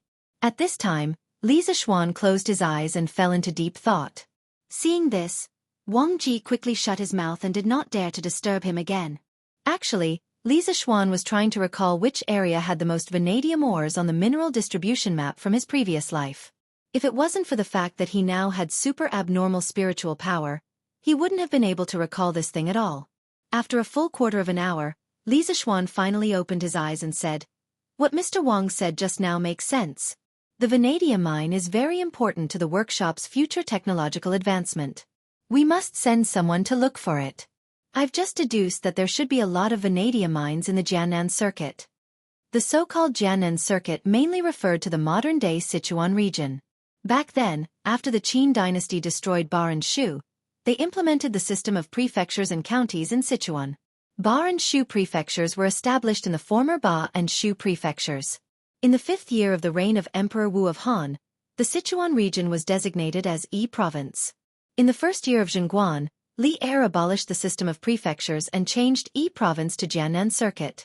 In modern-day China, vanadium mines were distributed in 19 provinces, cities, and autonomous regions. Among them, Sichuan had the most, with nearly 13 million tons of vanadium ore reserves. Searching for vanadium ores was a time-consuming and laborious task. However, it wasn't only Wang Ji who wanted to send people to look for them. Li Zishuan also wanted to send people to look for vanadium ores as soon as possible. As a modern person, no one understood the importance of sulfuric acid more than him. Putting aside the daily necessities derived from sulfuric acid like pigments, detergents, and cosmetics. For now, Li Zishuan felt that if the Tang dynasty could produce sulfuric acid in large quantities, it should first be used in fertilizers, metallurgy, and petroleum industries. These three industries were all inseparable from sulfuric acid. When the conditions were ripe, they could also use sulfuric acid to introduce batteries. With sulfuric acid, it would be much easier to manufacture electric scooters. Going off topic, the production of nuclear fuel for nuclear reactors, the preparation of titanium, aluminum, and other alloy materials used in reactors, as well as titanium alloys used in rockets, supersonic jets, and man-made satellites were all directly or indirectly related to sulfuric acid. Sulfuric acid was really the cornerstone of the national defense industry. When Wang Ji heard Li Zishuan say that there was a vanadium mine in the Jiangnan circuit, he couldn't help but be delighted. He exclaimed in admiration, "Could it be the disciple of spiritual master Ling Su? This old man admires Yamacho's geomancy." Old Wang thought that this result was really calculated by Li Zishuan. In addition, he had also heard about Fu Bin's previous trip to Hudong Circuit to look for vanadium ores. Therefore, he was even more impressed with Li Zishuan. "Haha. All right. Mr. Wang, you go ahead with your work. Let's talk about the vanadium mine after the new year. You also have to pay attention to your rest during this period. Don't tire your body out." Li Zishuan felt a little guilty under Wang Ji's fanatical and worshipful gaze and hurriedly ran away. Although sulfuric acid was very important, the new year was equally important. The Chinese people's feelings towards the new year had not weakened for thousands of years. Li Zishuan didn't want to send people to Sichuan to look for vanadium ores at this critical juncture near the end of the year. Ma Zhou was very efficient. In the afternoon, he had written a beautiful article about the free medical consultation. After Li Zishuan read it, he couldn't help but secretly sigh, "How can a golden fish be a fish in a pond?" This small temple of his would probably not be able to accommodate a great Buddha like Ma Zhou in a few years. There were some things that he could change, but there were some that he couldn't. A person like Ma Zhou who was full of talent would definitely become a country's prime minister in the end. The next day, Datong Daily's headlines announced that with the support of the Warm Tang Foundation, Sun Simiao and 2 former doctors from the Imperial Physician Department were planning to hold a free medical consultation in the surrounding counties of Chong and City. When the news spread, thousands of people cheered. Regardless of whether it was modern or ancient times, there were many people who couldn't afford to fall sick.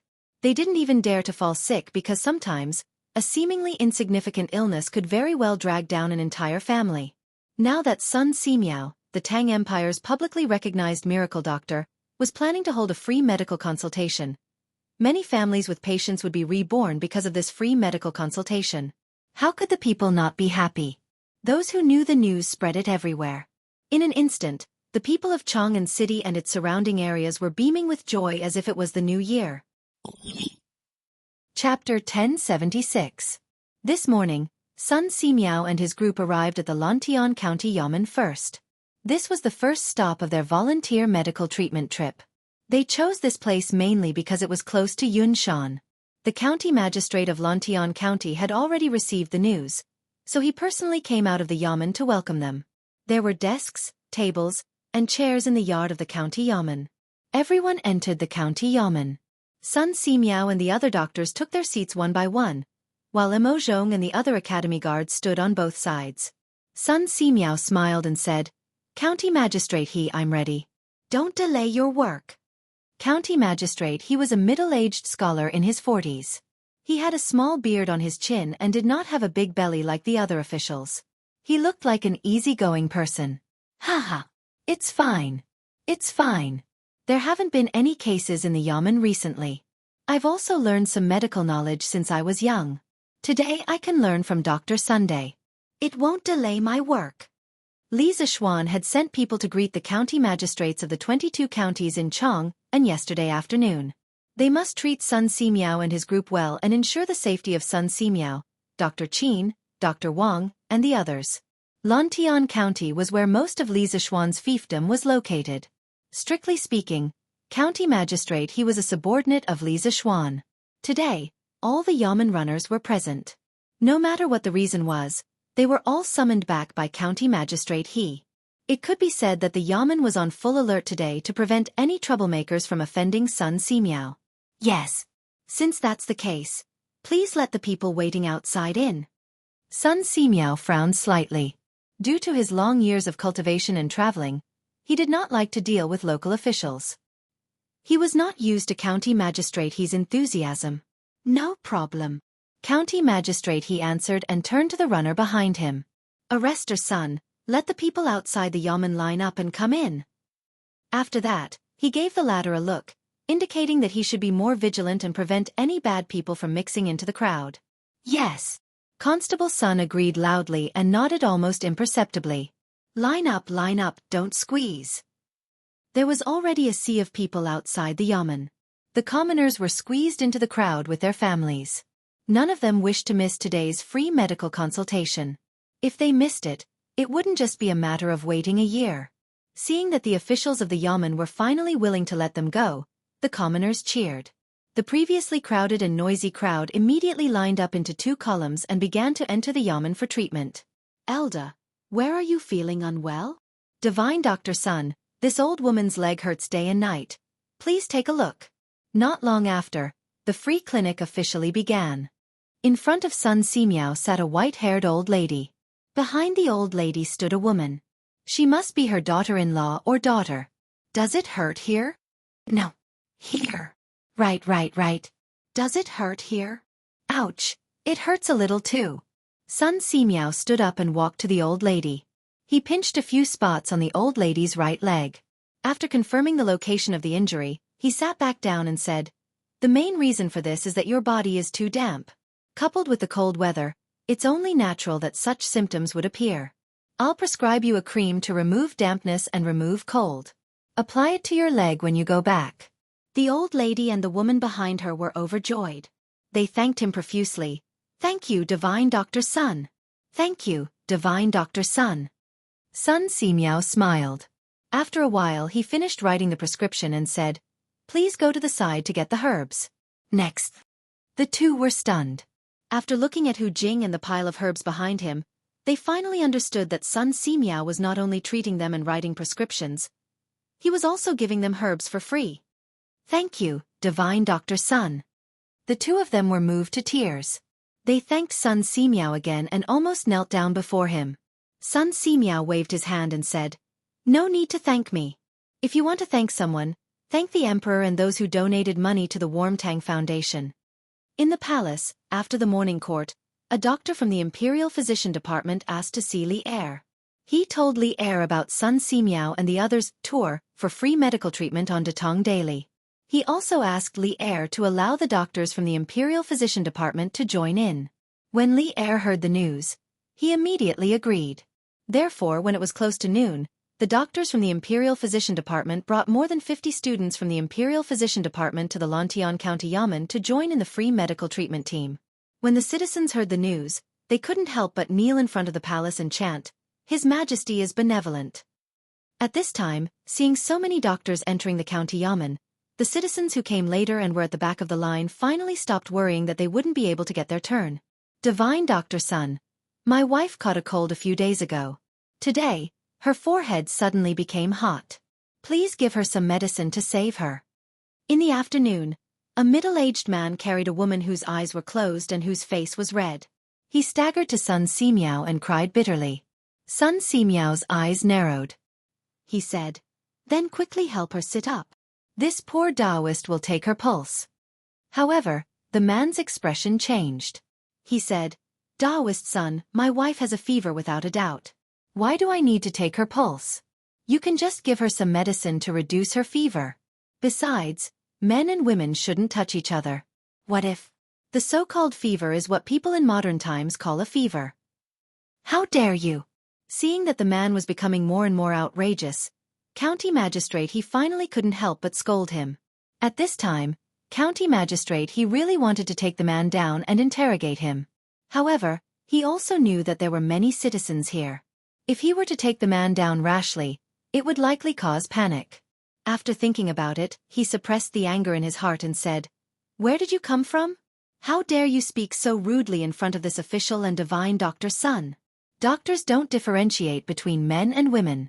If you're afraid of treatment, why did you bring your wife here to see a doctor?" The man lay on the ground and complained with snot and tears. "Lord, it's not that I'm being nosy. It's just that my wife doesn't like to be touched by other men. Now, my wife's cold has worsened. Her fever hasn't subsided and she's unconscious. I beg Lord and Divine Doctor Sun to be kind and give my wife some medicine. I beg the two of you." Hearing him cry so miserably, many people in the yard began to whisper. Obviously, some of them had begun to sympathize with the man. County Magistrate his face froze. At this time, he also believed that the man was evil. However, the other side was Sun Simiao. If he stood on the man's side, wouldn't he be disrespecting Sun Simiao? However, if he didn't do so, once the people's hearts changed, he would lose his official position. Chapter 1077. Haha. What's so difficult about that? You, come and take the pulse of this madam. In the front yard of the Lantian County Yamen, when County Magistrate he was caught in a dilemma and didn't know how to choose, Sun Simiao glanced at the unconscious woman in the man's arms and said coldly, "Hey, that's right. As the saying goes, a famous teacher produces a brilliant student. Dr. Sun's medical skills are outstanding. Since this young lady is under Dr. Sun's tutelage, her medical skills will definitely not be bad." County Magistrate his eyes lit up as he said with a smile. The most important thing was that this way, he didn't have to be caught in the middle. "Yes, Master." Hu Wei responded and handed the work in her hands to a student from the Imperial Physician Department. Then she walked towards the sick woman. Who knew that the middle-aged man would quickly hug the woman in his arms tightly at this time, guarding against Hu Wei as if she was a bad person. He said, You're not allowed to come over. You're not allowed to take my wife's pulse." County Magistrate his face darkened and said unhappily, "How can you be so ungrateful? Previously, you said that your wife doesn't like to touch the opposite sex. Dr. Sun and I both understand that. But now, this young lady is taking your wife's pulse. What are you objecting to?" The man's face was a little flustered at first, but then he forced himself to calm down and said, She's just a little girl who's still wet behind the ears. What does she know about medical treatment? I can't let her take care of my wife. Otherwise, when she's not good enough, she might diagnose my wife with other diseases. She's a righteous person. Letting her take care of my wife is like disregarding human life." "You! Presumptuous!" County Magistrate he was so angry that smoke was almost coming out of his 7 orifices. He pointed at the man and secretly looked at Sun Simiao and Hu Wei's faces. Seeing that the two of them weren't angry, he couldn't help but feel relieved. Then he said sternly, "As far as I know, Miss Hu is Dr. Sun's last disciple. She has treated many people and can be said to have superb medical skills. Don't be unreasonable here, or don't blame me for being rude to you." Actually, at this moment, County Magistrate he already felt that there was something wrong with the man in front of him. However, it was only a feeling. He had no evidence. Otherwise, he would have ordered the bailiffs to arrest him. Seeing that County Magistrate his tone was not good, the man's voice suddenly weakened a little, but he still didn't want Hu Gong to check his wife's pulse. He argued, even if she is Dr. Sun's disciple, she is only in her teens. How can her medical skills be so good? I don't want her to come see me. Divine Dr. Sun, if you really have the heart of a bodhisattva, then please give me some antipyretic medicine. If you don't want to give me the medicine, I'll take my wife to the doctor in Chang'an City. Sun Simiao narrowed his eyes and remained unmoved. At this moment, Hu Gong smiled and said, "Brother, it's not that my master doesn't want to prescribe medicine for you, but as a doctor, he can't prescribe medicine without personally diagnosing the patient. If my master prescribes medicine only based on your one-sided statement, then he is disregarding human life. Moreover, not all fevers are caused by a cold. As far as I know, Heavy humidity, night sweats, internal injuries, blood and qi not flowing smoothly, and visceral dysfunction can all cause fevers. So brother, if you really want the best for your wife, then let me check your wife's pulse. As soon as she said this, Dr. Wang, Dr. Qin, and the other doctors of the Imperial Physician Department couldn't help but nod their heads. They secretly praised Sun Simiao's ability to teach his disciple, which was as good as his medical skills.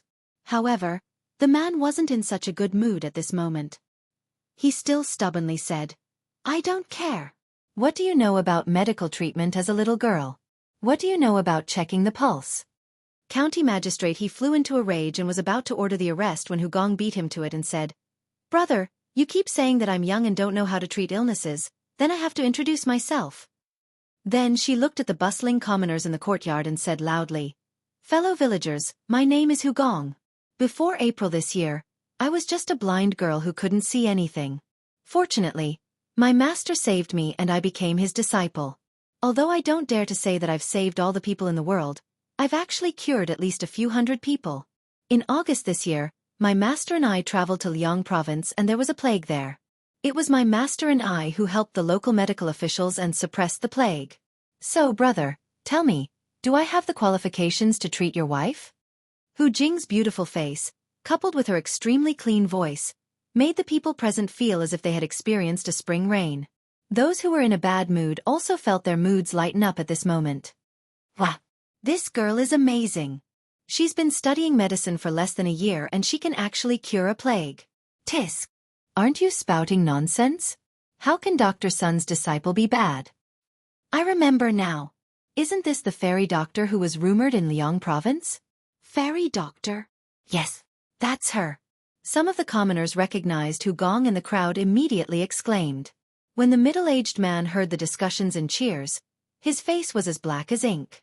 He could no longer speak. "Brother, if you don't believe me, then I'll treat you first." Hugong laughed. "Treat me? I'm not sick.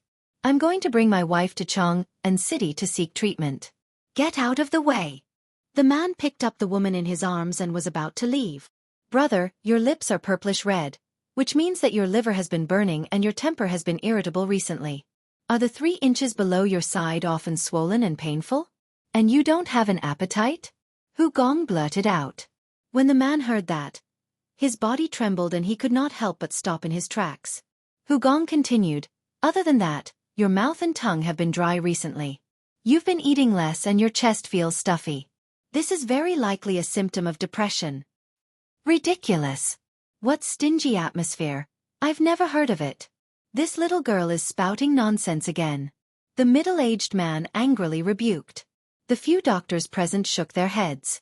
Hugong chuckled and explained, as the saying goes, the 5 viscera and 6 bowels, the major meridians and small meridians circulate endlessly day and night. It must rely on the qi in the chest to mediate. In the human body, there is a stream of qi in the chest that governs the breathing of the lungs. It supports the whole body and boosts the spirit. This is the qi, also known as the qi. Spirit, qi and spirit. All 3 are indispensable. Clap, clap, clap. Good, good, good. Priest son, you've taken in a good disciple. Dr. Qin, who was sitting at the back and watching the development of the situation, could not help but clap his hands and exclaim, "You've been studying medicine for less than a year and you're so familiar with medicine. You have such talent in medicine. Even I am ashamed of my inferiority." Haha. Chapter 1078. Wow! The fairy doctor is indeed amazing. Why do I feel that this person is here to cause trouble? This person looks familiar. I think I've seen him somewhere before. The middle-aged man's ignorance was publicly slapped in the face by Hu. The commoners discussed animatedly while the middle-aged man's face turned green and white. He was about to fly into a rage out of humiliation. Constable Sun, who was guarding the door, seemed to have thought of something. His expression changed as he instructed his subordinates.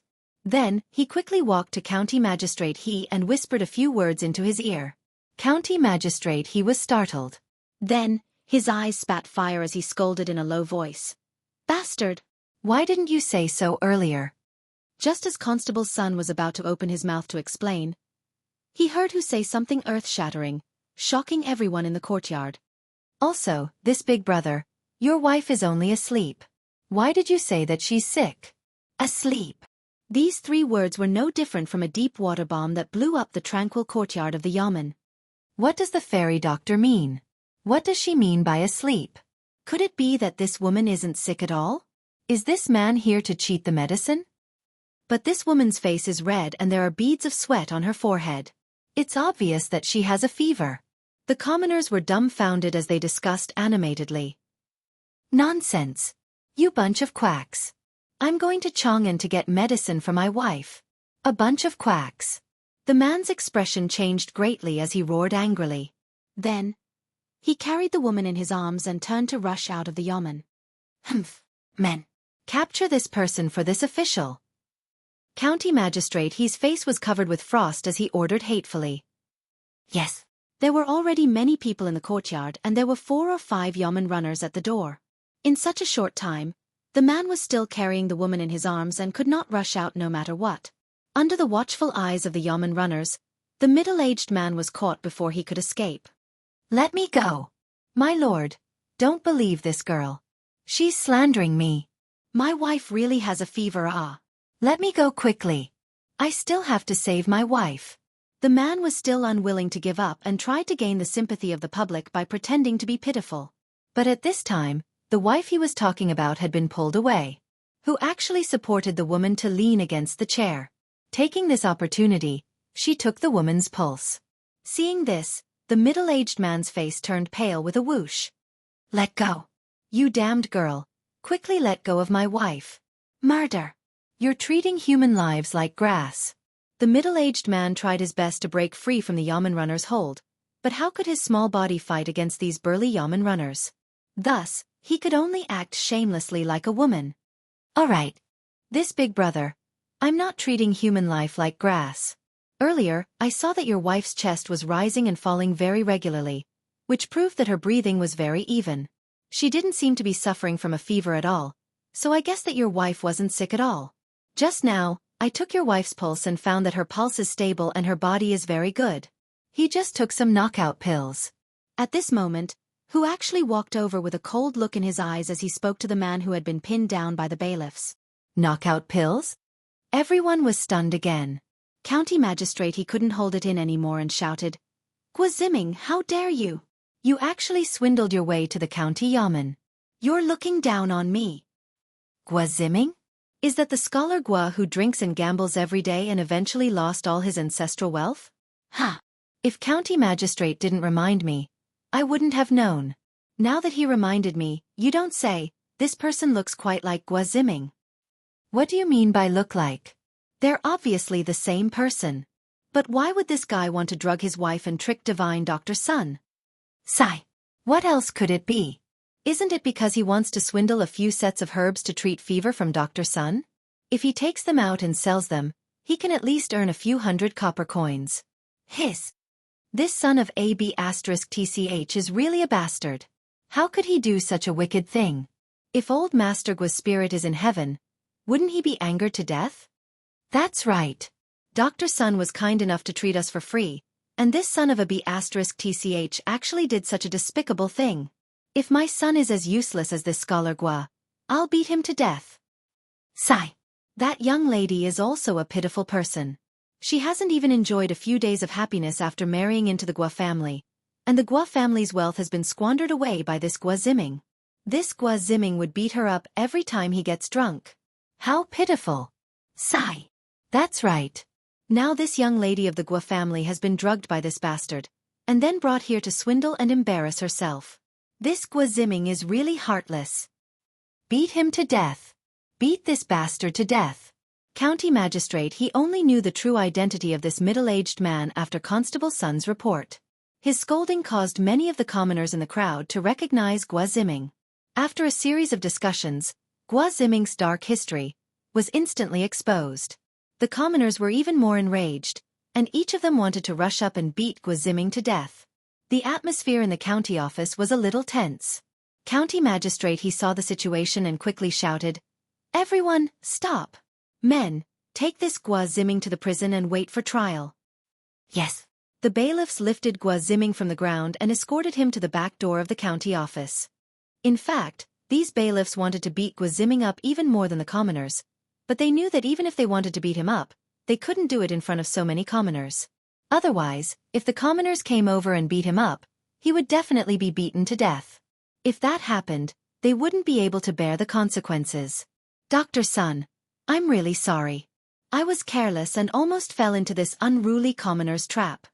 After Guaziming was taken away, County Magistrate he coughed twice and bowed apologetically to Sun Simiao. No worries. As long as you didn't waste the Nguyen Tang Foundation's donation for no reason. Sun Simiao waved his hand and said. Seeing that Sun Simiao didn't have any intention of blaming him, County Magistrate he sighed in relief and said, I heard from Constable Sun that Guaziming was originally from a scholarly family. However, he later got addicted to alcohol and gambling. After his father passed away, he became even more uncontrollable and quickly squandered away all the family's wealth. Who knew that after squandering away all the family's wealth, he still didn't know how to restrain himself. Not only did he look for people to borrow money, he even swindled people into the county office. This is really outrageous. Hu Meng glanced at the woman lying on the chair and sighed faintly. It's just that I pity this sister. She was ruined by a man like Guaziming. County Magistrate, please help her more in the future. County Magistrate he smiled and said, Haha, of course. However, there's one thing that I don't understand. Please enlighten me. Hu Meng raised her head and said, County Magistrate, you want to ask why this madam's face is so red, right? County Magistrate he gave her a thumbs up and said, Miss Hu is really smart. You got it so quickly. Actually, County Magistrate he wasn't the only one who wanted to know. Everyone else wanted to know too. As expected, everyone in the courtyard pricked up their ears. They wanted to know the truth of the matter. Hu Meng pursed her lips and said, Actually, it's not as complicated as you think, County Magistrate. This madam's face is just a little more rouge. Rouge? Uft.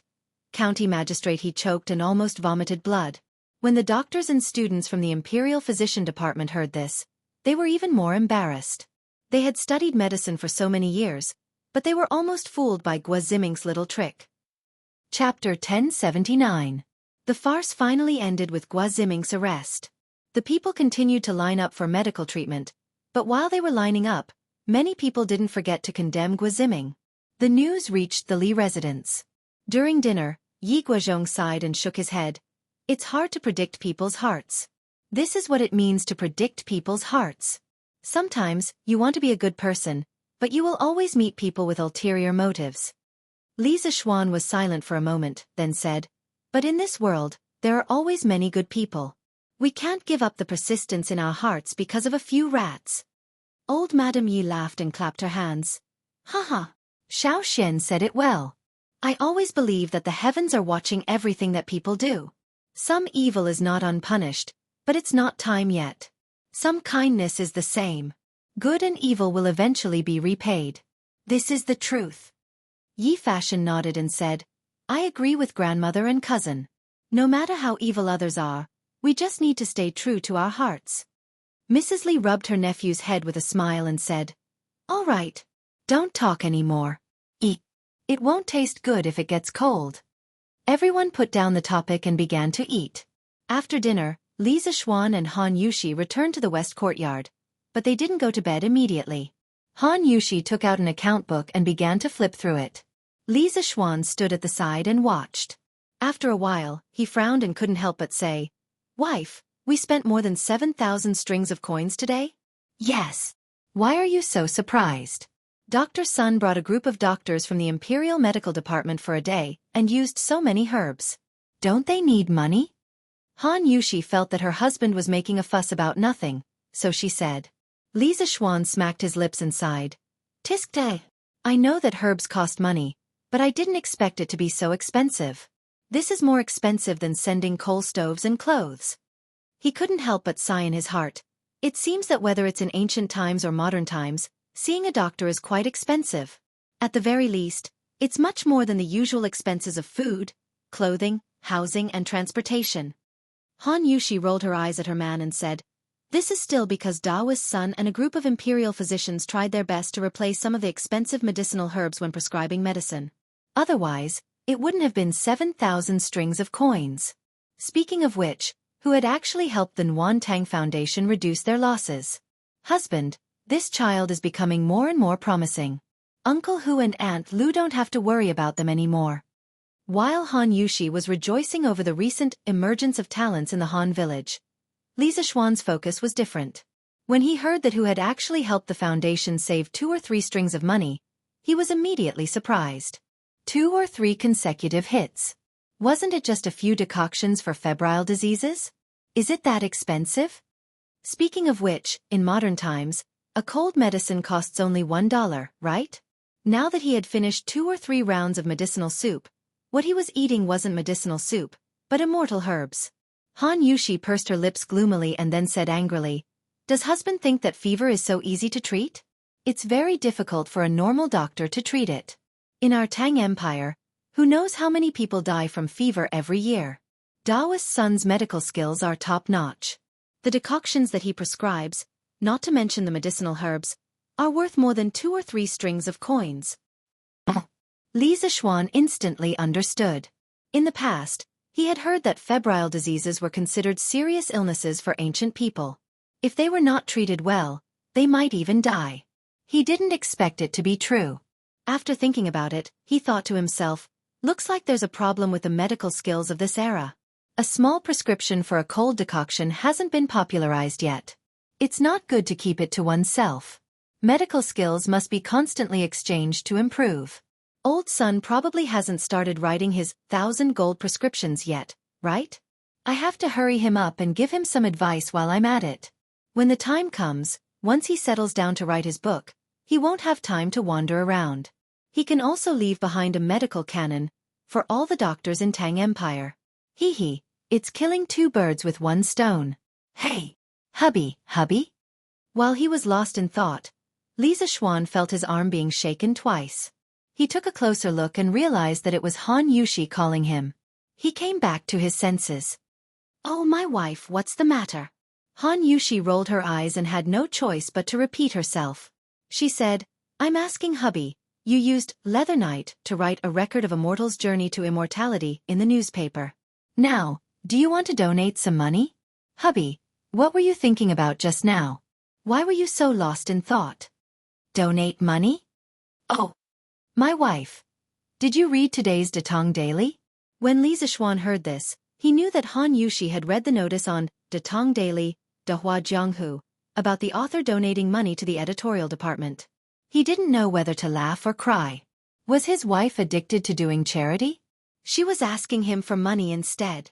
But when he thought about it, it was quite interesting. He had 2 identities now. Han Yushi was asking Leather Knight for money.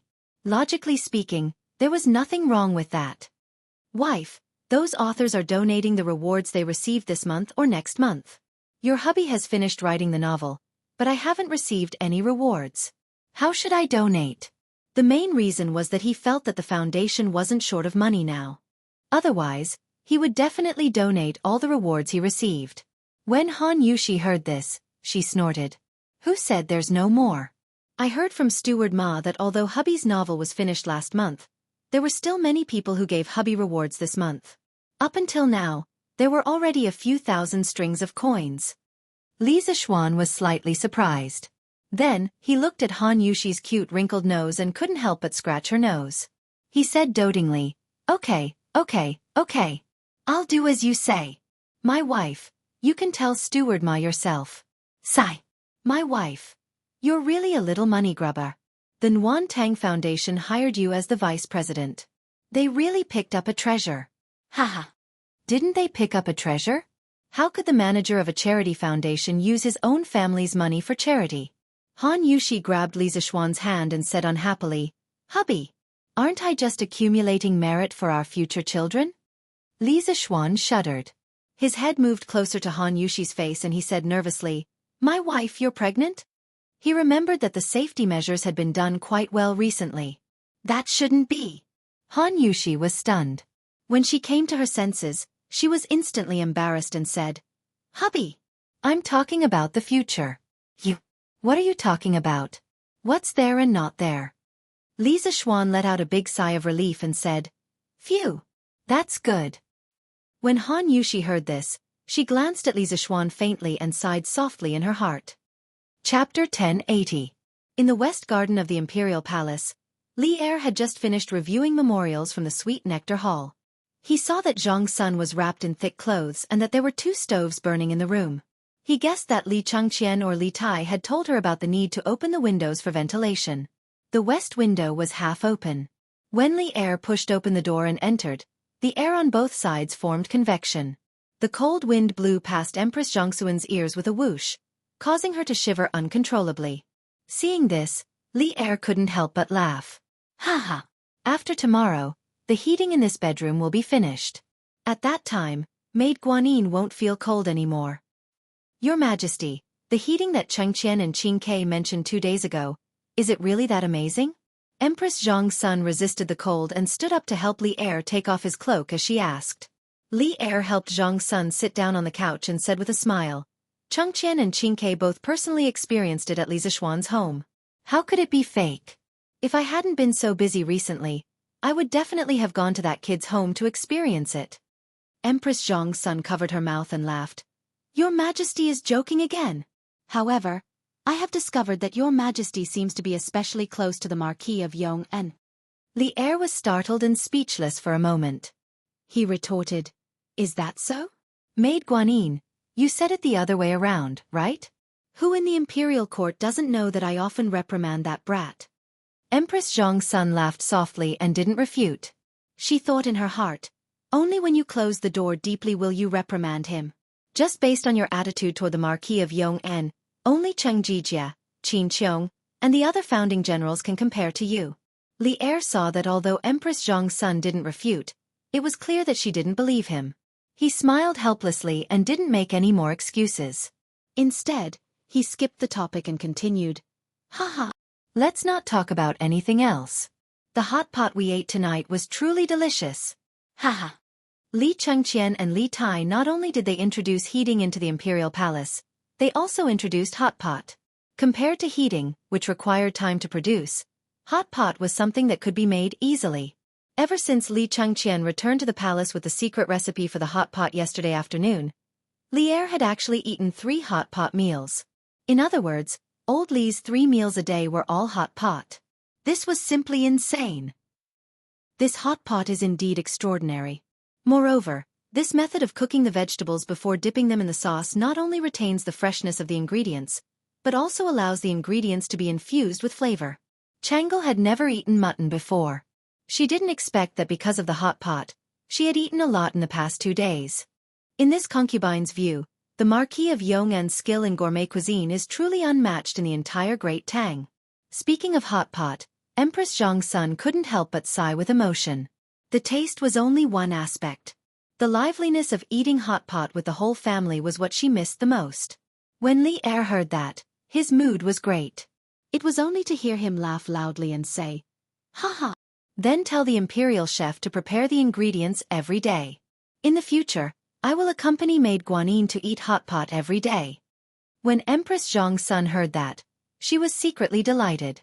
Suddenly she opened her mouth and said, But in this way, won't Steward Zhao be burdened? Hearing her say that, it seemed that the great Grandmaster Zhao Song was actually doing as Li Zixuan had predicted. He was actually doing the work of cutting mutton. Li Er thought for a moment and said, Aren't there still 2 imperial concubines? When the time comes, they will take turns with Zhao Song. When Zhang Sun heard that, she was speechless. In the entire world, only Li Er could be so extravagant to have a Grandmaster Master as a chef. Sun Simiao's tour of free medical treatment had improved the people's impression of the Warmtang Foundation. The next day, even more people went to the Warmtang Foundation. Especially the people who had been treated at the Lantian County Yamen yesterday. They had received free medicine from Sun Simiao and the other imperial physicians. Today, they all came to express their sincerity. In the past, when the people in the family fell ill, they would usually go to the temple to pray to the gods. If the family recovered, they would go to the temple to fulfill their vows. What they were doing now was similar to praying for blessings and fulfilling vows. The only difference was that they were not doing it at the temple, but at the Warmtang Foundation. The people could not afford to donate large amounts of money, but they were a group of people who knew how to be grateful. Sun Simiao and the others were treating them for free. Even if they could not afford to donate tens or hundreds of strings of coins, they would still donate tens or hundreds of coins to ease their hearts. Moreover, they felt that donating here was more meaningful and genuine than going to the temple to fulfill their vows. In terms of treating illnesses, Sun Simiao seemed to be more powerful and effective than the gods and Buddhas.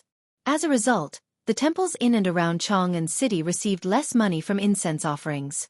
The monks guarded the gates all day long, hoping for a few big customers. Did you guys notice? On the Merit Monument, all the famous families in Chang'an City have come to donate money.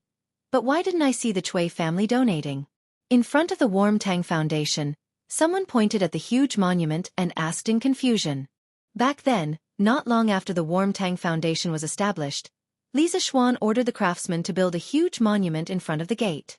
It was called the Merit Monument, and it was used to record the names of those who had donated more than 1,000 strings of coins to the Warmtang Foundation. The person had only said it casually, but as soon as he said it, many people subconsciously searched for the Cui family's name on the monument. After a few minutes, the people were not surprised to find that there was no one related to the Cui family on the monument. Therefore, they were instantly enraged. Even poor people like them were willing to donate money to the Warmtang Foundation, but why was a top family like the Cui family doing nothing? There really is no Cui family.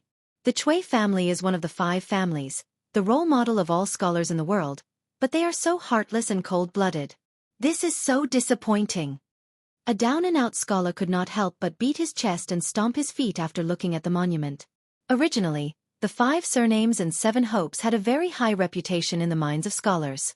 However, the scene today made many people recognize the reality of the situation. The Cui family was also stingy, cold-blooded, and heartless. What bullshit T Cui family? They are one of the 5 families. How stingy? That's right. The Cui family's young masters and young mistresses have hundreds of servants. They live a luxurious life, and they can't even bear to donate 1,000 strings of coins. His Majesty and Her Majesty have already donated a few thousand strings of coins. Bah!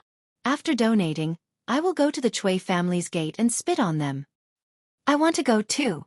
The Cui family is rich but heartless. They will suffer retribution. Originally, it was just a curious question, but in the end, it quickly turned into a public rage. Moreover, this rage would soon burn the Cui clan's headquarters in the capital. Chapter 1081. Most of the people who came to donate money today came from Lantian County. They should have gone back from Yanqing Gate in the east of Chang'an City, but they did not do so. After they donated money, they did not go to the east gate. Instead they went south. A group of people went straight to Dunhua Square. Dunhua Square was where the Cui family's stronghold in the capital was located. Bah! The Cui family is rich but heartless. Bah! The Cui family is cold-blooded and heartless. Bah! The Cui family is heartless. Bah! The Cui family is shameless. Usually, people would often hear jokes about how one spit from each person could drown you. The Cui family now had a real experience of being baptized by the people's spit. Although the Cui family's threshold was high, and even if all the people in Chang'an City spit at them, the Cui family had been standing for thousands of years. When had they ever suffered such humiliation? A 1,000-year-old family was also very concerned about their reputation. Unruly people. A bunch of unruly people. Men. Chase all those unruly people away. If they don't want to leave, beat them up. In the backyard of the Cui family, Cui Shanfu's wife, Wang Shi, roared angrily. Her husband, Cui Shanfu, had been sent to Lingnan by Li Er. She was not in a good mood this month. Now, those unruly people in her eyes were causing trouble in front of the Cui family. How could she not be angry? Madam, do you want to wait for grandfather to come back? The butler of the Cui family asked carefully. His surname was Wang, and he had married with Wang Shi. He was considered Madame Wang's direct descendant. The Cui family's grandfather, Cui Junchuo, had gone to a manor in the south of Chang'an City to recuperate because of the cold weather in Chang'an City. Although it was cold there was a natural hot spring there. No need. Even if grandfather is at home, he will not allow these unruly people to cause trouble in front of the Cui family. Wang Shi's eyes flashed with a trace of ruthlessness. Yes, madam. The butler took the order and left. A moment later, A group of servants holding a stick suddenly rushed out of the Cui family's main gate. They ran like wolves and tigers to the people who came to spit and shouted, "Where did these unruly people come from? Why don't you open your eyes and see where you are? Is this something you can come and make trouble for? If you don't scram, don't blame me for being rude. Yes. Get lost. Look at your poor appearance. Don't dirty our Cui family's street." The servants were all fierce and arrogant. As the servants of a top aristocratic family, they indeed had the qualifications to be arrogant. However, their arrogance was used in the wrong place today. Heh! A bunch of lackeys who only know how to rely on their master's power. Under the feet of the emperor, could it be that you still dare to hit people? I will stand here today and see if you dare to hit me. A young man who looked like a scholar took a step forward and scolded arrogantly. His name was Yu Dehang, and he came from a farmer's family in Lontian County. Yesterday, he accompanied his mother to the county office to participate in the free clinic. Today, he also came to the city to fulfill his vow. In the past, his dream was the same as most people's. First, he wanted to pass the imperial examination, then marry a woman with 5 surnames. But today's incident made him a little disappointed in the legendary 5 surnames 7 sects. The dignified 5 surnames prominent family was nothing more than this. Their hearts were also black. The arrogance and despotism of these evil servants made his heart burn with fury. Thinking back to the Li family's courteous attitude at the Warmtang Foundation, he started to hate the Cui family more than anything else. Wah! Xiao Jing, you've done well today. Even though your Uncle Zhong used to laugh at you for not being able to pass the county-level examinations, but based on your tough attitude today, you will always be a county-level scholar in your Uncle Zhong's heart. No, you will be the top scholar. A burly man came up to Yu Dehang and laughed loudly. Uncle Zhong. Yu Dehang's small face reddened as he looked at the burly man in annoyance. After being yelled at by you, everyone here knows that I won't be able to pass the county-level examinations. Scholar Yu is right. You dare to hit people under the feet of the emperor? What does our spitting on the street have to do with the Cui family? Does this street belong to the Cui family? Seeing that someone had stepped forward, the people behind did not back down and started to jeer as well. Humph! Refusing a toast only to be forced to drink a forfeit. Madam has ordered that if these unruly people don't leave, take a stick and beat them away.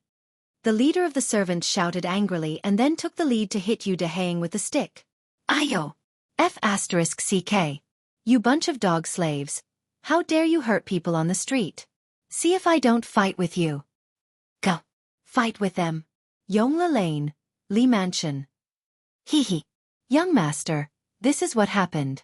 San Bao did not expect that the people would notice that the Cui family's name was not on the merit monument. The group of people in front of the Warmtang Foundation's entrance was quickly noticed. San Bao hurried back to inform Li Zixuan. Li Zixuan was stunned when he heard this, but when he saw San Bao's gloating face, he put on a straight face and said, "What? Are you happy that the people are causing trouble for the Cui family?" San Bao replied instinctively, "Of course I'm happy. Young master. Previously, that old fart from the Cui family kept causing trouble for you, and now finally, young master." San Bao was halfway through her sentence when she suddenly realized that Li Zixuan's tone was not right, so she quickly shut up. Li Zixuan snorted and flicked his sleeves. Humph. It's true that I have a grudge against the Cui family, but I never thought of letting these poor people stand up for me. They don't even care about the food and clothing of their own families. Do you think they can go against the Cui family? In the end, it won't be a lose-lose situation. Instead, they will be completely wiped out. For their families, it will be one disaster after another. Li Zixuan's purpose in establishing the Warmtang Foundation was to help the poor. However, if the people were to fight against the Cui family, the ones who would be hurt would be the poor people like them. In that case, wouldn't he be helping the poor for nothing? If it were a transmigrator, they would definitely be secretly happy at this moment and might even be secretly adding fuel to the fire. This was because smart people love to kill with a borrowed knife, eliminate dissidents, and reap the benefits of others. However, Li Zixuan, as a transmigrator, did not want to be such a smart person. He did not want to use the weak knife of the people to fight against the giant rock that was the Cui family. Some people often said that a general success was built on thousands of bones. However, Li Zixuan knew that he could not be so cold-blooded. Clap. Clap. Clap. Good. Xiao, I am very happy that you can think this way. Yi Guozhong, the crazy eavesdropper, suddenly appeared out of nowhere. He clapped his hands and sighed. The grudges between the Cui family and the Li family are all between them. In this matter, no matter what, we cannot drag the people into it. Chapter 1082. San Bao, get the horse ready. I want to go to the Cui family. Yongla Lane. Li family. After understanding the situation, Li Zishuan shouted at San Bao. San Bao became nervous and said worriedly, Young master, it's dangerous for you to go alone. San Bao, get the rest of the family to go with you. Li Zishuan said crossly, When I, the young master, am in danger, what can you all do if you go? Stop talking nonsense and get Big White out. Young master. San Bao's martial arts may not be as good as yours, but San Bao has thick skin and a lot of meat. He can block arrows for you. San Bao said unwillingly. Get lost. I'll beat you up if you keep talking nonsense.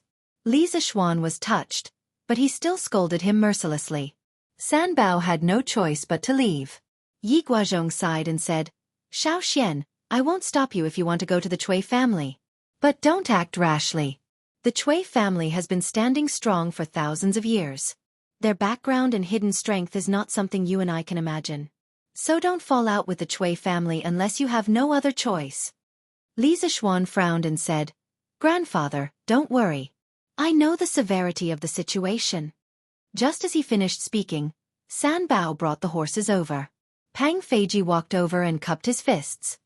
Marquis, let me accompany you. Li Zishuan waved his hand and said, No need. I'm just going to take a look. You stay here.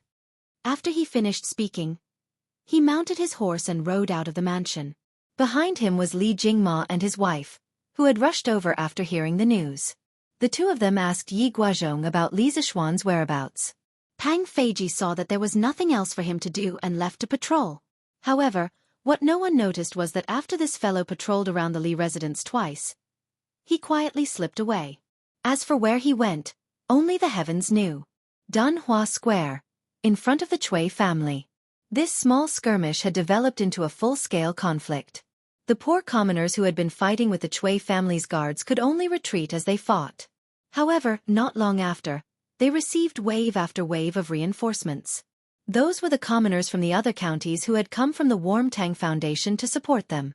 As a result, the Cui family's servants were not enough.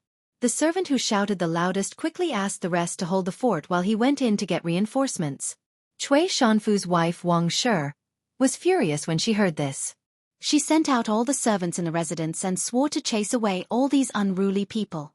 However, most of the servants of the Cui clan were used to living a comfortable life in the Cui clan. How could they be a match for these villagers who had been through hardships every day? Not long after, the Cui family's servants were all wounded. Of course, many of the commoners were injured as well. Fortunately, the people on both sides did not kill them. Thus, although they were injured, they were far from being seriously injured to the point of dying. Humph! What a bunch of trash. Zhao Quan, Madam is not satisfied with your performance. She wants you to scram. Just as the Cui manor servant was about to lose, a big man wearing a blood-red cloak suddenly walked out from the Cui manor. That big man was carrying a large saber, and there was a long scar on the right side of his face, looking extremely terrifying and sinister. Behind him, there were more than 10 martial artists in martial arts attire. Every one of them was holding a sword. These were not ordinary servants. They were the Cui family's guards. Or it could be said that they were part of the Cui family's warriors. Oh, it's Master Wan. That's great. Madam has finally sent you out. You have to avenge us. This bunch of unruly people are too much. The servant's name was Zhao Quan. When he heard someone scolding him, he did not get angry. Instead, he went up to them and said. The man neither agreed nor disagreed. He stretched out his hand and pulled Zhao Quan behind him. Zhao Quan could be heard grumbling in dissatisfaction. You can't even beat a bunch of bumpkins. You're really a disgrace to the Cui family. Scram. I will teach you how to deal with unruly people. Master Wan. The morale of the Cui family's servants rose by a lot. On the other hand, those commoners who came forward to spit When the scarred-faced big man walked out with a knife, most of them instantly became timid. After all, they could spit and kick people. But using a knife to kill and fighting to the death was not their forte. Moreover, even if you gave them a knife, they would not dare to go up and chop people. How is it? Do you want to scram yourselves or do you want me to use my knife to send you scram? That martial artist surnamed Wan walked over with a big knife and said with a light smile. When the commoners saw his arrogant look, their faces were filled with anger. But now that things had come to this, they were obviously not the Cui family's guards' match. So even if they were pointed at and scolded, most of the commoners did not dare to say anything. But it was easy to meet with accidents in life. There were still some people who were not afraid of power. Humph. Stop trying to scare people here. I don't believe that in broad daylight, you bunch of dog slaves dare to use a knife to commit murder. The little scholar Yu Jin stood out at the crucial moment. At this time, he seemed to have a backbone. After Yu Dehang said that, the commoners all felt that it was reasonable. This was the foot of the emperor. If the Cui family's martial artists really dared to go to the extreme, then the Cui family's future in Chang'an would definitely not be good. That's right. Isn't it just holding a knife? You bunch of slaves dare to kill people? Many commoners followed behind Yu Dehang and started to jeer. That martial artist surnamed Wan was despised by the commoners and his face instantly turned green and white. After a moment, this fellow's mouth flashed a trace of a sinister smile. Fortunately, it was a life-and-death struggle. Humph. Refusing a toast only to be forced to drink a forfeit. This is what you asked for. Surnamed you, I will let you go to heaven today. In your next life, don't think of fighting with the Cui family. After saying that, the big man held the big knife with both hands and actually chopped towards Yu Dehang's body. If this knife hit the porcelain, then it would really be a cut in half. Yu Dehang's entire body would be split in half. Dehang, quickly dodge. The crowd immediately let out cries of surprise. Some of the commoners even closed their eyes, waiting for the screams of the big knife piercing into the flesh. As the person involved, Yu Dehang's eyes were wide open. At this moment, he wanted to run but he knew that he could not run away. His speed could not catch up with the big man's speed. Do I regret? Yu Dehang asked himself in the last few breaths of the statement. I don't regret. I, Yu Dehang, am worthy of the heavens and earth, worthy of my conscience. Thinking of this, Yu Dehang also closed his eyes and quietly waited for the arrival of death. Chapter 1083. Kang. Just as Yu Dehang was waiting for death with his eyes closed, he suddenly felt a gust of wind by his ear, followed by the sound of metal clashing. Following that, he heard a man's voice beside him. Humph. In broad daylight, who gave you the guts to hurt people on the streets? No matter how stupid Yu Dehang was, he knew that he was saved.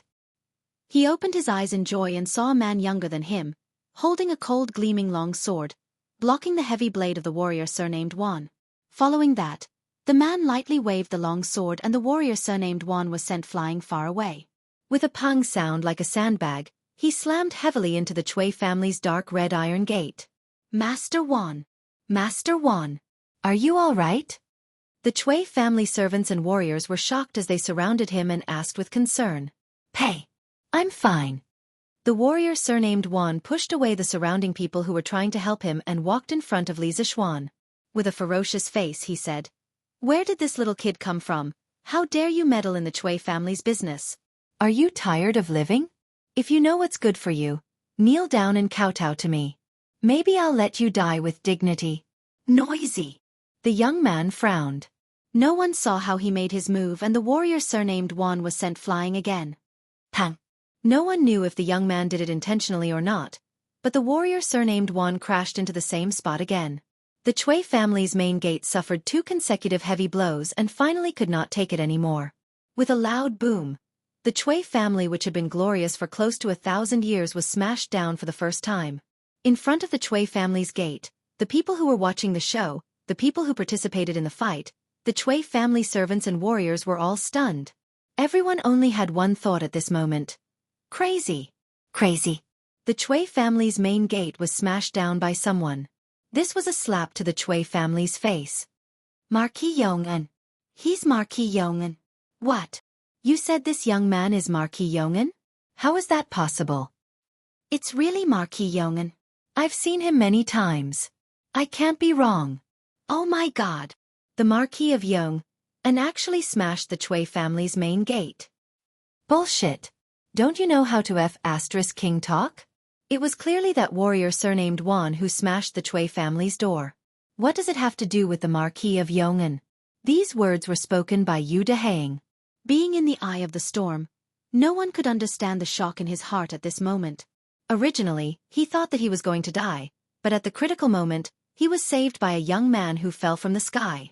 Especially when he found out that the young man who saved his life was Li Zishuan, one of the most popular nobles in the imperial court, he felt his soul tremble. Because the name Marquis Yong'an was even greater than the heavens in Lantian City. There were tens of thousands of people in Lantian City, and no one had not received Li Zishuan's kindness. But when he heard that Li Zishuan had smashed the Cui family's main gate, he subconsciously quivered. Although he worshipped Li Zishuan, but he knew that with Li Zishuan's current power, he was definitely not the Cui family's match. Hence, he came up with an idea to help Li Zishuan get off the hook. This idea seemed very childish, but Yu Deheng could only think of such a childish idea in a short period of time. Because he was anxious to correct others, he couldn't help but swear. Hey! Deheng is right. It was obviously the Cui family's own people who smashed the main gate, and it has nothing to do with the Marquis of Yong'an.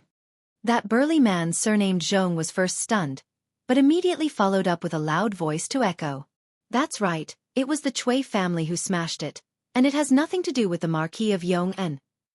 No matter how stupid the commoners were, they knew what they should say. In a moment, the voices of the crowd gradually became unified, and there was no second voice to be found. All the servants and warriors of the Cui manor were shocked and angry at this moment. They were shocked because this young man in front of them was actually the recently famous Marquis Yong'an. They were angry because this group of commoners actually dared to lie with their eyes wide open, treating them as if they were blind or played with. Marquis Yong'an? Even if you are Marquis Yong'an, you cannot knowingly break the law. Warrior Wan spat out 2 mouthfuls of blood, climbed up from the ground, and walked to Li Zishuan about 3 feet away, and said angrily. It was just that his tone of voice was already much better than before. Clearly, he was scared of being beaten up by Li Zishuan. Ask your master to come out. You are not fit to speak to this Marquis. Li Zishuan glanced at him, and said indifferently. It wasn't that he was acting like a big shot, but he really couldn't be bothered to speak to this kind of brute who only knew how to be used as a tool. You! The warrior surnamed Wan was instantly humiliated. His face alternated between green and white. However, Li Zishuan mercilessly interrupted him. What? You don't accept it? Then pick up your sword, and come forward to fight. Otherwise, quickly go back and ask your master to come out. Finally, Warrior Wan's face changed, and he didn't dare to say anything else, and immediately ran back to the Cui family in a sorry state. What is your name? Where do you live? Li Zishuan turned around, looked at Yu Deheng, who he saved earlier, and asked with a smile. Yu Deheng was taken aback, because the current enthusiastic Li Zishuan was like a completely different person from before. Oh, Marquis, my name is Yu Deheng, and I live in Lantian County's Yu family village. Just now, I am indebted to Marquis for saving me, and I am extremely grateful.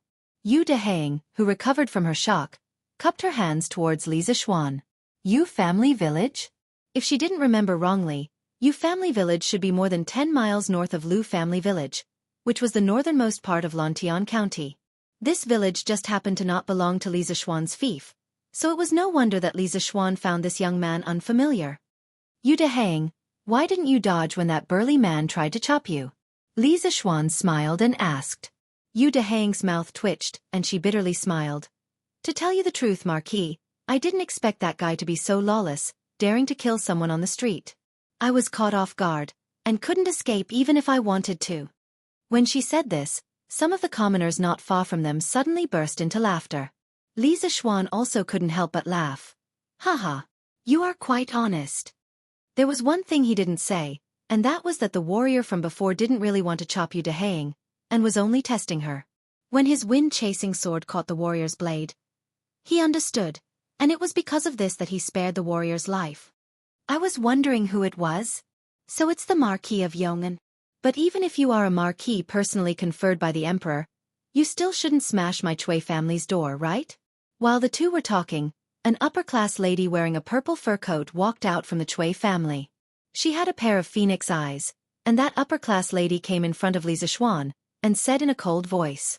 Li Zixuan patted Yu Dehang's shoulder, indicating for him to leave, and then turned around to look at the upper-class lady. You are the one who sent the Chui family to kill the commoners? Chapter 1084. In front of the Chui residence. Two people who should not have interacted with each other in their lives were now facing each other, as though they were at each other's throats. Wang Shi hatefully said, "So what if it's me? This bunch of unruly people gathered in front of the Chui residence to cause trouble. Can't we chase them away?" If it was someone else, Wang Shi would have already ordered people to chase them away. But the person in front of her was Li Zixuan. This name had appeared more than once in the Chui family. He made the two young masters of the Chui family. One was exiled to Jianghu, the other was chased back to Jianghu, but the Chui family's old grandfather still could not do anything to him. As such, Wang Shi had no choice but to deal with him carefully. Gathering people to cause trouble? What trouble did they cause? Li Zixuan crossed his arms in front of his chest and asked while knowing the answer. Wang Shi snappily said, "What good things did they do, Marquis Yong, and can just ask them." "Why ask me?" Li Zixuan laughed and casually said, "It's just spitting on this street. How big of a deal can it be? This street doesn't belong to the Chui family, right? Besides, if Madame Chui is really angry, just let the people from Wuhou government come and take them away. Why did you instigate your servants to maliciously harm people? If I was a step late, there would be people's blood splattered on the spot. The current emperor is ruling the country with benevolence, but your Chui family is so blatantly harming people's lives. You are not putting the emperor in your eyes. How should you be punished?" Wang Shi frowned. Her face was so gloomy that water was about to drip out. She softly scolded, "Wan Jingang, what did I tell you before? You can only chase people away. You can't intentionally harm people. What did you do?" The warrior surnamed Wan had a pig's face. He hurriedly explained to Wang Shi, "Madam, I'm innocent. This subordinate was just trying to scare that scholar. I didn't mean to take his life." Clap, clap, clap. Wan Jingong's voice fell, but Li Zixuan clapped his hands, only to hear him say, "Haha, act. Good acting. Madam Chui, in front of so many people, can you not act like this? Under the watchful eyes of so many people, can't you tell right from wrong?" Although he knew in his heart that Wan Jingang really did not have the intention to kill Yu Dehang, he had to put the blame on Wan Jingang. Because this was the only way to reduce the scope of the war and avoid completely falling out with the Chui family. "I'm helping you by beating up your men. Otherwise, if someone dies, your Chui family will have to go to court, and it won't end well with the emperor. Therefore, today's matter should end here." That was what it meant. Right now, Li Zixuan really didn't want to start a war with the Chui family. Yes, Wan Jingang was spouting nonsense. Just now, his knife was about to chop Yu Dehang's head. How could it be just to scare her? That's right. That Wan fellow is trying to kill someone. The commoners cooperated and shouted behind Li Zixuan. Wang Shi clenched her teeth, secretly hating that Wan Jingang really didn't know how to do things. If you want to kill someone, just do it secretly. But now, he actually did it openly in front of the Chui family and was caught by Li Zixuan. This made the Chui family, who was originally in the right, instantly fall into a passive position. Audacious! You actually dare to gather in Chang'an City to cause trouble. Quickly stop. Just as Wang Shi was unable to vent her anger, a large group of martial marquis suddenly appeared on the streets. The one leading them was actually Yuqi Jingda. The dignified Right Martial Marquis General Wei had personally come. Before he arrived, his voice was heard. Yuqi Jingda shouted loudly. Following his shout, the Right Martial Marquis men immediately surrounded everyone in front of the Chui family's door. From the start of the matter till now, it had been close to half an hour before the Martial Marquis government people finally arrived. "Uncle Yuqi, you're here." Seeing an acquaintance, Li Zixuan clasped his hands in greeting. Yuqi Jingda softly made an N sound and didn't exchange too many pleasantries. With a businesslike expression, he said to Li Zixuan and Wang Shi, "Li Zixuan, this general received news that someone gathered here to fight. Is there such a thing?" Li Zixuan wasn't in a hurry to speak. Instead, He looked at Wang Shi with a faint smile. He believed that if Wang Shi wasn't stupid, she should know what to say. As expected, Wang Shi's expression changed. She then bowed towards Yuqi Jingda and said, replying to General Yuqi, it was the Cui family's people who didn't know any better and almost injured a commoner. This attracted the attention of the commoners. The Cui family will definitely restrain the servants in the future. Madame Cui's meaning is that the Cui family servants actually used weapons in Chang'an City? Yuqi Jingda frowned and said unhappily. The Tang people revered martial arts. The imperial court didn't explicitly state that commoners weren't allowed to carry swords. But in Chang'an City, openly using weapons was definitely not allowed. This was slapping Yuqi Jingda's face as the capital's Public Security Bureau chief. Wang Shi quickly said, there was no large-scale use of weapons. It was just a servant and a commoner who had a dispute. General Yuqi, please don't be angry. Not only did Li Zixuan want to turn the matter into a small one, Wang Shi also wanted to. Because she had previously admitted that Wan Jinggang was under her orders, and Li Zixuan had caught Wan Jingang's weakness of wanting to kill commoners in public. One must know that now was a time of peace. Li Er, this king, cherished the commoners very much. If one really looked into it, their Cui family wouldn't be able to gain any benefits from Li Er. As for the commoners, they had a fight with the Cui family's servants today. Although the Cui family's servants were a little domineering and deserved to be beaten, the cause of the matter was still because they came over to spit in front of the Cui family's door.